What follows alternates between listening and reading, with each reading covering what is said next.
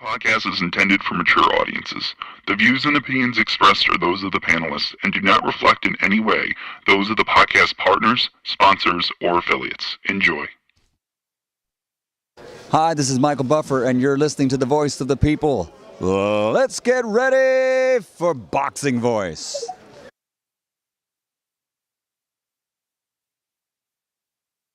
Every day I'm hustling, hustling, hustling, hustling, hustling, hustling, hustling, hustling, hustling, hustling. Every day I'm hustling, every day I'm hustling, every day I'm hustling, every day I'm hustling. Hi, this is Michael Buffer, and you're listening to the voice of the people.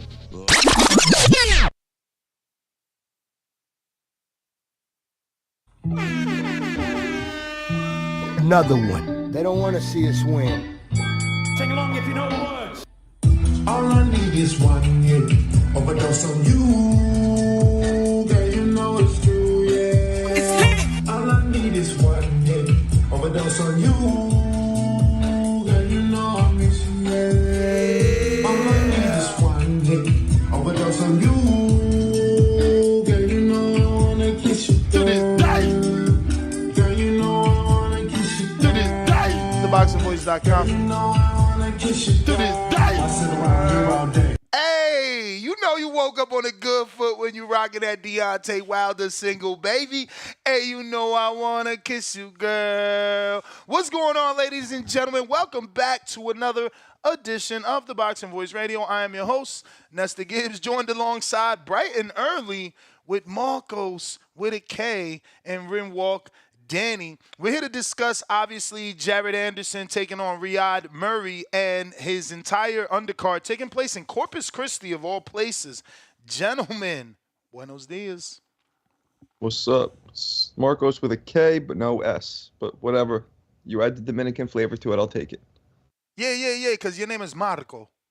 There we Not go. There we go. Os, though. Not Os. It's just Marco. No Os. Right, I got No you. I got you. Os. But what up, yeah, Danny? That fight's going to be interesting. I think he might make it more difficult for Jared than we might think. Bro, you know, I just figured out why all these fighters are so upset. You know, like, Jared's had some run-ins with the law and, you know, he's had some change of hearts with the sport where, you know, he feels like he may only fight till he's 27. So then when they were interviewing him and trying to just understand what it was, he said, you know, that he quickly realized that this business, you know, it just ain't all that it's cracked up to be. And I quote, "It's a lot. I could go on all day. It's a dog-eat-dog world as far as the business goes. Then you have fans and commentators where you can do no right. Even when you do good, it only lasts for so long because the second you make one mistake, no matter how it is, you're going to get criticized for it. And it gives a whole different spin on your career." He's right. He is right, but I hear more than that. Let me give you this one. Open quote. "It was right after the bubble fights in Las Vegas from 2020 to 2021, Anderson said, I was having fun and still being a kid. I was still enjoying what I had going on after I had a different feel for the sport." And obviously they put editor's bracket. So when he said after, he meant after the pandemic. He said, "I had a different feel for the sport. I started to see the world and the sport for what it really is. It's a hypocritical sport. That's why I disagree with a lot of things." Then the other quote goes in where he starts talking about dog eat dog world and the business is, you know what I mean? So for those that don't know, let me ask you a question. Who promotes Jared Anderson? No, I'm asking you, Marco. You know what? You don't know who promotes him either? No idea. What the fuck? Who does? All right, Danny? You said Jared Anderson, right? Yes. Top Rank Boxing? You see, and that is the problem. You see, when we read these quotes, we can't see the issue because we thinking only on the surface. But this is the same issue with a lot of James Prince fighters. They're not happy once that money starts coming in. You know, these guys accept all these chains, quote unquote, and move my mom out the house. That shit comes back from somewhere. So let me tell you, he's promoted by Antonio Leonard Promotions and co-promoted by Top Rank and then managed by James Prince. So I wish I had a sound bite for a money machine, but you already know what that means. Okay. So when you talking dog eat dog world and, you know, the business is this, it starts at home. You cutting 3 percentages out, not to mention your trainer. That's 4 percentages. You got manager, promoter, trainer, Uncle Sam. Mm-hmm. Yeah. Sanctioning body. When I interviewed Michael Moore, Sanctioning body. Goddamn, my man's left with like 10% when he done. I would want to retire too at 27. I'm running. You remember that interview Danny Garcia did in Vegas? This was during the 2016 election, right? And they asked Danny, being a Puerto Rican American, you know, who he would vote for. And oh yeah, he said Trump because he moved to Miami for tax reasons. Yeah, exactly, for the tax reasons. Then I remember he broke it down, and I might be off by like 50K or so, but at that time, I feel like he said that for every million, he gets to keep about 300,000 of it. Yeah, that's about, they come away with like 30%. I've had a few big fighters like Michael Moore and a couple tell me that they barely come off with 20-30%. And like Jared Anderson, I get that, because not only does he go through all the criticism and all the hardships, but then he doesn't even see that much money for it. So it's like, what's the point? Yeah, man. I mean, you know, a lot of that was an interview. That opportunity. Yeah, you know, and it sucks because on this undercard is the first ever Dominican heavyweight hopeful. We had Nagy Aguilera, and no disrespect to the Dominican Nightmare, I stole my name from him. No disrespect to Nagy Aguilera, but he was a journeyman heavyweight. And Ali Feliz could be the next big thing, not only for the Dominican Republic, but for America. He will debut Saturday, and he's already sparring with Jared Anderson. He's also with James Prince. So I'm assuming he's also with Antonio Leonard. And he's also with Top Rank. Not assuming. He is with Top Rank. I'm assuming the Antonio Leonard stuff until it comes out. But that's how Antonio Leonard and James do. They're a team, you know? It's like me and Danny. It's like me and Danny. We're going to be smart. We're not going to fucking violate the Muhammad Ali Act. Danny will be a manager. I'll be a promoter. Bada boom. Right. That interview that he did with Roy Jones, Jared, where he started crying, was very telling. I mean, you know, it's funny you bring that up, and I'm going to let you elaborate. I just want to add that people criticize him for that, but that might have been the best thing he did because it seems to be the main thing anyone brings up. But go ahead. It was real. It was how he felt, you know, and it just showed you the level of pressure because when you're, what is he, 24? Something like that, right? When you're 24 years old, man, I don't care what anybody, that's a lot of pressure. A lot. Look, I'm telling you, I think that's a big reason why guys like Ryan and Tio snap a little bit, because it's just a lot of pressure when you're in your mid-20s. But those guys at least are seeing money, or so we think. But Jared isn't really seeing any fruits for his labor. So, like, you start thinking to yourself, what am I doing this for? Yeah, I want to be out of here in 3 or 4 years. Well, what's the point? Well, I ain't saying not seeing no fruits of the labor. You know, you got a team that got to get paid too. But we have the manager of. I got the manager of Elvis Rodriguez on. Benji, what's going on? What's going on, He's going to man? be connecting Elvis, us with Elvis in just a bit. He jump on right now. I'm gonna tell. I sent him the link. All right. So I'm assuming you're gonna translate when he is ready. Just let me know. For I got you. those that don't know, we will be having Elvis Rodriguez on the show. If you want to ask him a question, head on over to our Patreon page or our community page right here on YouTube.com and drop your question. Please let them know where you are asking that question from. It just makes it better for them to know that they got fans all over the world. If you haven't already done so, go ahead and subscribe. We at 206,631, so we need about another 400. We give and take here. We lose a bit, we gain a bit. We need about another 400 to get to that next goal of 207,000. Benji, let's start with you. Obviously, there's been a lot, happening.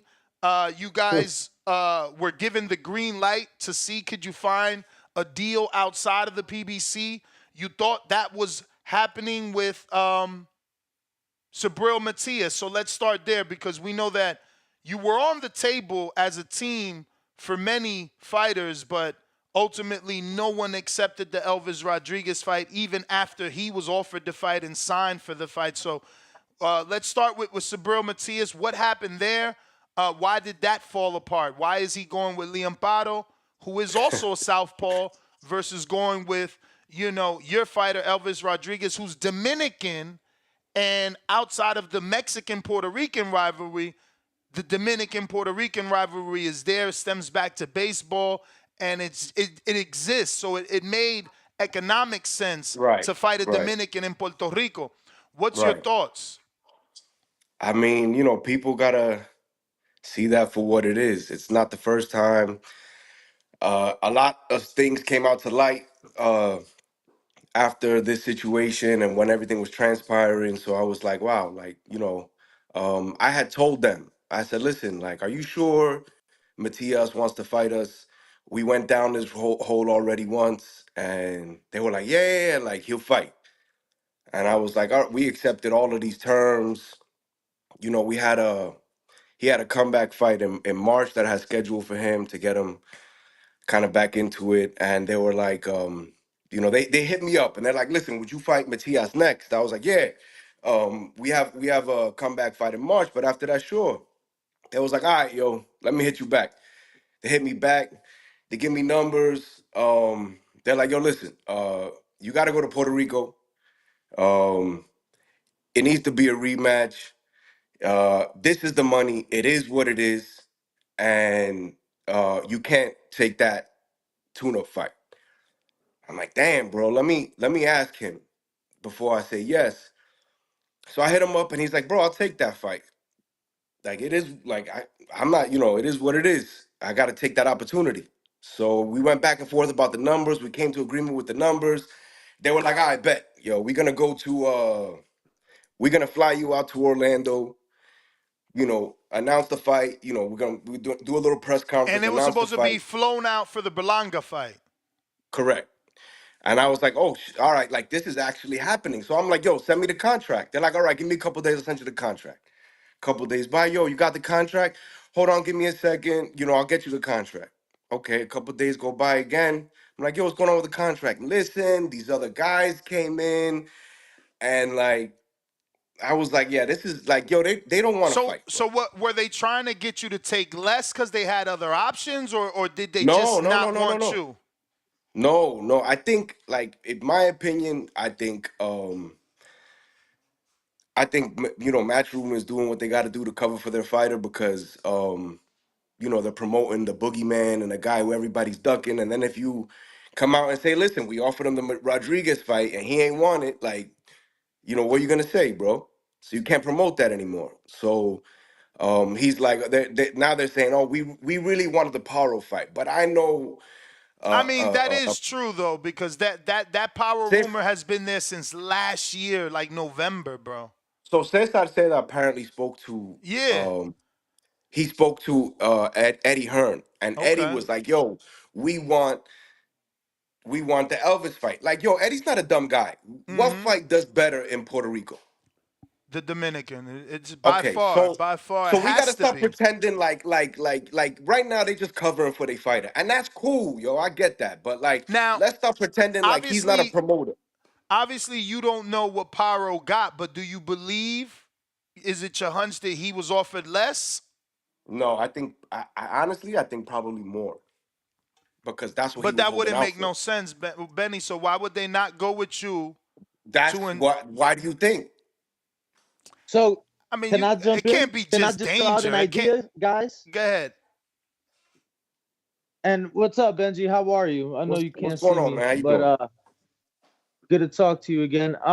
Just an idea. Let's not forget Paro was supposed to have the Regis fight and then had that broken orbital fight fell out. It could be that they're like, yo, we owe you a big one. You know, if an opportunity presents itself, you know, because he is with Matchroom, and obviously you guys were looking to to do business with them. I'm curious though, Benji, from the conversations you guys did have. I know you didn't receive a contract. Was it a situation like we've seen oftentimes recent with Matchroom where, hey, you win, then you get the Matchroom deal? Was the No. We conversations had like that, a. It or was was it just for the fight itself? win or lose. Like we were gonna be with Matchroom, even if he lost, as long as he looked good. Like he was gonna get a comeback fight, and then he was gonna get thrown back in there. So now what? Because I seen the news that you guys are back on a PBC card in June. Now it's looking like. Correct. Correct. So through that whole thing, then they started, offering me Alfredo Santiago. I don't That's know the if you guy guys that thought. Mario Barrios fought, correct? I don't No, know, to that's be honest. Giovanni Santiago. No, that's Giovanni Santiago. Alfredo Santiago, isn't that? I think he fought Devin Haney at Yeah, the some point. Dominican that fought Haney. Yeah, so they had offered us that, but like for a lot less than we're getting paid now, and they couldn't guarantee us a Matias fight. And then I seen Matias on the other day like mad, like talking shit, like he's mad. I'm like, yo, why is he mad? Is he mad that we keep taking the fight, or is he mad that people keep asking him about this fight? Chévere, Well, que lo que. we got your fighter on. Elvis, ¿cómo está? Que lo que hay, buen día, todo bien, todo bien. Buen día, buen día.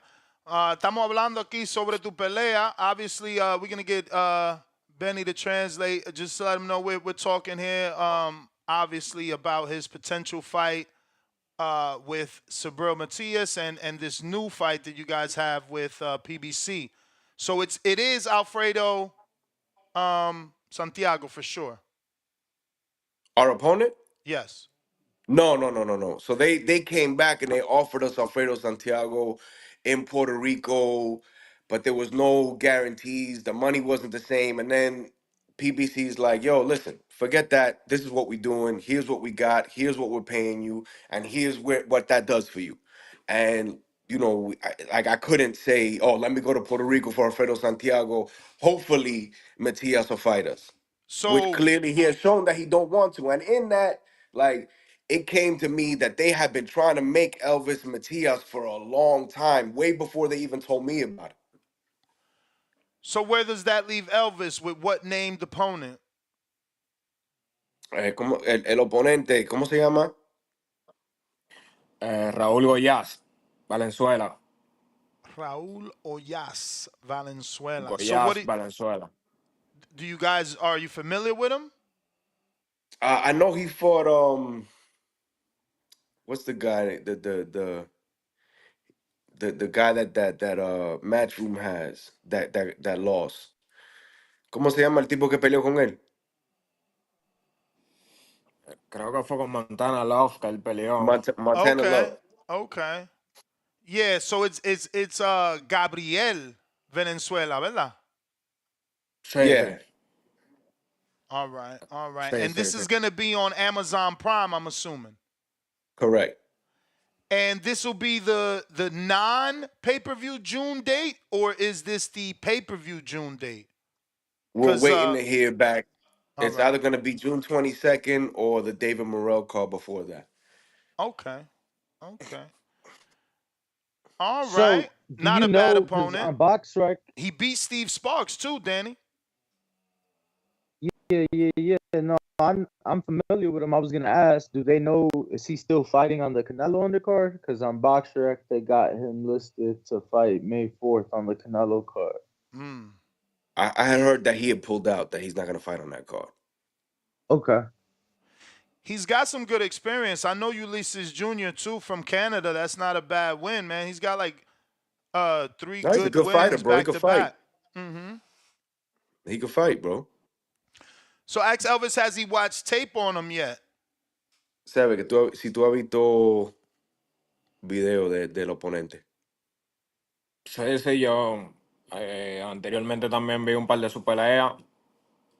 Yeah, he said he's watched a couple of his fights.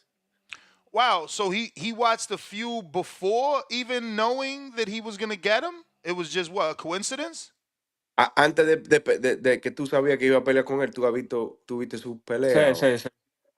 Sí. Yeah. Recuerdo la pelea que él tuvo con Montana Love. No recuerdo bien la cartelera que era, pero sí sé que la estaba viendo, que esa noche recuerdo que hablé contigo, Benji. So Era he remembers cartelera the de Montana Love Canelo fight. vivo. Sí, sí, exactamente, sí, la cartelera de Canelo Vivo, recuerdo que vi su pelea con Montana Love. And is Elvis back in the States or is he in DR? He been training since end of December. Okay, so he's in LA with Freddie? Yeah. Oye, And Steve, estamos hablando de Matías, de qué tú piensas, de todo lo que ha pasado y todo eso. No, yo lo vi hablando mierda a él los otros días en una entrevista y en un en vivo, porque parece que la gente le estaba preguntando mucho por mí, por la pelea, porque esa era la pelea, parece que la gente de verdad quería ver, Dominicana versus Puerto Rico en Puerto Rico. Y no sé qué pasó, que él o su equipo no quisieron coger la pelea, entonces él empezó la mierda ahí porque le preguntaron por mí, que yo esto, que yo lo otro, que a mí no me han dado, pero si a mí no me han dado, yo quisiera que él venga y me dé, yo lo voy a estar esperando aquí, porque a él sí no le han dado, un hombre de verdad que pega a él sí no le ha dado. Yo lo voy a estar esperando aquí cuando él se decida, como él dijo que no, que yo tengo que pasar prueba, porque ¿quién es él y que para ponerme prueba a mí? Y que para yo pelear con él. Entonces yo lo voy a estar esperando aquí cuando él se decida. Hay tiempo, yo lo voy a estar esperando. Well, I mean, he said, look, I saw him talking shit the other day, and he's salty because everybody keep asking him about me, and that's clearly the fight that the fans want to see. And you know, who is he well, he to said that clearly the fight the fans want to see Dominican versus Puerto Rican versus Puerto in Puerto Rico? Rico. Correct, and it's an easy fight to make. And he said that, you know, that he was talking as if like he was way past him, and I'm not gonna go back and fight this caliber opponent. And that even though Elvis is strong, that he ain't never been hit, and that he's gonna hit him. And he says, look, I'm here, like I'm waiting for you. You know, come try to hit me, bro. I'm waiting for you, bro. What's up? Like you haven't been hit by a real man like me. Well, I would disagree there. Ask him, does he not rank Urshigev, that last mandatory? That dude was he's solid, bro. Ask Elvis his thoughts on the mandatory challenger that obviously Subriel went in there and took out, made retire. He retired him on the stool. ¿Qué tú piensas de la pelea de él con Urgashev? Esa fue El que le su dieron última pelea. Sí. sí, el que le dieron el balazo. Oh, no sabía yo sí leí supuestamente que le habían dado un balazo en un pie, pero que el otro muchacho también entró como, tú sabes, entró como muy demasiado fuerte los primeros dos asaltos y después no quiso tirar, no fue que no sé qué fue lo que le pasó. Espérate. ¿Y tú no sabes? Porque parece que él entró caliente y después recibió y decidió, ya, yo no quiero pelear más. No, pero él empezó dando a él. Yo ni siquiera vi cuando le dieron a él. Ya después en el tercer asalto, después del tercero, ya ahí sí. Sí, sí, eso fue lo que pasó, que él entró caliente y después 2 asaltos pasan y todavía está esta máquina enfrente de la cara de él. Para el tercero, tú sabes, ya se le fue el ánimo, parece, y no quiso seguir. But you're gonna need to translate all Pero that. eso fue el gaché, eso no es Elvis Rodríguez, eso fue el gaché. He said, you know, Ergashev went in there, started hot, and then like he just stopped throwing. And you know, he was supposedly shot in the foot or whatever it was, and you know, he's like, look, I didn't even see what hit him, but you know, he just stopped throwing. I don't know if he gassed out or whatever it is, but that's Ergashev. I'm Elvis Rodriguez. Ask him how does he think he does versus an Ergashev, because Ergashev just came back. We thought he was gonna retire, but homie he already back. Que como Yeah. tú piensas So que real quick, I was Go ahead, Danny. yeah, I just wanted to say going into that fight, I was in the gym with Ergashev that week, and he was saying win or lose, he was retiring after the fight. So it was just kind of weird to see him come back. He just got a win back in Detroit. Yeah. so I believe that it so was a dude who's difficult talking for about him. retiring before a fight and like you give him credit. I mean, I don't Yeah, know, bro. but Benny, I believe it What was mentality was because he in? I believe it's because of his promoter at the time. Point. He was with Salida. Salida just got the zone deal before that fight took place, so I could see his mentality. You know, it's kind of like you guys. Let's be real. You're sitting around. You keep getting off of fights that don't happen. You know, a fighter could get desencantado, like he ain't beat no more. You know what I'm saying? But now the opportunities is coming, and it gives you a change of heart. No? Can you see I that? mean, if I mean, if you win this, you win this, and if you not, you not, yo. Yeah, but if they not moving you, look at I the mean, man to bro, like, yo, Stenonius, bro. you Look at they Stenonius. He got I, 25 months out the ring. Like, how do you keep your spirit up? bro, because yo, dude is hungry, yo. Like he wants this. Like, we know Stanny on this, and he hungry, bro. He wants this. Like, he's Yeah, not he gonna be going talking through a like that, bro. motherfucker. I've interviewed that dude. He's I going know, through a bro. motherfucker right now. Yo, it's tough, yo. It's tough, and boxing is tough right now. But you know, like I just think it's crazy that these guys can all pick and choose and do all of these things. And it's like, yo, what's the point of rankings? What's the point of any of these things if you could just, you know, that guy's too hard. I'm gonna go over here, bro. I You know, mean, it's but nuts right now. but how highly, because 1 and 2 is vacant, so Elvis was getting an opportunity. It's not like it's not like it's his turn just yet. Correct. When I you think it was his turn after, you know, there was a couple of guys who turned down the Teofimo fight. So I think when you see the guys that turned down the Teofimo fight, Elvis was the next guy. Which brings me to the next guy, right? Like I had got wind that you guys were gonna get an offer for Tio, and it seems like I was right in terms of what was reported ultimately. But did you ever get a phone call for Tio? Yes. Okay, so I was right. That's great. So it was Prior to you hitting me up, by the way. I just didn't want to say nothing. okay, even better. So it was ultimately it was up to Tio. What I was told is Tio was given 3 names, 2 outside names, or maybe 2. I forget now because it was so long when I texted you. But I know it was Elvis, Claggett.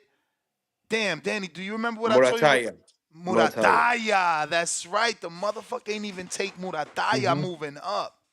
So yeah, I'm shocked he took Claggett because the other 2 names are a lot, more appealing in Elvis and Murataya, but I understand why he took Claggett to stay busy. He just fought in February, comes back in June, another fight. He could still have one more fight end of the year. That being said, how was that contract? And was that, one of those opportunities where you just took it because of the name, or was the contract attached to that also a good contract? And did it mean you had to sign to Top Rank? Was it any options? You know, we didn't get that far with those negotiations. Essentially, up until like 3 days before he decided on Claggett. Um, as far as I had heard, it was us. It was Elvis.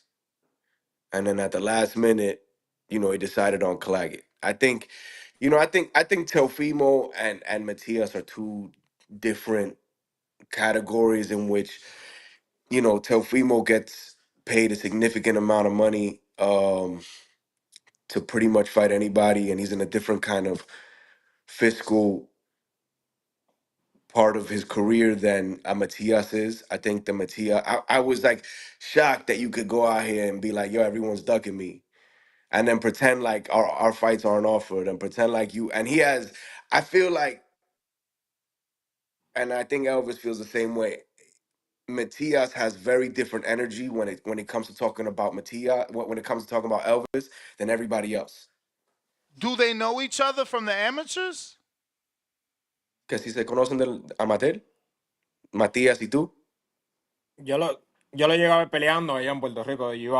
Nosotros íbamos mucho siempre a Puerto Rico. Hacían un torneo que creo que todavía lo hacen, se llama Copa Chevaponte, y nosotros íbamos allá todos los años a pelear y yo siempre lo veía. He said I would see him all the time at the Copa Ponte in Puerto Rico. But they never shared the ring in any Nunca way. pelearon o guantearon ni nada. No, pues yo recuerdo esa vez yo estaba en peso más bajito. Yo primero peleaba en 56 kilos, después en 60. Y creo que él peleaba en 64, si no me equivoco. He said Matias was bigger at the time. At that For time, he sure. was a lot smaller and younger. So, You know, if talk you to if you me. heard him Obviously, talk you in the guys in were the con- in training. the I'm sorry. There was a delay. if you heard him talk, he was essentially saying, Rivera ducked him, um, and Liam Paro, and he chose to fight Liam Paro, but then he was saying that, I'm not gonna go back and fight an Elvis Rodriguez, and it's like, wait, you'll fight a Michelle Rivera and you'll fight a Liam Paro, but you're not gonna fight Elvis Rodriguez? Like, that don't even make sense, bro. That don't even make sense. Like, I get it, him saying that if he's fighting Devin Haney or Teofimo Lopez. Bro, I get it. At that point, yo, it is what it is. But that's not what's happening. You're fighting Liam Paro, and you were in negotiations to fight Michelle Rivera, who apparently ducked you. But you can't say that about Elvis, and it feels like you mad that you can't say that about Elvis.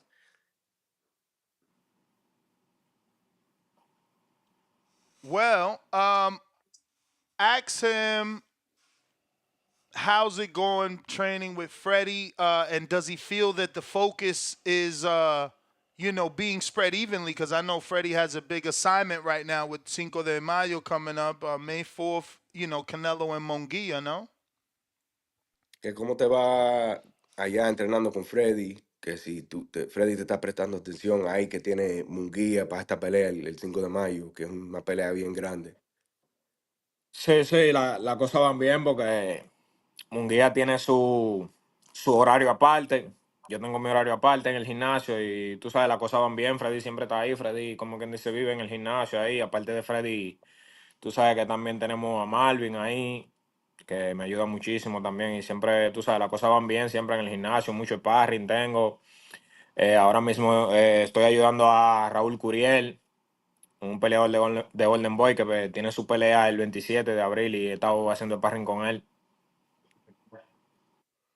So it's just going good. Jaime Munguia has his time. I have my time. Right now, I'm helping Raul Curiel get ready for his fight that's coming in April.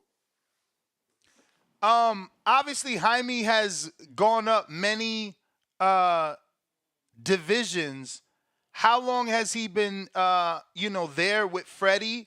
And has there ever been a chance that, Elvis and him shared the ring? Because Jaime was a 47-pounder. I'm not sure if he was with Freddie back then. But again, even, when you're sparring, you don't look for I think someone he only has 2 fights with specifically in Freddie. your weight. Oh, only two? Is only two? Is it only the last two, Danny? ¿Cuántas peleas tiene con Freddy? 2, ¿verdad? ¿O una? Una sola, Yeah, una sola, Una esta va a ser la número sola. 2. Oh, Sí, wow. esta va a ser Damn. la número This is 2. the second fight. Oh, look, wow. he was with Eric Oh, Morales sí, before, que right? estaba con Morales. Se me olvidó. Sí. Yeah, he was with Eric. Okay. Man, what is Elvis' thoughts on Boots going to Matchroom. ¿Qué tú piensas de Boots? Que se está yendo para Matchroom. No, que se fue ya. O que se Ya fue. fue, ya. Sí, vi eso ayer y, coño, no sé cuáles son las peleas que tienen planes en el futuro para él, pero me imagino que tienen buenos planes con él. Tú sabes que él es, como te digo, uno de los tops ahora mismo en el boxeo, en las 147 libras. Me imagino que tienen grandes planes con él, ¿tú me entiendes? Y el chamaquito en verdad tiene talento, tiene talento. Yeah, he said, look, I don't know what his plans are, but like they must have, big plans for him because he's one of the top guys in the world right now, and especially at 147, and he has a lot of talent. I'm not trying to put you in a difficult position, but you've obviously already done business with PBC and Top Rank. Do you at least like the consistency that you had for your fighter with Top Rank? Because we were seeing Elvis more regularly. Look, I'm always be a big proponent of activity. I think activity matters. I think activity is everything. You stay in the public's eye. You get spoken about. You get to work on your craft. You get to get better and better and better. Like I believe, a lot in that. So, I think that's important, and that's all I could really say. What are your guys' thoughts as a team on actually ask him that, he's now with both. Like what does he ¿Qué, prefer qué, the qué- qué tú prefieres, Torrank o PBC, de la manera que te han llevado la carrera, la actividad de Torrank o de la manera que te están tratando PBC? Bueno, en verdad, tú sabes, es como tú dices, el boxeo está un poco difícil ahora mismo, ¿tú me entiendes? Y yo tú sabes, mi deseo es siempre tener más actividad, pelear, hacer la mayor cantidad de peleas posible al año, ¿tú me entiendes? Pero también siempre que la cosa me convengan a mí, porque este es mi trabajo, esto es lo único que yo estoy haciendo, ¿tú me entiendes? Y las cosas me tienen que convenir a mí. No sé si me entiendes. He said, "Look, like I love activity, and I agree that activity is important, and I want to fight as much and as often as possible every year. But it just needs to ultimately make sense for me because like this is my job. This is how I feed my family. So it just needs to make sense for me." Got a couple of questions from the people, and we'll get you guys out of there. We got Octo that says, how would you describe Freddie Roach as a trainer, and what new things did he add to your game, Elvis? ¿Entendiste? Más o menos. ¿Cómo describe a Freddie Rose como entrenador y qué te ha ayudado en o qué ha añadido a tu estilo? Bueno, tú sabes, yo siempre lo he dicho que el cambio que yo he dado aquí, después que llegué a la mano de Freddy, tú sabes, ha sido un cambio del cielo a la tierra, he mejorado muchísimo, tú me entiendes, y ha sido una experiencia, tú sabes, bastante buena. Siempre el gimnasio vienen muchos boxeadores de calidad, siempre tengo la oportunidad de sparrear con boxeadores de calidad, tú me entiendes, y ha sido una experiencia bien buena para mí y para mi carrera. He said, "Look, I've always said it since I've been here. My style has changed, you know, totally. I'm always getting in there. There's always great sparring. I'm always seeing different styles, and it's been a great experience for my career." I got Hugo that says, ¿con qué otros boxeadores dominicanos has compartido en la República Dominicana?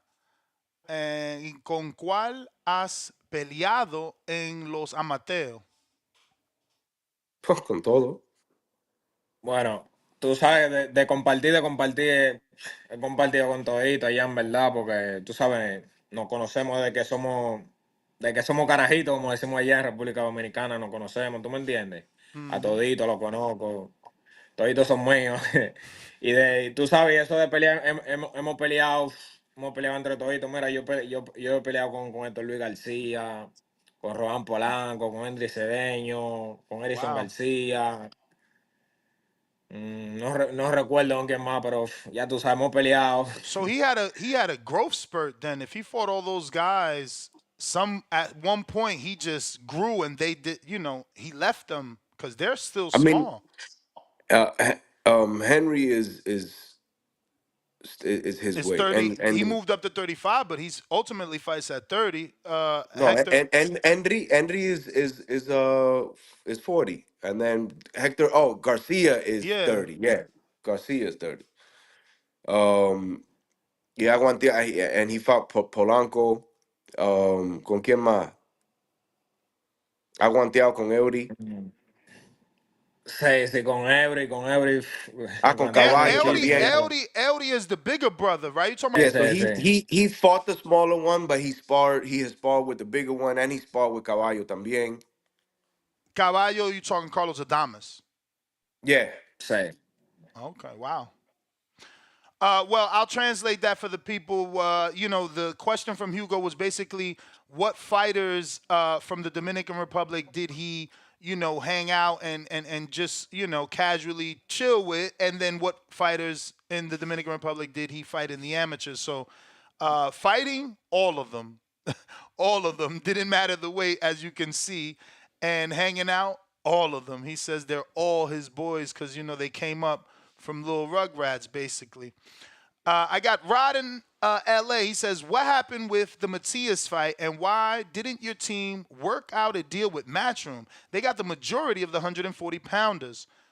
You answered all that already. Obviously, Matias chose Pyro, and Matchroom didn't give you a deal, and then you got pulled away by PBC that did offer you something. Oh, they were offering us something.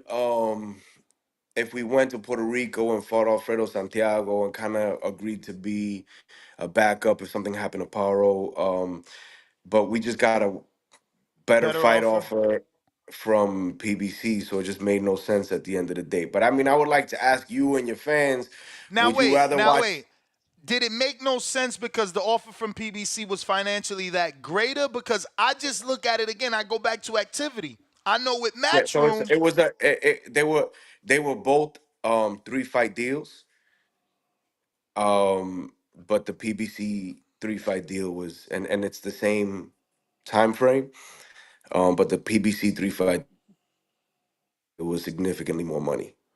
and do you believe that it will play out the way that it was, told to you? Because obviously, look, Kenny Sims left. He left PBC again, so it's like people are waiting and waiting and getting tired of waiting. Let me ask you guys a question. Do you guys rather Paro and Matias or Paro and or Elvis and Matias? Or do you guys rather Teofimo and Elvis I or know Teofimo Pyro. I know or do Pyro. you I know he's or tough. Teofimo and Claggett? Well, Of those two again, fights. man, I've been in the business for a long time, right? So my answer is gonna be different. It's like for Tio, I understand it. It'll give him the activity It's that not we about the beg these business. fighters to As from a have. fan perspective. If we just talking the fight, of course From a nobody fan and wants fight Claggett. perspective. No, of course no one wants Claggett if we Okay. just talking the fight. But with the Pyro And situation, if everybody wanted Paro, I don't think everybody would be hitting up Matias the way they are. He I'm wouldn't be not getting so saying salty about the situation. everybody wants Pyro. And remember, Matias is Latin, so his fan base is gonna want a Latin last name versus, some dude from Australia. It's just the bottom line. They're gonna want to be able to pronounce Rodriguez versus Pato, even though Bro, Pato sounds it's Italian. like if you're the general manager of the Yankees and you know the what do you want? You want But Boston Red Benny, Sox no. We gotta include you Elvis. want the Mets. I'm But like including those are the Elvis. two big. Elvis, como que está en fogo now, que Matías no quería pelear contigo, pero porque entonces, ¿por qué cogió la oferta de PBC? ¿Por qué no pelea en Puerto Rico? Está ahí por si acaso. Si Paro no pelea, entra tú. Si Paro pelea, tal vez entra tú en la próxima, pero No, ya ellos tú me estás de dijeron ese lado. él no va, If they would have offered me Matias, if we beat Santiago, we would have done it. Yeah, but you on that side of the street. Fuck Matias. You got Devin on that side. You got Ryan on that side. There's more names on that side. Like If you seem. I just want to translate for the if audience too, because we left them in the dark. You seem. I was telling Elvis that you seem frustrated that Matias didn't take the fight, but then you turned around and took a PBC deal when you could have just took the matchroom deal, fought on his undercard in Puerto Rico, and hopefully get the fight down the line. Because now you're in matchroom. And there's Devin Haney at 40. And there's Ryan at 40. And Montana Love at 40. And Hitchens at so 40. let me And just Steve Sparks at 40. And Liam so Pato at so 40. but let me Love let me got cut. interject. You're talking about, and if everything plays out, because obviously everything is based on if he wins on both sides of the street. You're talking about what ultimately amounted to, on one side was about a $400,000 deal, and on the other side is a $900,000 deal. Which do you take? Of course, the 900. But again, you've been down that road. You know, that may or may not manifest. That's just, it may or may not manifest. Things But you can just said, of change. course. But you just said, of course, the $900,000 deal. Of So, course, the money is double. I mean, what okay. the fuck? You can't. But then I won't be frustrated. I won't be mad that Matias didn't take the fight when I'm Yo, obviously happy that I took more money. we were okay, and then like he came out saying all of that, and we were not even gonna we were gonna leave it alone. Like, it was what it was. We move on. You know, they know that they haven't accepted the fight on several occasions at this point. You know, and apparently it's more than twice, because I thought it was just twice that I knew of. But apparently they've been trying to make this fight for a minute, and they keep putting if and fifths and whatever. And when you say But apparently, you're saying after the failed negotiations with Matchroom, you got word from from PBC that they had no, been trying to make that fight while when Matias was on PBC. when I got the offer from Matchroom, I let PBC know, who is ultimately, Al is our advisor. I had to let them know, and they were like, "Yo, Ben, they're not gonna take the fight, bro. Like, we've tried to make that fight a lot, so like, I will, like, good luck. I hope they make it, but I don't see them taking that fight because we've tried to make that fight." And again, for the audience listening, PBC is insinuating that they tried to make Matias Elvis while both were on PBC. And they That's what, did for sure in November that I know of. I didn't know they had tried to make it before that. Like, I can just be honest about like what I know. for sure. Let's get to the rest of these. We got looks like Jay Fernandez, who says, RJ in Chicago, you've been out of the ring for almost 9 months. Who do you want to fight next? Anything in the works that you can talk about? Well, you've already given the opponent. You might want to say that one more time. He is fighting June, first half of June, either the first fight in June or the pay-per-view card in June, correct? Benny? Correct. Okay. And the And it's name, against Va- yeah, Gabriel Valenzuela. Is that it? yes. It's Gabriel Yeah. Golazo Venezuela. Is that Yeah. how you pronounce it, Danny? Double L? I fucked that up probably. I'll text it to you about now. Say it again. Let me ask you guys. I know. Do you guys rather see Elvis versus Matias or Elvis versus Teofimo?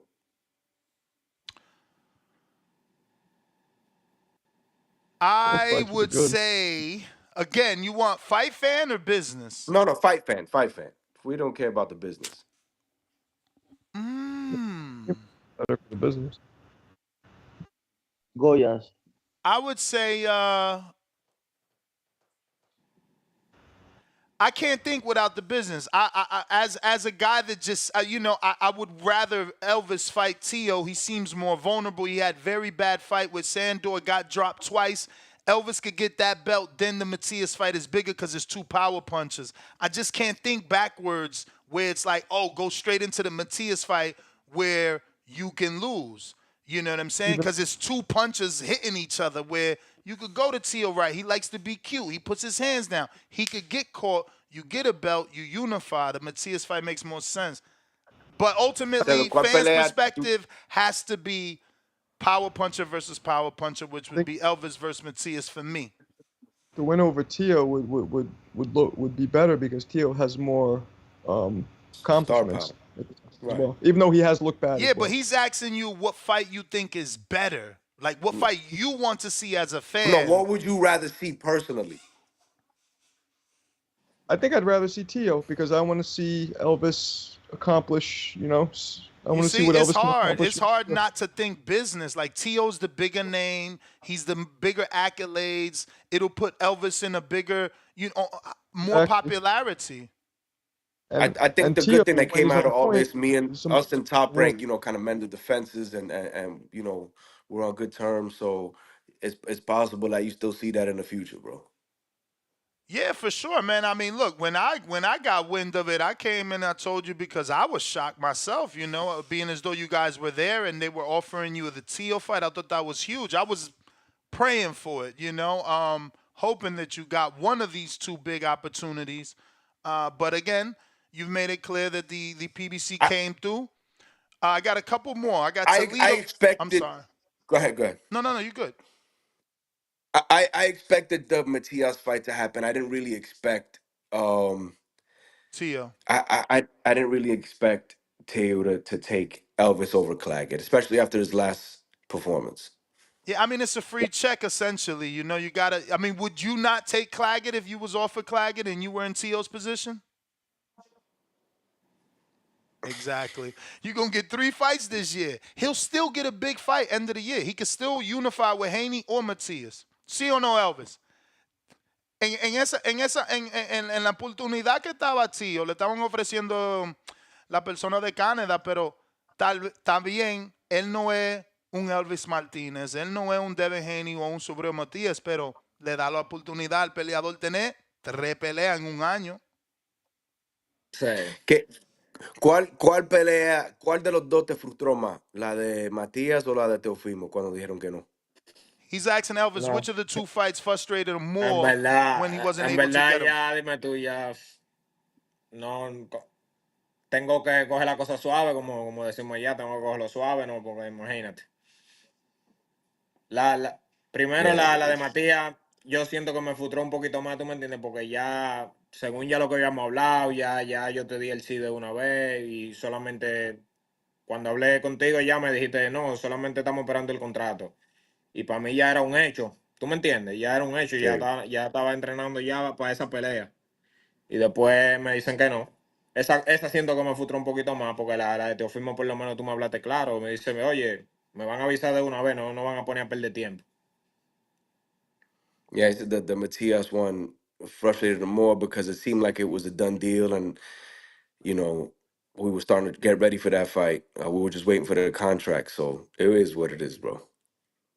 I And he mean, can't get frustrated. Everybody keeps telling him no. It's not like it's Matias, it's Teofimo, it's Jose Ramirez, it's Barbosa. Barbosa, I understand because his situation, he wants to fight up. So I didn't really expect that. But I thought I really thought Ramirez and Matias were like fights that could or should get done because they make sense for both fighters. well, Gabriel is ranked in the WBO Venezuela. Are you guys gonna also try to get ranked in that sanction, or will this fight not be a sanctioned WBO fight because you guys are number 11 in the IBF, he's number 12 in the WBO? Have you guys We're, gotten to we're the number part? s- we're number 7 in the WBO. You are, but number 11 in the IBF is what I said. Yes, but so are you guys gonna be? Is it gonna be a sanctioned WBO fight? I need to talk to them. I know that it's sanctioned for the IBF. And that's why I'm asking because again, him being number 7, Barboza should be getting his turn because Tio asked for super champion a few months ago, so he's got like 18 months before he has to fight Barboza.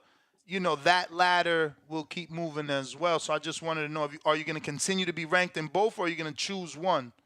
No, I think we're going to try to continue getting ranked in both because those seem to be the fights that at least seem like hopefully they can be made. I get negotiations are tough and sometimes it takes time. So, maybe a couple more wins and these guys will be willing to step in the ring and make it happen. Danny, you got one? Yep, Elvis wanted to know your thoughts if you watched the Hitchens fight against Lemos this past weekend. Que si viste la pelea con Hitchens contra Lemos el fin de semana pasado y que tus pensamientos sobre la pelea. Bueno, ustedes la vieron la pelea, ¿verdad? Sí. ¿Qué pensaste tú? Tú sabes, a veces cuando yo siento que cosas así es bueno que pasen para el boxeo, a veces, tú me entiendes, bueno que pasen, porque la mayoría de estos chamaquitos, ellos, cuando tú lo oyes hablando, tú lo oyes hablando a ellos, no, que yo estoy en otro nivel, hablan como que ellos, tú sabes, están más para arriba de todo el mundo, no, yo estoy en otro nivel, yo esto, yo puedo qué sé yo qué. Entonces, a la hora de la verdad, no lo demuestran porque ustedes vieron lo que pasó. Eso tiene que seguir pasando para que ese chamaquito se le baje, tú sabes, porque ellos siempre hablan que la mayoría de veces las peleas no se dan por eso. No, tú no estás a mi nivel, que si yo qué. Así decía Shakur Stevenson también de Elvin de los Santos, de que no, tú no estás a mi nivel, tú no estás a mi nivel, y ustedes vieron también. ¿Tú me entiendes? Eso, y eso es bueno que pase a veces en el boxeo. Esas cosas sí es bueno que pasen a veces en el boxeo. Benny, He said, look, translate he, that properly because he did an amazing job answering that. he said, look, like you guys saw the fight, like, you know, I don't got to say nothing. Like, I think it's good for stuff like that to happen sometimes because these guys, you know, are on that high horse acting like they better than everybody, and he's not on my level. He's not on my level, and they get humbled by fights like that. And a lot of times that's why fights don't happen because, you know, they think, oh, they better than everybody, and he's not on my level, and then they get humbled by some guy they're supposed to, you know, walk through. And, you know, the same thing happened with Shakur Stevenson, who talks the same way. And you saw what happened with him and Edwin De Los Santos. Absolutely. Beautiful answer. Um, we got Treese in Toledo, Ohio says, would you rather rematch Kenny Sims or fight Richardson Hitchens? Que si tú prefieres pelear con Kenny Sims o Richardson Hitchens. Bueno, todo dependiendo que nos ofrezca cada una de esas peleas, ¿tú me entiendes? Whatever the best offer is. For sure.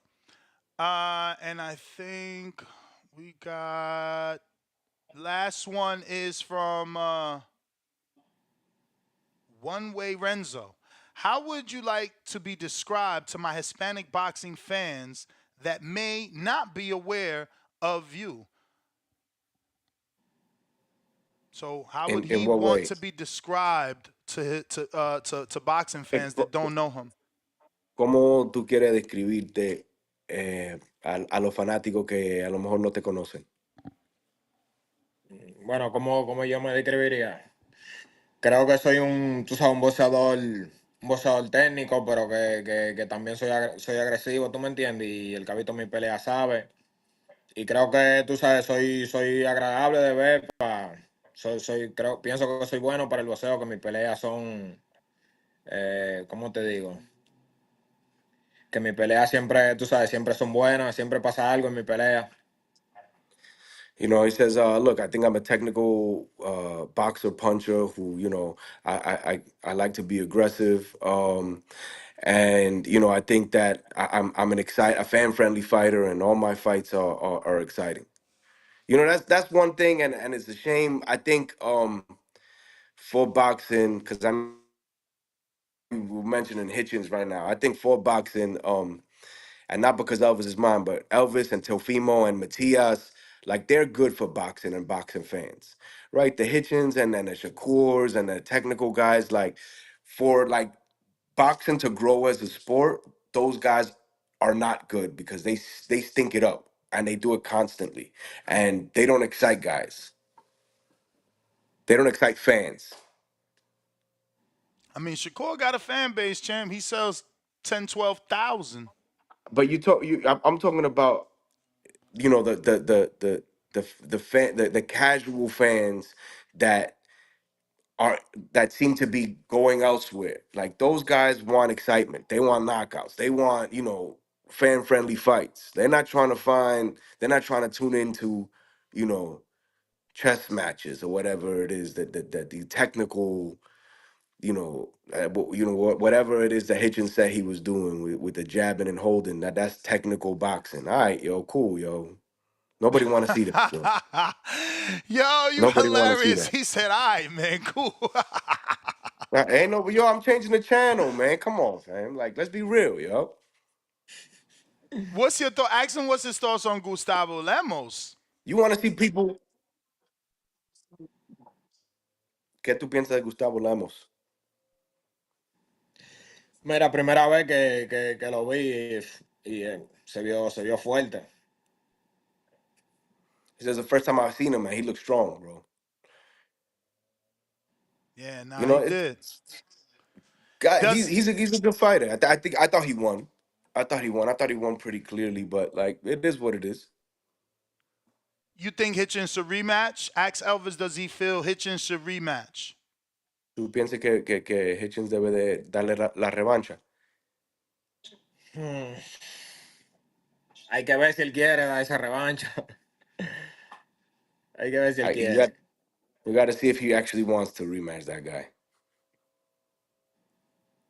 All right. Well, Elvis, those are all the questions, man. Thank you as always for coming on. My deepest condolences for not. Oh, you got one? You said you got one, Danny? Yeah, I just want his thoughts on the big one. Yeah, his thoughts on the fight next Saturday night. It's his division, right? 140-pound division. Very I know true. Haney was over at Wildcard getting some work. I'm sure he may have not been in the room, but he at least heard something. So just his thoughts on the fight. ¿Qué tú piensas de la pelea la semana que viene? Bueno, en verdad hay que ver cómo va a llegar Ryan Garcia a esa pelea, ustedes han visto toda la controversia que él ha tenido últimamente. No sé cómo está él preparado mentalmente para esta pelea, pero yo tengo de favorito a Haney para esta pelea. He said, look, Entraron. honestly, you got to see you got to see how Ryan shows up to this fight mentally. You've seen what's been going on with him and all the controversy. You just got to see how he shows up. But I got Haney, winning the fight. I got two more actually. Dr. Mofongo, also Dominican, he said, I got my nickname from a long-standing feud between me and a co-worker from Puerto Rico who has the best mofongo, despite who created it. I obviously feel the title today belongs to the Dominican Republic. Yeah, of course. What do you think, Elvis? Gracias, campeón. ¿Quién tiene el mejor mofongo? ¿Los boricuas o los dominicanos? Coño. El mofongo de allá de Santo Domingo está en otro nivel, en verdad. Yo te voy a decir la Pero verdad. Yo nunca he visto los dominicanos hacerlo como los puertorriqueños, porque los puertorriqueños le meten de todo. Hay mofongo de camarones, mofongo de carne, mofongo Vete de a casa los pollo. mofongos. Nosotros nada más hacemos mangú con cebolla allá, y carne al lado. allá lo hacen los mofongos. Yo siento que eso, ¿cómo te digo? Viene siendo, la comida viene siendo bien parecida en Puerto Rico y de República Dominicana y bien parecida. Lo único, tú sabes que en Cuba también, que aquí tengo en Los Ángeles, es lo más cercano que tengo a comida dominicana, que es los restaurantes cubanos, y la comida es bien parecida. Lo único que le cambia es los nombres, le dicen con gris, que lo otro, pero la comida es casi lo mismo siempre. Es bien Casi parecida. lo mismo, porque ese mofongo de los puertorriqueños es más seco. Sí. Más seco. El de nosotros es más cremoso y se ve. Oye, yo te Sí. envío a sitios allá en Nueva York para que comas mofongo de verdad. No, A sitios Allá, pero yo dominicanos. soy de Nueva York. allá en Dominicana le hacemos el ritmo y le ponemos a la crema. Exacto. Le echamos un chin de leche cuando lo estamos haciendo. Sí, El mofongo sí. del boricua es como cemento, bien seco y and you know they build shit out of the mofongo too. We ain't, yo, doggy. Y I don't mean el cemento chicharrón like that. dominicano es mejor que el boricua. I don't mean cemento like that, Danny. What I mean is like it's they mold it. It's so dense that they can mold it, where ours is more like, mush. If that makes any sense for all the Latins out there that have eaten, plátanos. Bueno, that is the last. Oh, actually, we got James in Atlanta that says, do you see a move to 147 possible anytime soon? It's funny, everybody keeps asking that. Que si tú vas a subir en algún momento a 147. Oye, imagino que sí, claro, claro que sí. Imagino que sí. I'm sure at some point I will. Super duper last one. Because of that question, it just triggered. We found out that before Matias left PBC, he was offered 2 welterweights. Can't remember both of them, but Boots was one of them. Have you guys ever been offered Boots? Stop it, bro. Stop it. I know who he was offered. He was offered Elvis and he was offered Gary Russell. They can come with that story all they want, but So you it is saying what they it never is. offered him welterweights, as far as you know? They from my understanding, and not to get too much involved in business that's not mine, but from my understanding, the amount of money that he wanted, they said, okay, we can give you that money, but you got to fight these guys for that kind of money. But here are the guys at 140 that we're offering you. Okay, so he And was offered welterweights and 40-pounders. Was yes, Elvis ever one of those offers for Boots? yeah. Oh no, for Boots, no. I thought you were talking about Matias. Yeah, no, I'm talking, has Elvis, since Matias was offered to Boots, I'm asking, have they ever asked you, would Elvis move up and fight Boots? No. We've been Okay. comfortable at 140, and he makes 140 comfortably. Um, so he's ranked at 140. We're trying to get one of these guys to get in that ring with us. And we're just gonna keep fighting and doing what we got to do to force these guys in the ring. All right, well, thank the both of you, Elvis. Gracias por siempre, tú sabes, venir al Sí, programa sí. y, te deseamos lo mejor. Benny, thank you also for coming on. And till the next one, guys. Let Matias and Teofimo know that we here. If they decide to I'm trying to really get them on, man. put the Coach big put the Panda big ducking point me. put the big point pants on, and they could come and we can make this fight happen, bro. Let's do it. All right, guys. Thank All you. right. Dale, gracias. Igual. Don't forget, ladies and gentlemen, tomorrow we're going to be having Mauricio Suleiman. So I am going to need your assistance. I'm going to need a lot of callers because he's not coming on until probably 12 Eastern. That's 11 Central, right, Danny? I mean, Mexico? My bad. They on Central, Mexico, right? Yeah. Yeah, so he ain't coming on till, 12 p.m. Eastern, which it's not even 12 now. So it's not going to be easy to stay live waiting for that Mauricio interview without receiving an abundance of calls to keep the show flowing. Because, if it goes dead, I'm going to just reschedule. I'm not going to sit around fucking talking to myself. You feel me? But salute to everybody that did drop their questions in, both Patreon and YouTube members. For Elvis, you can do the same for Mauricio. And there's quite a other people there that I'm going to be interviewing. Just go down the page and drop, a question for each. Suleiman, the Scholar phone lines are open. You up first. What it do? Yes, yes. Hello, hello. Buenos dias. Yeah, buenos dias, buenos dias. Yeah, man. I hope they make that fight, man. But Elvis and Subriel, man. I really want to see that fight. He got a nice style about it. I like the way he converses in interviews. That was an excellent interview, Nestor. Much enjoyed. Yeah, so yeah, man, I seen that fight with him and Charles Martin, man. I think this guy is real good, man.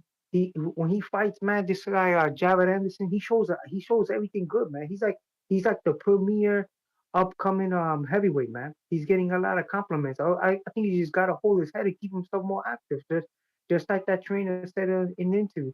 Activities is the key. Keep himself more active, fight 3 or 4 times, like Joseph Parker, the Joe Parker style 5 4 times a year to something pops off for him real good. I know you got a domino effect of guys waiting on to call in. So I'll be patient. and I'll be listening to your show. Great show, man. Excellent, man. Excellent job, man. You the man, champ. Suleiman the scholar. James, what up? Yo, Ness, Danny, you hear me? Yep. Loud Hey, and who else is clear. up there? Who else is up there with you? Marco too? Yep. Yep. What's up? Oh, okay, cool. Just making sure I address the panel. Yo, man. Appreciate you. Hey, definitely, man. Hey, shout out to y'all. With this topic right here, Jared Anderson aiming for Wilder. You remember when this shit used to be the Wilder voice like 4 years ago, and I used to always say that, Jared Anderson's good enough right now, and y'all used to be like he's premature, he ain't developed this, that, and the third. And I saw back then that he could easily beat Wilder. Wilder's falling apart as a fighter. He doesn't seem like he has his. He doesn't seem like he's sturdy. He doesn't seem like he has his balance. So I think this will be a signature knockout if he actually gets this fight. I mean, this fight right here is just going to be like a stay busy fight. But if he can actually go into a Wilder fight next, it's going to prove that he's ready for the world. He's just really, but Jared Anderson, my only problem with him is that he's just really trying to chase the bag because he really wants to get in and out the sport. But I hope he dominates in the meantime while he's in this sport. So that's easy work, my personal opinion, and I'm willing to take bets on that. To Elvis Rodriguez, he needs to move up to one. He needs to move up to 147 because we can look at the top of the 140 pound campaign. I don't see him being Devin. I don't see him being. I don't see him being Pitbull. I don't see him being Hitchens. I don't see him being T.O. I don't see him being any of those guys that we could say is at the top 7 or top 10 of that division. So he might as well move up while everything is in confusion at 147. Again, shout out to y'all. Shout out to the community. I'll check back in later. Peace.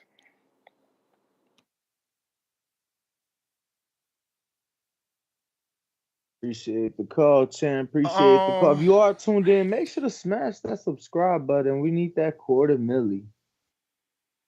Hit that like button if you want that chat open. If not, we'll gladly stay on members open. 700 likes to unlock. we got AB, not AB.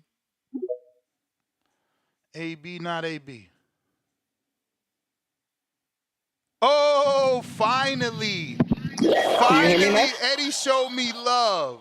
Wow. What, Finally. He what happened? fucking reposted my interview from 5 years ago, like I told y'all. Finally. Can you come on the show now? God damn it. I'm Eddie Hart? sorry. I'm sorry I put you on the call with Shelly Finkel, Tyson Fury, and Wilder. I'm sorry I tried to make history. Come on back, Eddie. What up, baby?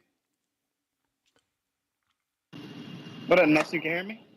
Yeah.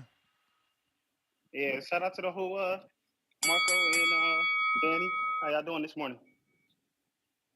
Chilling. Word, word. I just wanted to really touch up on from the Pro Box last night. I only caught the main event, but it was actually really good. Me and my girl sat there and watched it actually, and it was pretty good.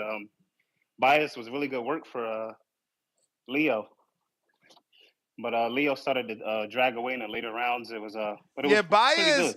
man, yo, I hate them 2-round fighters, man. Give you all them high expectations. They come out looking good in 2 rounds, then he fucking gasses. And he didn't gas traditionally, but his output dropped. And that's what made Yep, Leo it take slowly over. dropped. Yeah, bro. Yep, That shit is so yep. ass. It's like, bro, don't. It's like it reminds me of what we was just talking with Elvis, Ergashev. It's like Ergashev goes out there, blow his fucking load, trying to be a badass, and then gets run over. Yep, that's exactly how it went. For like the first 3 rounds, it was really, really good work. He was actually, I think he landed. Actually scored the first round for Baez, and I think the fourth. I might be wrong, but one of those in there, I think I scored it for him. But yeah, Leo actually looks really good. It was really good work for him. Yeah, that's pretty much all I really had to say. I know that we're talking about the Jared Anderson and Noah Wilder. I know he's trying to get that fight, man. I think Jared would honestly He ain't work really trying to get that Deontay. fight though. Like he ain't really trying to get that fight. They talking about fucking 2025, bro. This is like 2025. exactly. This is supposed to be passing the torch, man. The next great American heavyweight. So we need this, man. We need this. But yeah, that's all I had to say, man. I'll catch up with you guys. I'll keep listening in. Shout out TBV. All right. All right. Just got word Panda not ducking me. Yeah. Um, he's just fucking always busy, bro. Um, Look, he's in Japan right now. Fuck, is he training Neri? That's why he's in Japan? Is he got Neri, Danny? I don't know either. Fucking hell. I mean, since you're texting him, how about ask? Bro, I'm trying to ask you so I don't look dumb that I don't know. Check his Instagram. I don't know. It's all good, fam. It's all good. You know? Toledo.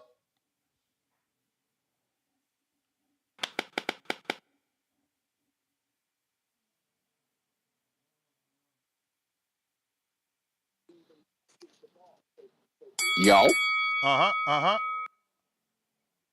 what up, though? Danny, Marco, what up, though? What's the word? What's the word? It's crack-a-lacking. Shit, man, chilling, man.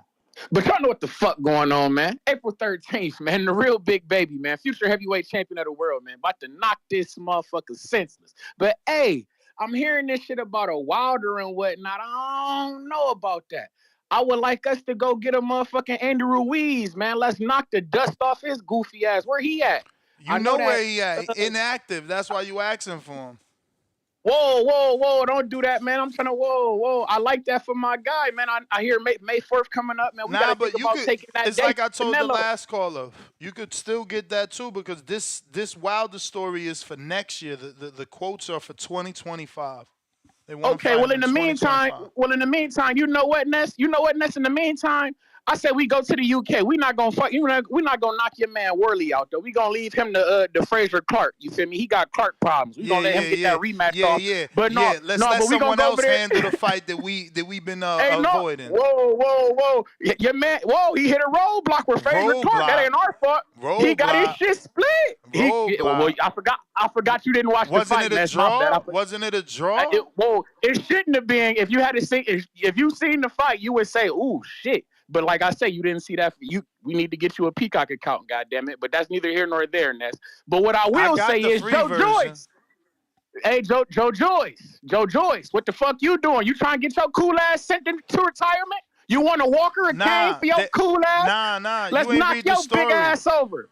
What up? What's going on? That name is also for 2025. Wilder Zhang Joyce 2025. He not ready. Fuck off. We gonna get. Whoa. We can feast good. Come November, we can get the plan started early. You feel me? We gonna get this shit. We gonna get the train rolling early. Come November around Christmas time, we gonna dust Joe Joyce off. You feel me? And then Herkovich, don't think we forgot about your goofy ass. Oh yeah, we on your ass like a diaper ass. Dubois. Like I said, like I told you niggas, man, from Toledo to Tottenham, goddammit. This is the worldwide tour of torture. We fucking shit up. The future heavyweight champion of the world. Hey, Albert Bell, you can jump on, get you on the undercard too, man. You can fuck up Joe Cordina in UK or something. Yeah, you feel me? I ain't shit, man. From Toledo to Tottenham, this shit is, Zhang, you in trouble too. From Canton to China, motherfucker. All the way from Ohio to motherfucker, it don't matter. We beat niggas up. This shit is serious. Shout out TBV. Shout out Toledo, Ohio, man. Jared, we need you to do it, man. You the hope, man. I see you got your head on. You got to get your head right. Just focus on what's in front of you and beat up this Merry guy and knock his shit loose. You know what the fuck going on. Y'all be cool, man. Damn, I just got word. Trace. I just got word. It was only 2 rounds of spawn, man. Type shit is that? 2 rounds. Yeah, but nah, they bringing them in though. It was 2 good rounds. 2 rounds. I ain't gonna even say. Y'all gotta watch the show every day. Y'all piece this shit together.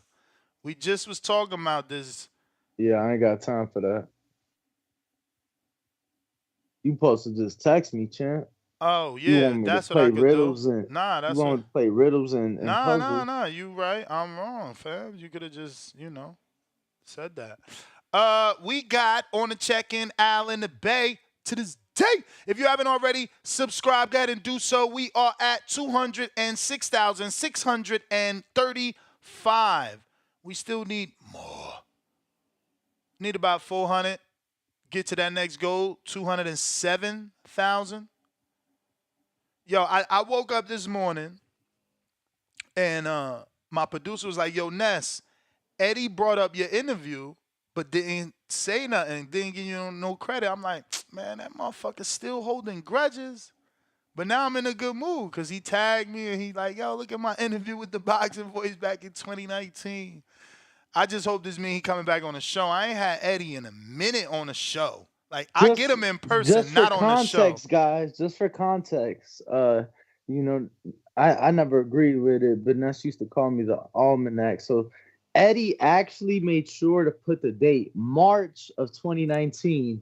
That is to indicate that was 4 months before he cut Ness off. 4 months before. Well, actually, that wasn't even 4 months. That was probably like I 2 don't months even know before when the it happened, AJ. man. You know, it was the AJ I used to be Eddie's bodyguard man. I don't know when it situation. happened, bro. We had such a great back and forth, I thought. I thought it was good for TV. It helped his profile, you know. Yo, you remember he had that Louis bag in Boston with the Yeah. cash full of money or And and, bag full and, of and money we ready to played. make Yo, the like, yo, AJ Wilder? we used to be so cool. I don't know where it all switched, man. He got rid of the three-piece suits. You know, if you look at that interview, he looks so much like his father. So much like his father. Like the way he dressed, it was old Englishman and everything. He's totally a different dude. Shout out to him running every day and shit. Yeah, if you're watching this on YouTube, you know I need you to hit that thumbs up. We got RRT Boxing with Mr. A, the first $5 super chat of the day. He says, Murray does up and down performances, but I'm picking him. Upset. Hashtag Hardin. Three faces and clouds of Hardin smoke. Well, wow. You picked him for the upset. Okay. Brambo, he got the $2 super chat, and he says, get ready for Ryan, mental health issues. Excuses. Uh-oh. Nah, man, we good. We are 9 days out. Leonard Sterling, 2-pounder. Spark beat Glauser. Thought Spark won 6 or 7 rounds. But he ain't get the official win is what you saying. Raphael Murphy, $2.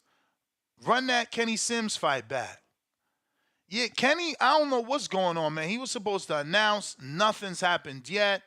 I'm not getting it, man. Boxing is in it's such a whack situation with the whole inactivity, man. Years of lurking, $2. Tell Jared to come get that AJ smoke, Ness. 2025, man.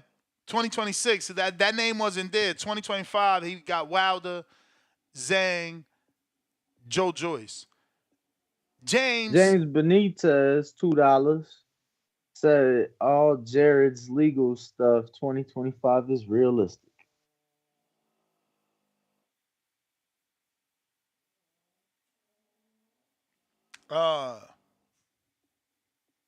I mean, shit. If anything, I feel like it's just playing his advantage, right? So they got Vlad Hernandez. Let me see this image.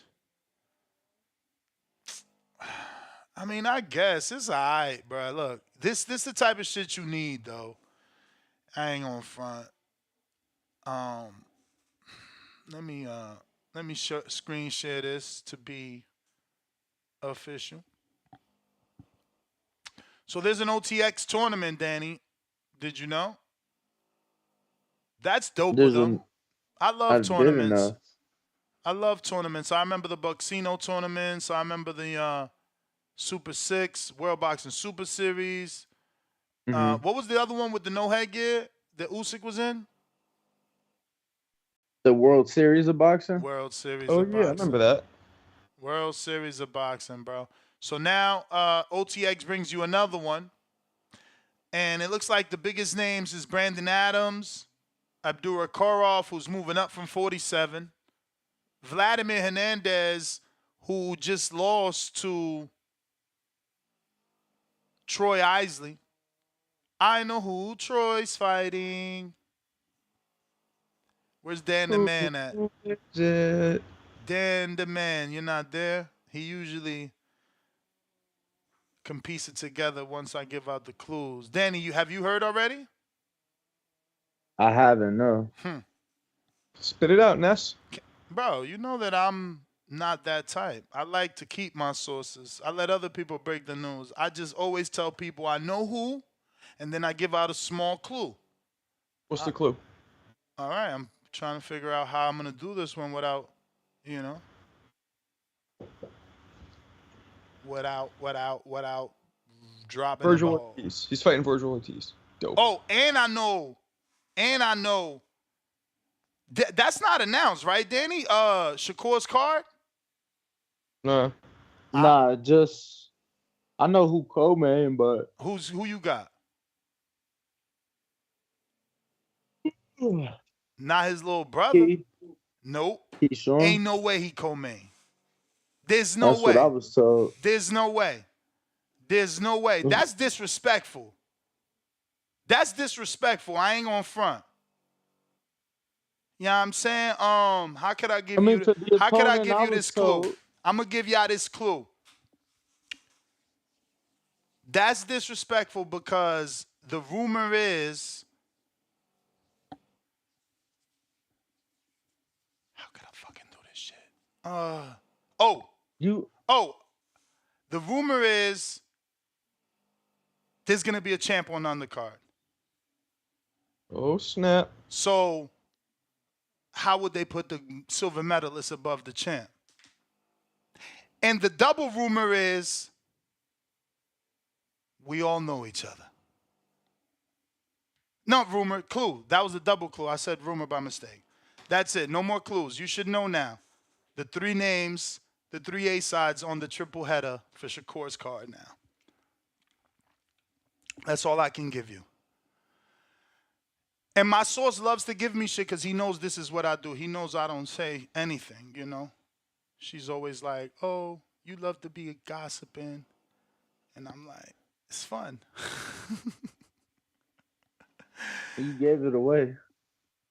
I mean, I always give it away, but I don't give it away. You have to figure it out.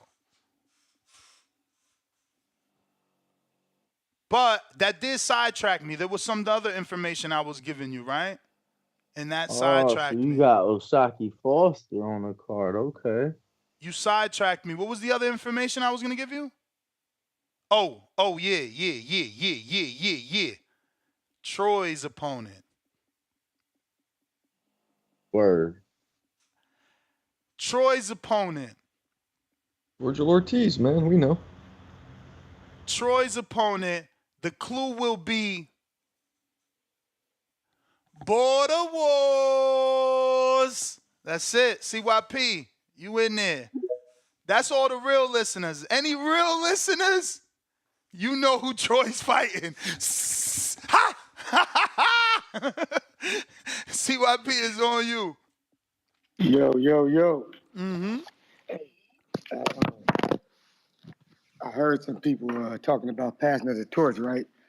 And when it comes to wild or tank situations, I gotta do me. Look, fuck all that. That nigga Wild is fucking, 14, 15 years older than this nigga Jared right now. I'm gonna run some history to y'all. Y'all remember when Larry Holmes so-called passed the torch to Mike Tyson? That was a 17-year age gap. He knocked his ass out in 4 rounds. That ain't passing no goddamn torch. That's a fucking ass whooping. Y'all remember when Larry Holmes fought Ali?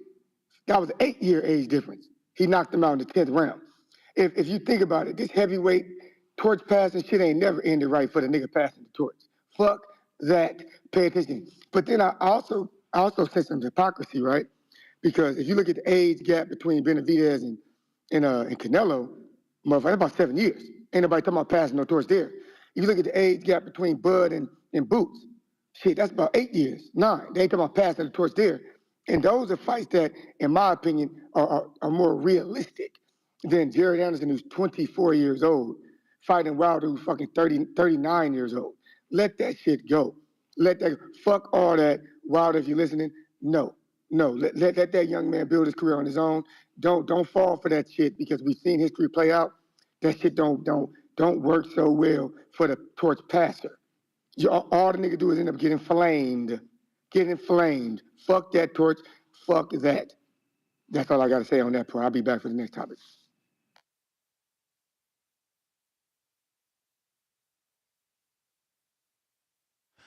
I love it. All right, See, CYP, appreciate the call. yesterday's show was about Boots Ennis signing the Matchroom, and we get a lot of these gangbangers, man.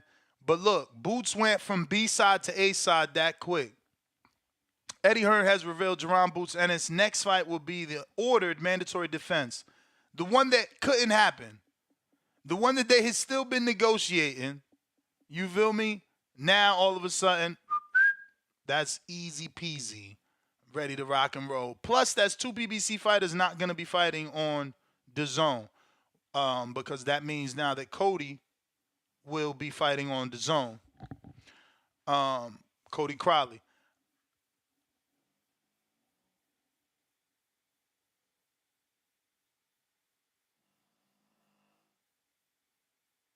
Sorry for the dead air. Trying to get this quick interview. Twitter Spaces and Discord is available if you guys want to call in, voice your thoughts and opinion. Al in the Bay, what do you say?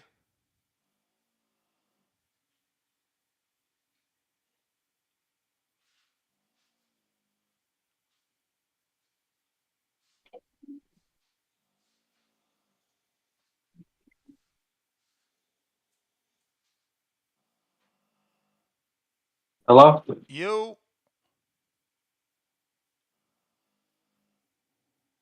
Al. Okay, I think I can hear y'all now. Hello? Yup. Okay. Well, man, I couldn't hear nothing. Um, yeah. So Jerry Anderson, Wilder. I think Wilder be ready for the picking. The picking of the rest of his bones if he decides to. I think that's why. He's not the boogeyman no more. It's kind of like a shell of himself. Um, and to answer the question that he had, Bud and Boots wouldn't be a passing of the torch because Bud do not fight in that weight class anymore. He don't fight. Now, if Boots decide to just go up the next level to 54, then it'll be like a passing of a torch. But he's not at 54. He's at 47. Boots was just interviewed by Matchroom, and he said he's willing to take on everybody at 47 and 54. This was like yesterday, I think he said. Yeah, I seen that. But, he's not really ready for 54. There's some rumors that are being swirled around by Deontay Wilder's cousin, Tay Jones, that Boots was offered the Tim Tszyu fight before Keith and didn't take it because he was already in negotiations with Matchroom, which could be true because yesterday Boots said he's been talking to Matchroom for, a few months now. So, there's some possible reasons. There's like, why wouldn't you take the Tszyu fight? But, again, you can't force me to move up. If that's true, I'm not ready to move up. Maybe that's why I left your company, because I ain't ready to move up.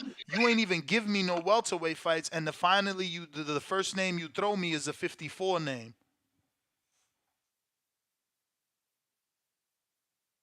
Yeah, so that wouldn't be the passing of a torch. Now Benavidez and Canelo would be a passing of the torch. They're in the same weight division. Canelo literally fights in that division. But Benavidez looking like he's trying to move up.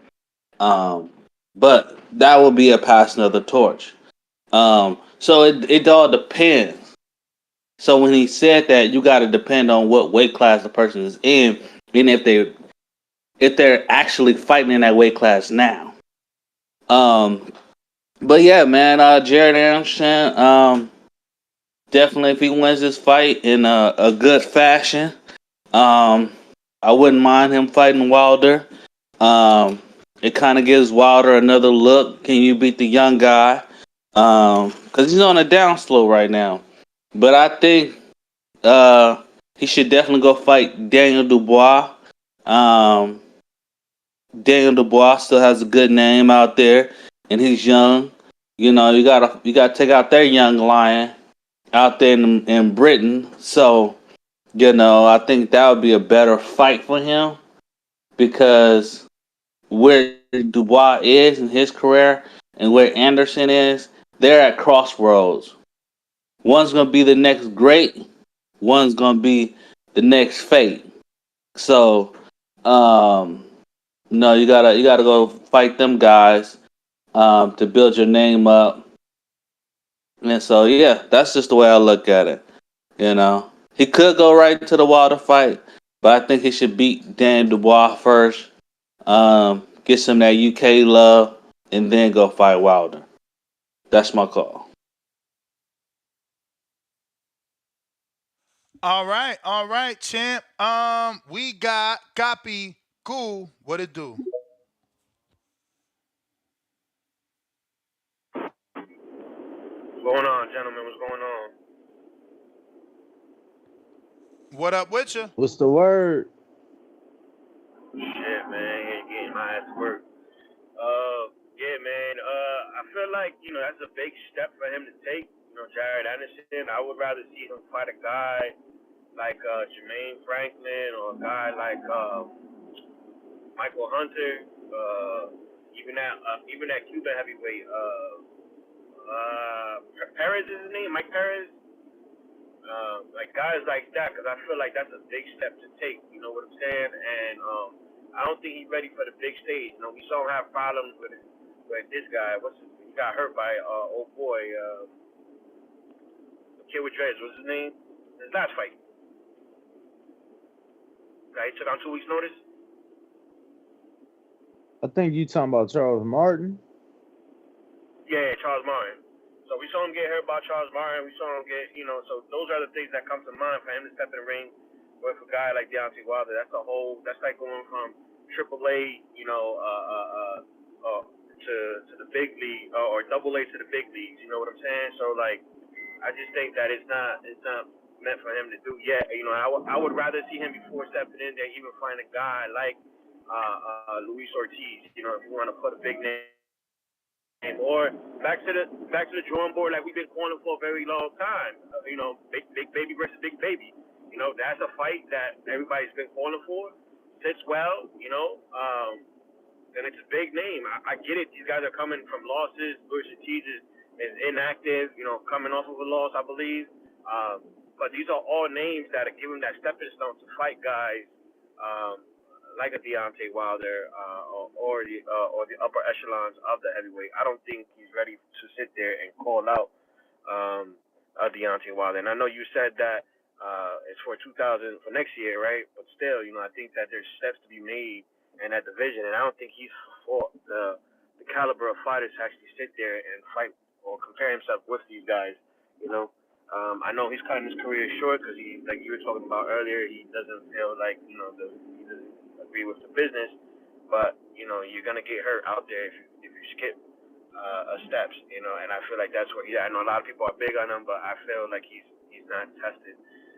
And I feel like we've been rushing these younger fighters and not proving themselves. And then when they go and prove themselves, go attempt to prove themselves and get hurt, we're the first ones to fucking kick them off, kick them away and say they weren't, they're not what they're made to be. But no, it's just there's steps. You got to build them. I mean, you're big on that shit, and that's building a fighter and putting them in the ring, And I think that this is a case for Jared where he hasn't really had the opportunity to build himself to step like that anyway.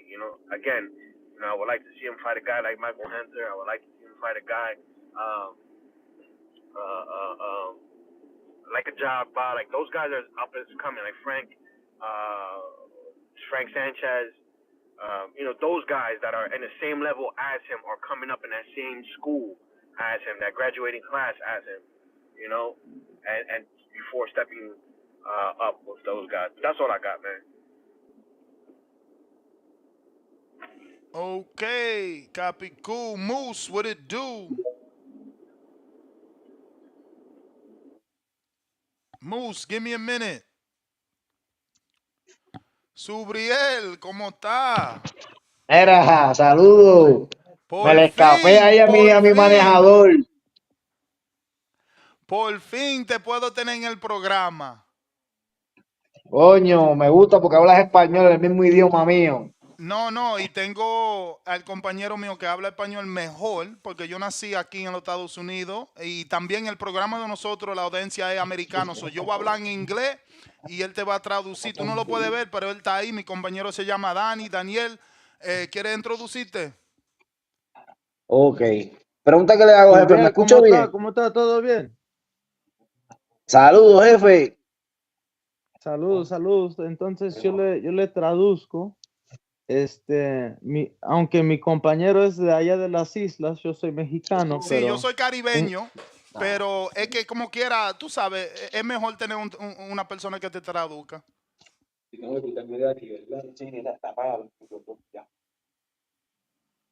sé ni cuáles son estos. Ahora no me acuerdo, pero hasta JB me sale aquí. Son los club, no los dos, no los dos, los normales.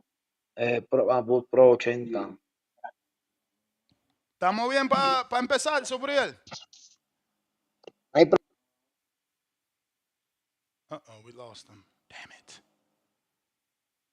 Check. Yo soy bulgariano. Damn, I think man, we what lost happened? I had to feel involved somehow, so I played it. He probably felt the way you ain't want to talk to him in y'all later tongue, Ness. What, Ness doesn't spit Spanish well? Sounds like he spits it well to me. Well, we'll see if he... Nah. We'll give him a second to jump back on. If you're watching this on YouTube, go ahead and hit that thumbs up because of the potential interview. He was there, and hopefully we can get him back. That's dope, though. Damn. But nonetheless, Discord Been and waiting for Twitter that shit Spaces is forever. the way to call in. Oh, here we go. There we go. Jefe. ¿Me escucha ahora? No, yo lo escucho. Lo que pasa es que estoy buscando audífonos. A ver si puedo escucharle mejor. Oh, ya. Excúsame. Sí, no, yo te escucho bien, pero te entiendo también. Si necesita audífono, coge el minuto si necesita buscarlo. Sí. Y es raro, pues se supone que ya se escucha y que está conectado. But for those tuned in, feel free to go ahead and drop him a question. I'm pretty sure I have a post put up. He's just getting some headphones together. Yeah, he wants to get some headphones so they can hear us a little bit better.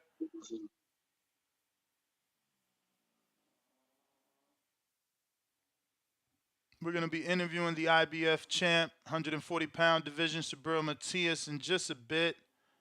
Once he's able to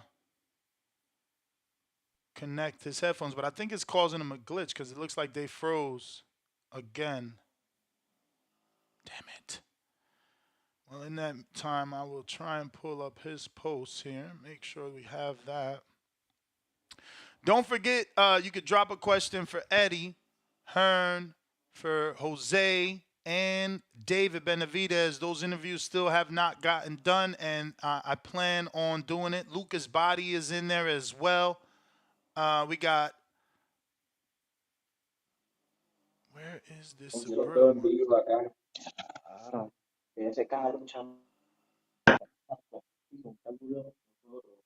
All right, I think he's back.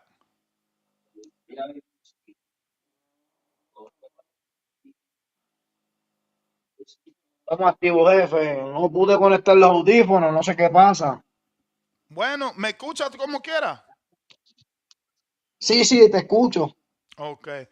So basically he was saying he couldn't find the headphones. He don't know what's going on, but we're just going to go ahead and conduct the interview as is, Danny. Let him know. We just had Elvis Rodriguez on the show and his manager that both obviously had some choice words for him and claimed that, he did not take that fight. I guess that's the first way we're gonna start. After you tell them, thank you for coming on and all that great stuff. No, pues Subriel, antes que nada, te queremos agradecer por tu tiempo y por acompañarnos aquí en el programa. Obviamente, campeón mundial es un honor para nosotros. Queremos empezar con saberte decir que apenas acabamos a tener a Elvis Rodríguez y su manejador Benny, y pues honestamente tuvieron mucho que decir de usted y que usted rechazó la pelea con ellos. Tuvieron mucho que decir. No sé si pudo oír o vio lo que dijeron, pero queremos empezar ahí. No, que voy a escuchar yo a ese payaso, que no diga eso. Él no es peleador. O sea, permita a Dios y se dé la pelea, para que él vea lo que es rechazar una pelea. Cuando él diga no mastía. He says, don't listen. He says, what am I going to be doing listening to that clown? He ain't a fighter. He don't know nothing about the sport. He said, Dile what que do I enseñe el look like contrato turning down a que fight? enviaron, si es que enviaron contrato. A ver si es verdad que yo rechacé alguna pelea. Él nunca tuvo en conversación. De hecho, posiblemente, si no me equivoco, pregúntale por qué no quiso pelear con Alfredo Santiago. El que habla de rechazar pelea. So he says if I turn down a fight, ask him if he got a contract, which he obviously told us Benny did that they did not.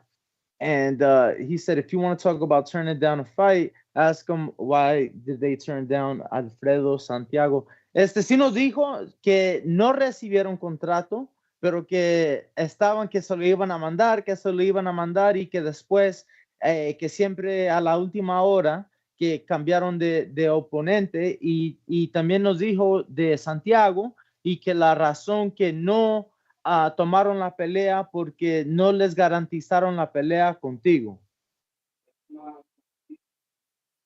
Según él, ¿por qué fue? Porque no le garantizaban pelea conmigo. Si ahora mismo Hitchin está Sí, primero que dijo, él, y yo tengo que ganar ahora el 15 de junio. ¿Por qué no dice la dijo, verdad? Que le tiene so miedo. he says, why did I have to be guaranteed next when I have an obligations to fight Hitchens and I have to take care of my business first, June 15th. But ask him, but does he see why Elvis wouldn't take the Alfredo fight since the ultimate goal is to fight him? And if they can't guarantee it because of the circumstances, does he at least understand that? Dice que si mi compañero quiere saber que si entiendes por lo menos por qué no tomó la pelea con Santiago, porque obviamente tú estás ocupado y no le podían garantizar la pelea contigo. Con el respeto que se merece Elvis Rodríguez, él no está en posición de estar exigiendo nada. Él tiene que coger la pelea que le pongan de turno para que siga escalando. Él no es nadie ahora mismo. Él tiene que ganar pelea y esperar la oportunidad. Lo mismo que pasó conmigo y que pasa con muchos peleadores. He said, with all due respect to Elvis Rodriguez, he is a nobody to turn down a fight. He is in no position to be turning down a fight.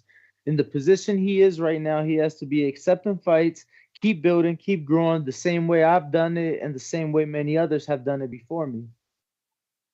Ask him, does he feel grateful and, in a good place because he went from hunted, or rather hunter, to being hunted right now. He's got Haney calling him out, Tio calling him out, Elvis calling him out. A few weeks ago, he was the boogeyman and no one wanted to fight him.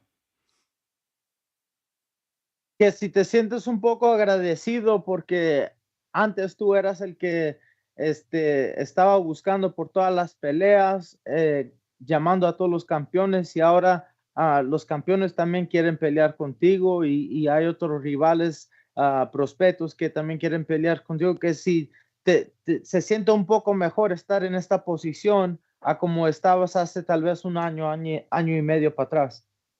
Claro que sí, ¿por qué no? Si es lo que yo estaba esperando. Y es algo que yo me he ganado. No fue que me lo regalaron. Yo lo he demostrado en cada pelea. He said, "Of course." He said, "Of course. This is what I've been wanting, and let's be clear. This is what I've earned. This is what I've worked for. None of this was given to me. I've worked to be in this position." Tell him to talk to us about, what it means to him to finally get this fight back in Puerto Rico on the big stage. We know he was offered a potential fight with Top Rank in New York for Puerto Rican parade, but it's not the same as going back to La Isla. So just for him to tell us what that means for him.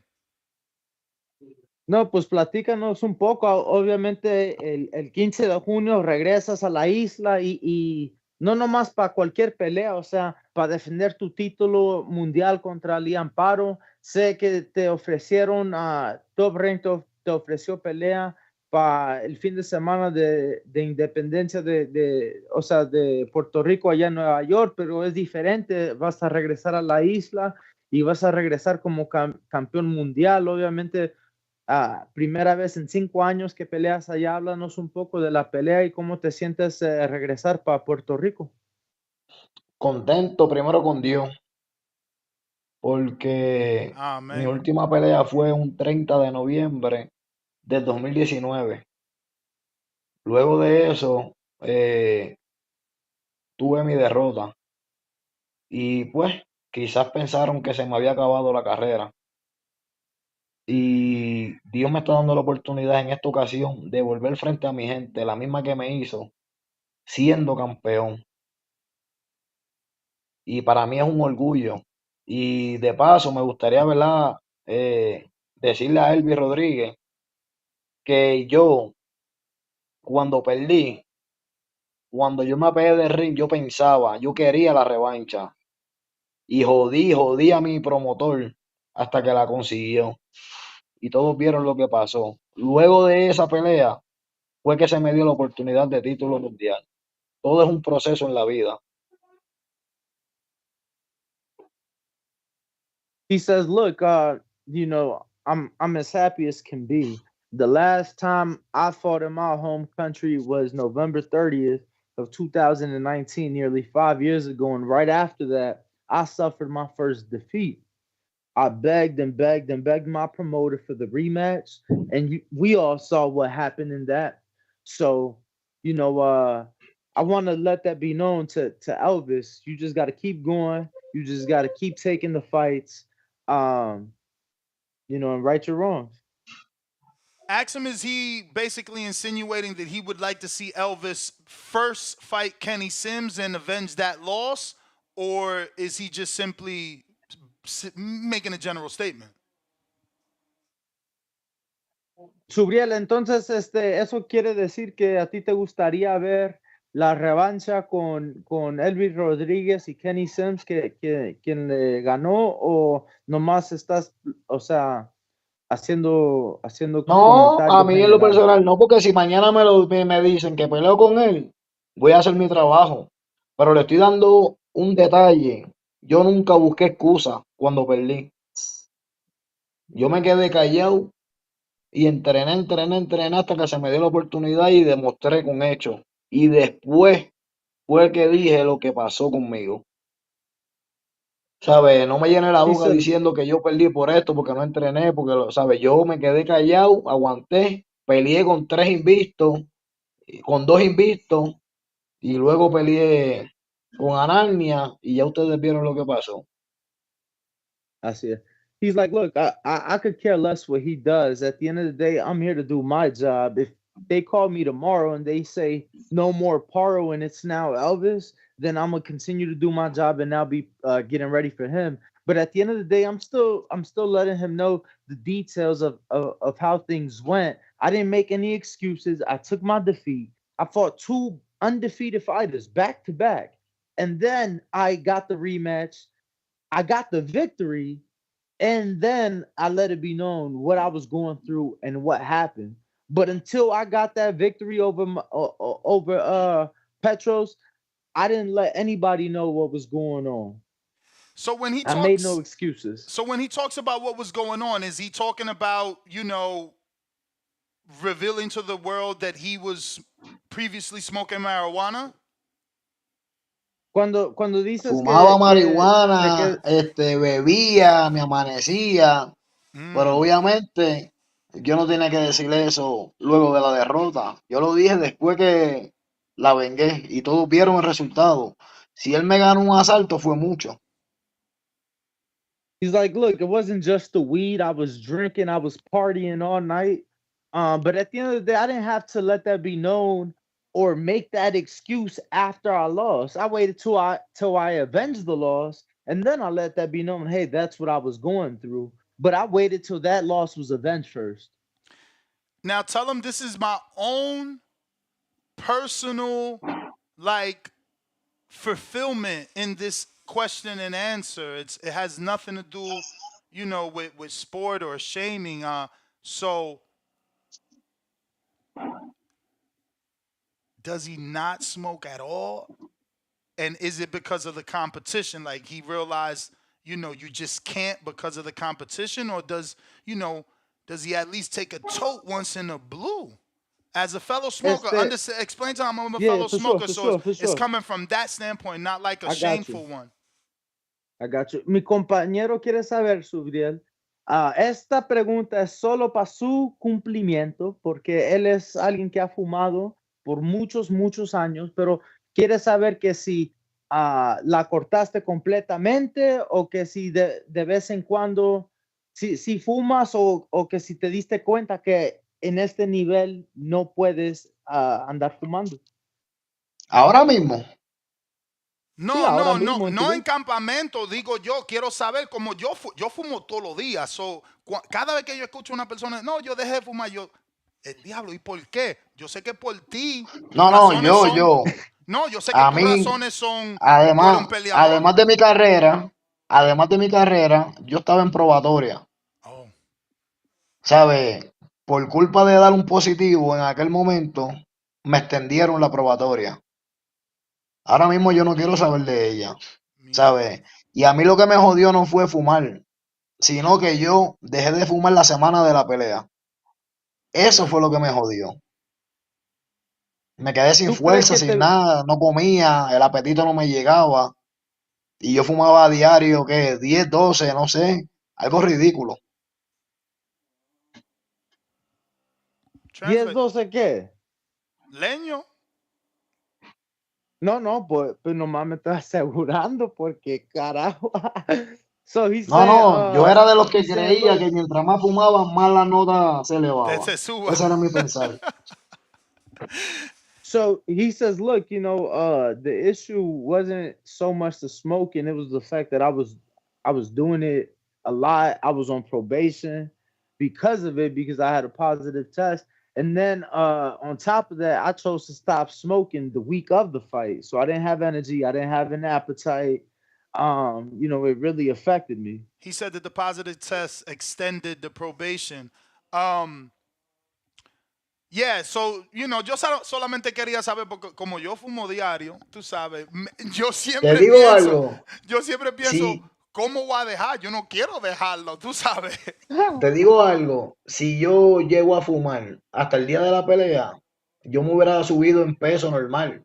Si busca la pelea para que veas el físico con el que yo subí ese día, ¿sabes? Yo no, el apetito no me, ¿sabes? Haz de cuenta que se me cerró el estómago. Sí, sí, sí. Subriel, Es que la entonces, marihuana hace wait, eso, wait, te Ness, quita el wait, Ness. apetito. A So, veces la gente piensa wait, que te da hambre, pero eso es para los que empezaron a fumar hoy. Pero ya si tú tienes tiempo fumando y tú fumas, no te va a dar hambre así, te quita la hambre. Para mí, anyway, yo creo que todo el mundo puede ser diferente.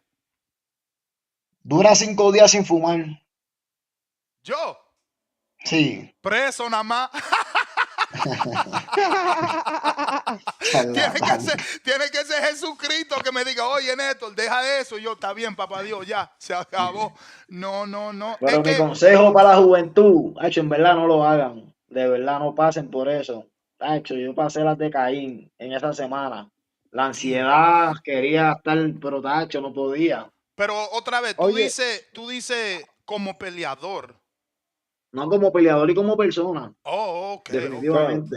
ok. pero Subriel, tú lo que estás diciendo, que tú piensas que te afectó más parar Entonces En tú ese dices que momento si sí. hubieras seguido fumando la semana de la pelea, ¿tú crees que no te hubiera afectado tanto o estoy No, entendiendo mal? no, porque hubiera comido normal. Al yo dejar de fumar, pues, ¿sabes? La ansiedad de querer, pues, no me dejaba pensar ni en comida, nada, ni Mm. líquido, ¿sabes? Me aguanté. Translate. That's a lot, Danny.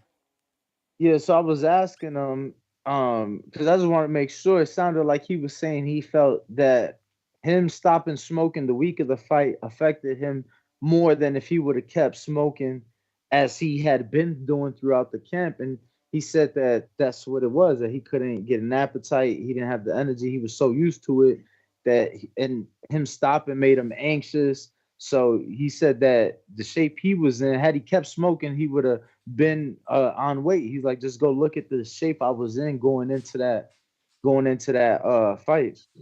So ask him that he must feel, I guess, is the right word to use, proud of Keyshawn for coming out and admitting and also quitting?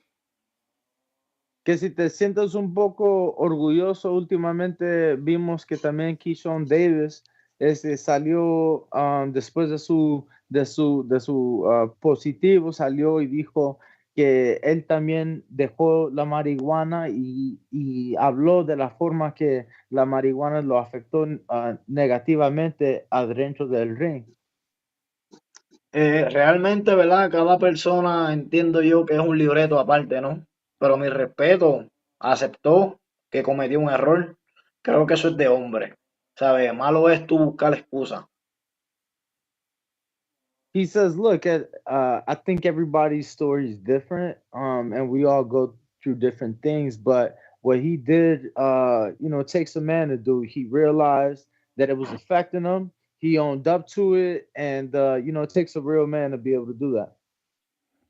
So ask him his thoughts on Liam Paro. Obviously, tell him you and I have gotten to see Liam Paro firsthand, and he's proven to be durable.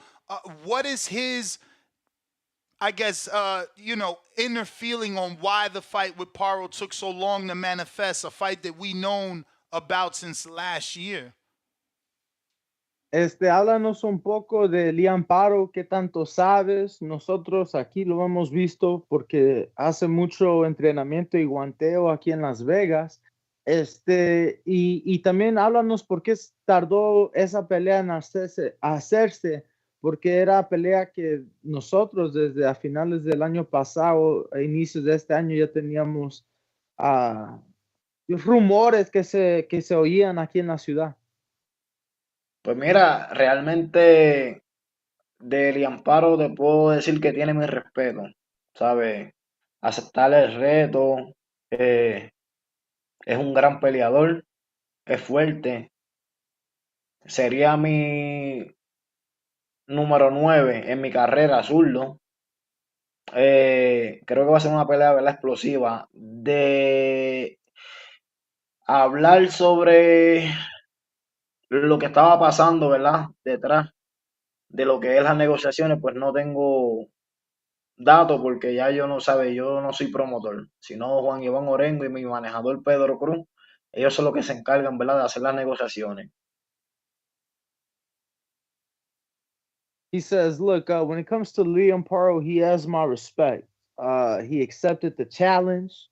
I know he's a good fighter. I know he's a strong fighter. Um, he is the 9th southpaw I have faced in my career. So, when it comes to Liam Paro, I can say that much. When it comes to the negotiations, however, I really can't say much from behind the scenes. When it comes to doing my business, you got Juan Urango, my manager, that deals with that, and my promoter that deals with that. But the fight is made, and I'm excited for June 15th. Ask him, obviously, when he and I met, he was at the Edgar Berlanga fight. Is that a person that he would be okay with having on the co-main event for June 15th? Mi compañero dice que cuando te conoció fue en la cartelera de Berlanga en la Florida hace unos meses y que si él siendo puertorriqueño americano, que si te gustaría tenerlo en tu cartelera, tal vez como coestelar, pelea coestelar de la noche, siendo que tiene la sangre puertorriqueña? Realmente eso no está en mis manos, ¿sabes? Lo que yo quiera o no, a mí en lo personal no me compete. Creo que Berlanga es un gran peleador, lo ha demostrado. Eh, pero, ¿verdad? No te puedo decir si sí o no, porque realmente yo no soy el que armo el schedule de las peleas, ¿no? De la Pero cartelera. hubiera sido bufiado. Y primero Dios, quien quita y en un futuro cercano estemos juntos en una cartelera. He says, look, at the end of the day, that's out of my control. Who they put as the co-main event. He's a great fighter. He has shown that he's a great fighter. But that's not in my control. I don't, it's not my job to put the undercard together. I don't have any say in that. What I will say though is that because he's a great fighter, for me it'd be an honor one day to share a card with him. Ask him, does he have more time? Because we got a couple of questions from the people. It's about 10. You don't have to say the number, but just make sure he's got a couple more minutes for us. Todavía tienes tiempo, Subriel. Tenemos unas cuantas preguntas más antes de terminar la entrevista. La resta de las preguntas son de la aficionada. Sí. Okay. So the first one is from Against the Ropes, and he says, "Hola Matias, been a fan of you since your last 3 fights. Since Boost just got signed to Matchroom and was on PBC with you, is that a fight you're interested in? You're both IBF champs, 40 and 47." Esta pregunta quieren saber, obviamente, acaban de No, sí, yo la firmar a entendí. Jerron Ennis ayer. Danny, he said he understood it. He said he understood it. Oh, okay. Es lo mismo que él baja 40 y pelee por mi título. Yo también soy campeón en la 140. Entonces, yo estoy en un peso, él está en otro. Si él baja a la 140, ¿por qué no? Yo lo recibo. Pero no para arriba, entonces. Tú no estás listo para mover. What did he say? What did he say? Hold on. Ahora mismo no. Ahora mismo no. Hay planes y queremos hacerlo realidad. All right. So he said, yeah, why not? I'm a champion at 40. He's a champion at 47. But he could fight for my title. If he want to come down, I'll receive him at 40. But I'm not ready to go to 47. We got plans, and we need to accomplish those plans. But I love that answer. Yo, that should take my translating job, yo. That was superb. That was good. Déjate de eso.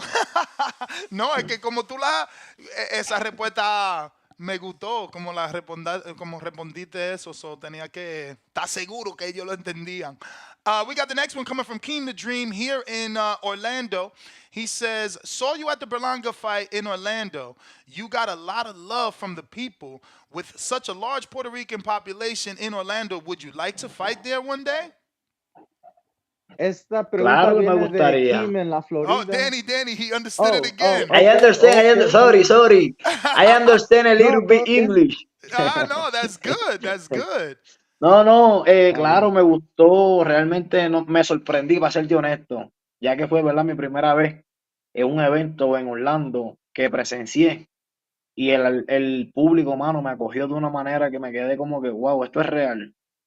¿Y por qué no? Claro que me gustaría pelear frente a mi gente en Orlando, sea New York, sea Puerto Rico, ¿sabe? Creo que Puerto Rico, a pesar de ser un país chiquito, es grande. Es grande. He says, look, I was very happy with the reception I got. To be quite honest, I was surprised. I was like, wow, is this real? I was received with so much love. So, of course, for me, it would be an honor to fight in front of my Puerto Rican people, whether it be in Orlando or even New York. Obviously, Puerto Rico is a small island, but I think that we have a lot of people and a lot of support. So, absolutely would love to fight there. Marco, you got one? Yeah, I got one. Subriel, what's up? I want to ask, of the other 4 stars at 140, or 135, 140, because I kind of bunched them in together. We got, Devin, Shakur, Tank, and Tio. Who's the last one? And Tio. Who do you think would give you the Easiest time, and I know nothing's easy. And who do you think would probably be the most challenging of those four? ¿Sí le entendiste? Un poquito. ¿Me puede decir Que, más o menos quiere saber de las grandes peleas que están disponibles. Obviamente hay varios en 40 y varios peleadores en las 35. Gervonta Davis, Devin Haney, Teofimo López. Who else did you say, Marco? Shakur. Y Shakur Stevenson. De esas cuatro, ¿quién tú ves que te dé la pelea más fácil y la pelea más difícil? Y dice que obviamente en este nivel no es fácil, pero de esos cuatro, ¿quién tú crees que sea la pelea más fácil para ti y la pelea más difícil para ti? Pues mira, para mí la pelea más difícil y más emocionante para el público lo es Pitbull Cruz, ¿sabes? Eso es la pelea que el mundo quiere ver, por encima de todos los antes mencionados, por el simple hecho que somos dos latinos, somos fogosos y son dos banderas que amistosamente tienen una guerra.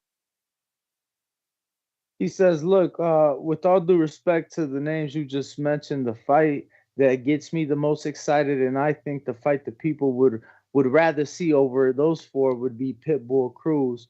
You know, we have two great styles. We're action packed. We come forward. We come to fight.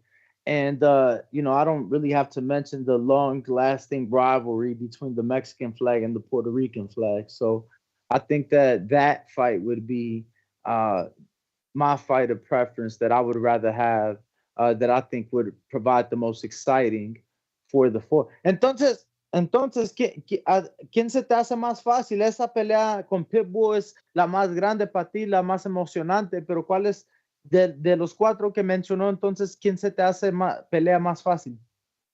Es que ellos son peleadores, sí, pelean bonito y de todo, pero ellos no venden, ¿sabes? Entonces, para mí, ellos no, ¿sabes?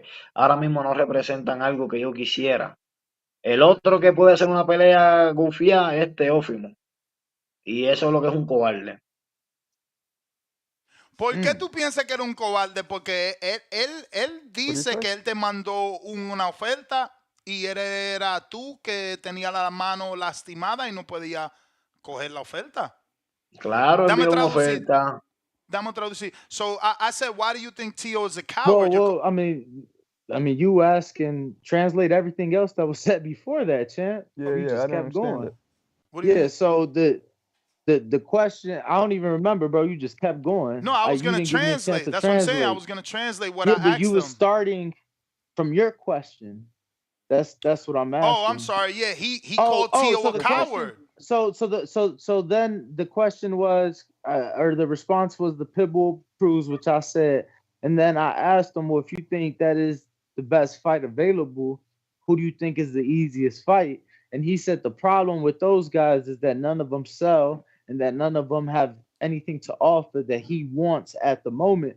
He said the only other that I think would make sense and would be a big fight or a good fight is Teofimo Lopez, but he's a coward. Well, doesn't Tank sell? So Subriel, dijiste que los cuatro que no venden y que no tienen nada para ofrecerte. En tu opinión, Gervonta Davis, obviamente él vende. Si él subiera a las 40 libras otra vez, como lo hizo con Mario Barrios, ¿esa pelea no te interesa? Claro que sí, y las veces que ha vendido ha sido con latinos. Búsquenlo el resumen, eso no falla. He said, of course, I'd like that fight at 40. He's like, and look it up. Look at his resume. Every single time he sold, it's always been with a Latino. Y a él yo lo considero un guerrero. Él goza de mi respeto, porque es un peleador inteligente, fuerte, pelea, vocea. Él goza de mi respeto. Que para mí sería un honor pelear con frente a él. He said that Gervonta Davis has his respect, that he's a warrior, that he's a smart fighter, that he boxes, he bangs, and he does, business the right way, that he'd love to fight him someday. Well, one more question. He said it would be an honor. Go ahead. One more, if you don't. Subriel, how important is it for you to continue that 100% knockout streak? ¿Qué If at tan all. importante, qué tan importante es para ti seguir con tu carrera puro knockout? Entiendo que para mí lo personal no es como cuando perdí, ¿sabes? Me quitó un miedo de encima. Eh, Quizás el fanático que vea eso, pues va a querer ver las peleas que ustedes están diciendo que quieren ver. Quizás el porciento de knockout obligue al fanático a exigir las peleas que todo el mundo quiere ver. Compadre, usted, una persona súper inteligente, sabe mucho sobre, sobre el boxeo, man. Danny, translate, So, translate. You or him? No, that was Nah, a just rhetorical him, question. just That him. was rhetorical. That was rhetorical I because hear you you. just keep making it harder to translate. So he says that. Fuck, what'd he say, champ?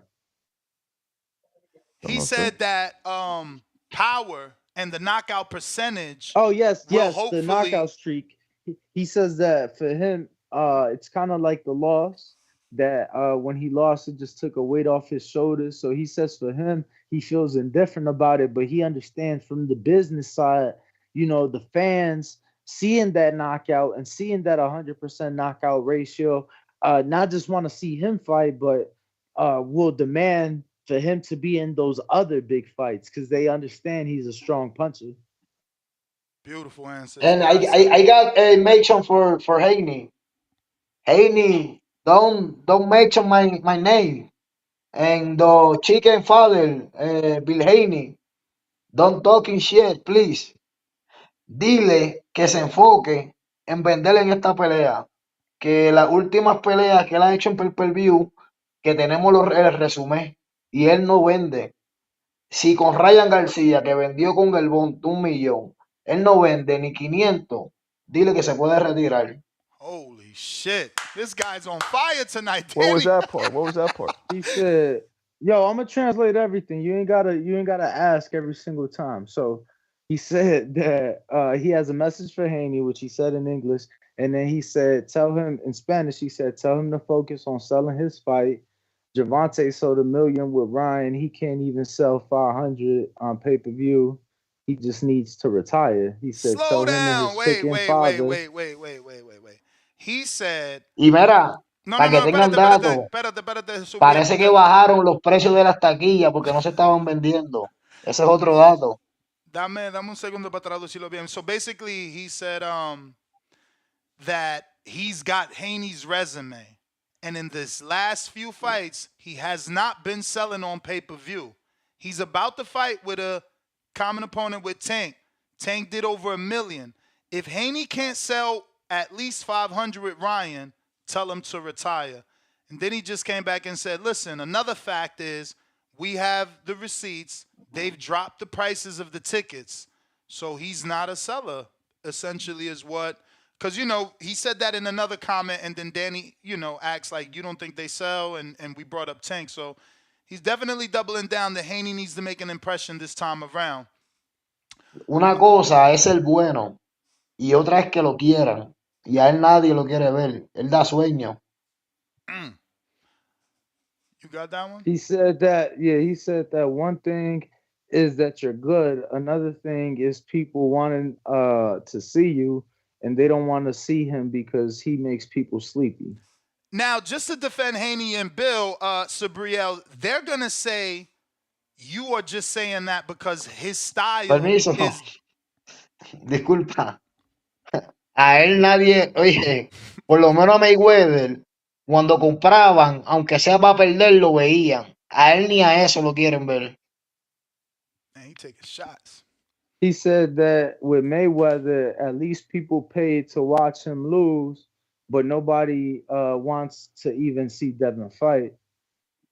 Yeah, he's saying they're not even paying to. Oye, Subriel, pero también nomás porque vi que puso hace unos días que a esta edad él ha vendido más que los demás, porque a esta edad ellos ni estaban en pay-per-view ni a este nivel.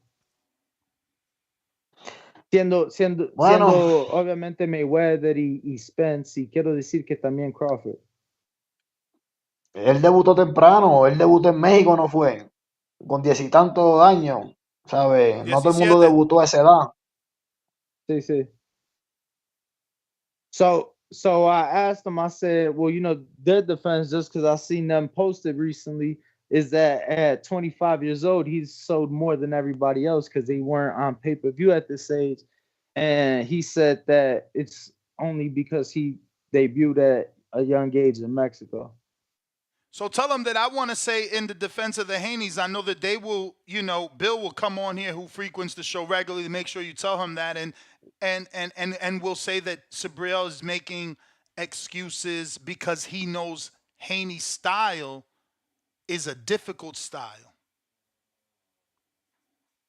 So you saying that's what they gonna El say? Tell papá es him un that. joker.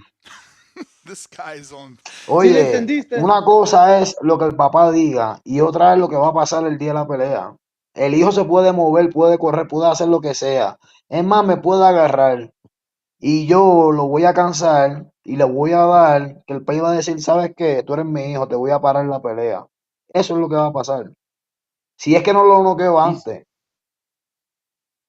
he said that Bill's a joker and that they're gonna say the night of the fight. He said, I don't care if he runs, I don't care if he holds on to me. I'm gonna tire him out.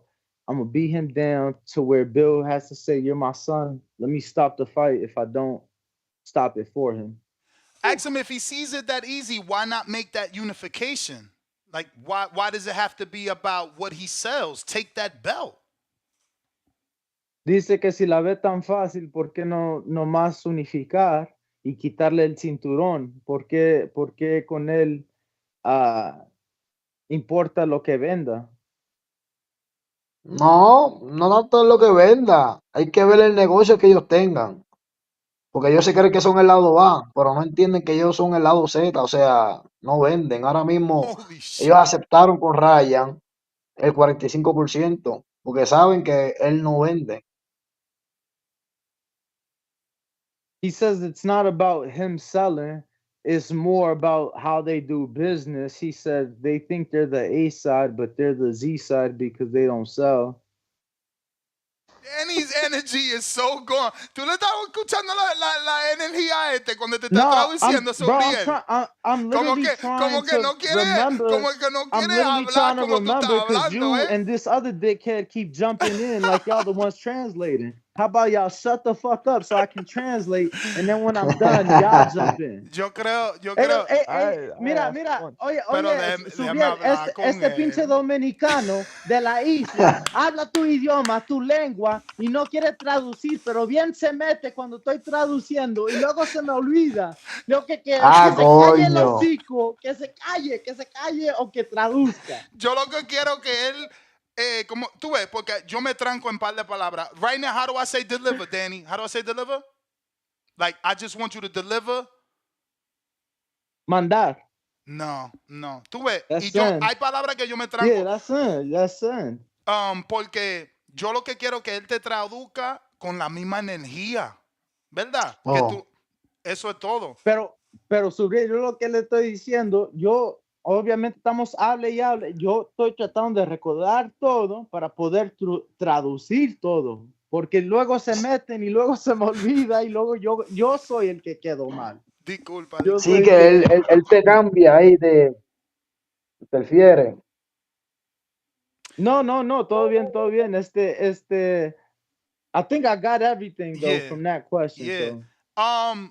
Let's wrap it up, man. Some people ain't get it. I'm sorry, but I felt like we've had them for so long. I don't want to get any calls. Sure. Subriel, gracias por tu tiempo. No, antes que te vaya, obviamente, pues nos dijiste cómo te sientes sobre las ventas y todo, pero ¿cómo ves la pelea el próximo sábado contra Devin y contra Ryan? ¿Cómo la ves? A mí en lo personal me da igual quién gane. Creo que Haney, a pesar de que sea verdad gallina, tiene buen estilo, pero cuando le dan se derrite. Si Ryan le da una mano, todo puede pasar. Pero mientras eso no pase, pues entiendo yo que se va a ir de un lado la pelea. He says, well, look, I really could care less who wins because I asked him his thoughts. Obviously, he's had a lot to say on the sales. I asked him his thoughts on the fight. He said he really could care less. He says, you know, despite Haney being a chicken, he has a very good style. But Ryan is a hard hitter. So as long as he doesn't get hit with one of Ryan's shots, it should be a one-sided fight. But I really could care less. Ask him when and why did Haney become a chicken for him in his eyes? De tu punto de vista, ¿cuándo fue que Haney se convirtió ¿Cuándo y en por qué? gallina para ti? Sí, ¿cuándo y por qué tú le empezaste a llamar gallina? ¿Qué él hizo que te hace sentir de esa manera? La manera en cómo abre los ojos cuando le dan golpe. No es normal. He said A mí the cuando way me he dan, opens his yo eyes te miro a los when he ojos get para que vea que estoy lleno de odio. Él no. Él los abre que se le quieren salir las cápulas. Y eso he no es normal en said un boxeador. Por eso yo digo que él es un cobarde y lo voy a demostrar el día que peleemos. he said the way he opens his eyes when he gets hit, he said that's where it comes from. He said that's not normal. He said you could see it in my eyes. I'm filled with hate and with rage. He said with him, he said he looks like a coward and he's gonna see it when we fight. Can I ask one last thing? Go for it. La última. Subriel is you know the one of the biggest fighters now out of Puerto Rico. Puerto Rico has a long line of legendary champions. What one or two or three, whatever champion, Puerto Rican champions, Subriel, did you look up to the most coming up, or did you idolize? Obviamente mucha historia en el boxeo puertorriqueño. ¿A cuáles campeones tú mirabas creciendo y tal vez aprendías un poco de viéndolos? O sea, ¿a cuáles puertorriqueños campeones tú veías? Bueno, de aprender posiblemente de ninguno. Porque a ninguno le gustaría, ¿verdad?, que le dieran golpe. Pero crecí viendo a Tito Trinidad, después Coto, Juan Manuel López. Vi las últimas peleas de Calderón, no fueron, ¿verdad?, quizás las mejores, pero las logré ver. Entonces vi varios, al mismo Pedraza, que se hizo campeón dos veces, el gran Manny Rodríguez. Entonces, los vi a ellos, pero quizás no aprendí mucho de ellos, pues somos estilos distintos, ¿sabes? He says, look, learn from probably not many because of our distinct styles, but definitely got to see a lot of them growing up. You know, I got to catch the later years of Calderon, which weren't his best, but I got to see him nonetheless. You know, Jose Pedraza, obviously two-time world champ. You know, Tito Trinidad since my childhood. I absolutely watching him, then Miguel Cotto. So, you know, definitely saw a lot of the greats, but didn't really learn from them too much just because of our different styles. Last one for sure. Subriel, la última, te juro, la última. Es mentira, porque ya yo tengo otra aquí. No. Ok, la última de mí, pero porque con esa pregunta me hizo pensar, nosotros tenemos aquí ya tiempo siguiéndote y en mi opinión, tu perfil ha subido demasiado en el último año. O sea, hace un año, quiero decir, tal vez tenías 15, 20 mil seguidores, tal vez un poco más de un año, pero yo recuerdo que no hace mucho, nomás tenías 15, 20 mil seguidores. Ahorita me fijo, tienes 140 mil y sigues creciendo. ¿Tú sientes, o sea, que tal vez tú puedas ser la próxima cara del boxeo puertorriqueño, o tú crees que ya lo es? Yo te voy a ser honesto, la persona que diga que es humilde, para mí es arrogante, ¿sabes? Yo no puedo decir algo que le toca al público, al fanático decidir. Eso a mí no me compete. Yo lo más que puedo hacer es entrenar y que ellos se sientan orgullosos, ¿verdad? En cada salida, pero sobre todo representar con orgullo a nuestra bandera. Eso sí me toca a mí. Es lo más que puedo decir, pero de ahí en fuera de yo creerme que soy, no, eso no está en mí. ¿Por lo menos has sentido el apoyo de la gente este último año? Sí, ¿Año y medio por ahí? sí, Okay. He gracias a says, Dios. Incluso después de la derrota hubieron varios fanáticos que me trataban mano todos los días, me subían a la autoestima, papi, no pasó nada, que si tú ganaste, te fue empate, así que una derrota no hace menos, sigue entrenando y hoy día ha crecido mucho y agradecido con Dios y cada fanático que me la está dando. eso te ayudó mucho durante ese tiempo. Las Claro, palabras de los sí. fanáticos. Okay. Oh. So I asked him, I said, obviously, we've been following his career very closely, especially the last 2 years or so. And in that, we've obviously noticed the increased support that he has received. Not that long ago, he was at about 15, 20,000 followers. He's at 140,000 now. I wanted to know if he has, with all the recent support, if he feels like he could be the next Puerto Rican great, the next face of Puerto Rican boxing. Obviously, Marco, your question kind of triggered that you asking him of the greats that he saw coming up. He says, look, at the end of the day, as a humble man, I cannot answer that because that is an answer for the people to give. That is something that the people determine and they choose, who that is. But one thing I do know, it's my responsibility to represent that flag, that Puerto Rican flag, and represent it with pride. And that I plan to do. He said, so then I asked him, well, do you at least feel the support from all the people, especially this last year and a half or so? He said, absolutely. He said, look, I remember, there was just a few fans, but after I lost, that would keep me motivated, send me words of encouragement, tell me that one loss doesn't define you, tell me that they thought I got a draw, whatever the case may be. That really helped during that time. So now to see the overwhelming support, that really means a lot. But I can't say I'm the face. That's for the people to say. So, Subriel, la mía, antes de preguntártela, te voy a preguntar si tiene el tiempo para dos, porque una es un poco más larga, pero te da la oportunidad de darle un chin de educación sobre Puerto Rico, y la otra es solamente qué música tú escuchas cuando estás corriendo, porque me interesa a mí, porque yo corro y tú sabes, depende de la música, corro más. So, la última vez que yo pienso que había una pelea grande en Puerto Rico tiene que ser con Juan Manuel López contra Solido, ¿verdad? Y si estaba chequeando, y eso es hace 2011, abril 16, 13 años, en hace el 13 años. Coliseo de Bayamón, Rubén Rodríguez. ¿Eso es cierto en tu opinión? No sé la fecha exacta, pero ¿verdad? Han habido diferentes peleas entre México y Puerto Rico, pero quizás, como bien dice, así de título grande, porque también estuvo Cancio con Machado, que fue más adelante, Pulga con Bomba, fue más adelante, pero así quizás grande como tú bien llamas, pues posiblemente sí.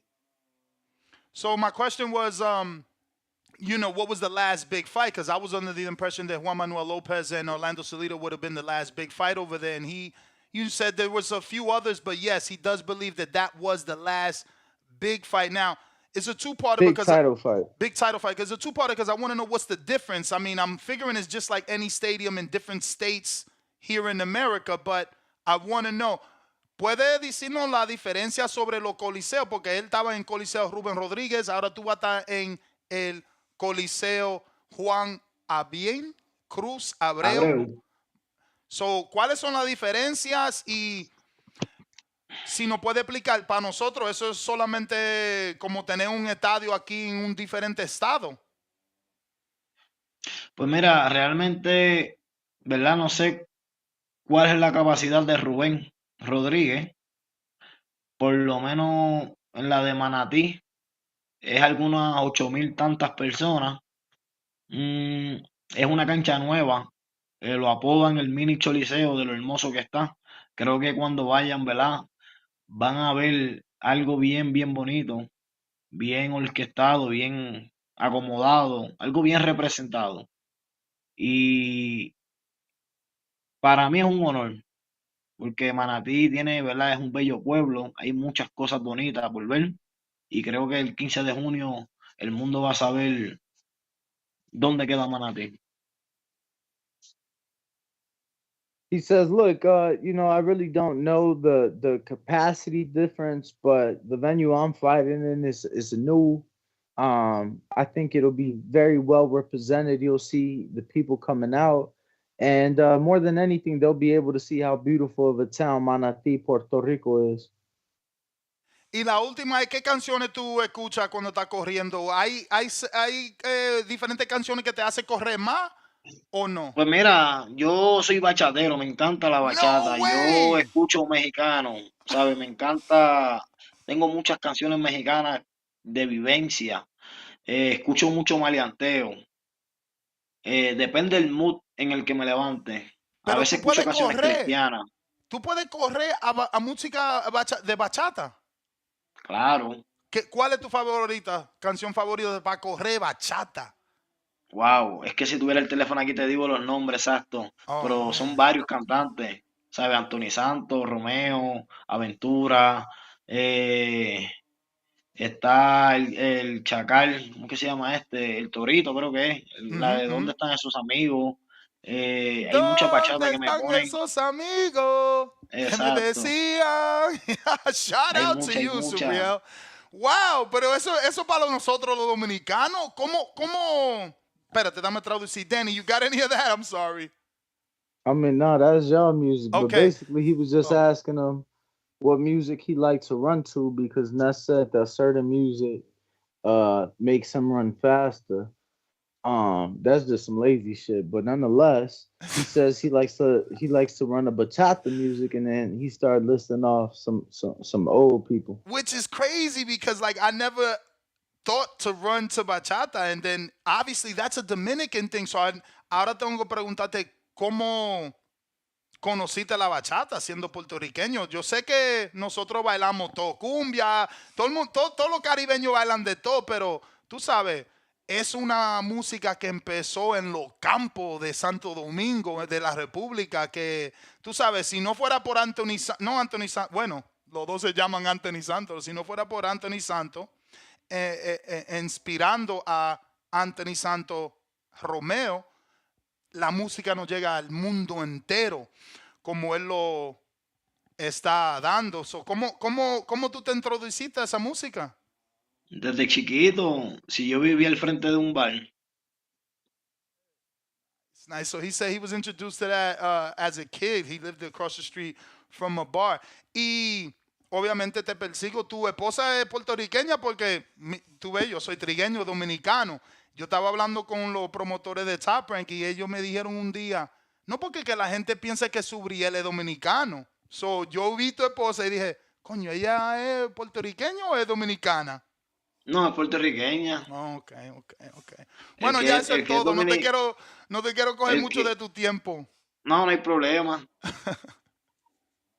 Bueno, gracias, Subriel. Gracias Subriel, por muchas venir en gracias. el programa y te deseamos mucha suerte en esta pelea y Dios para adelante.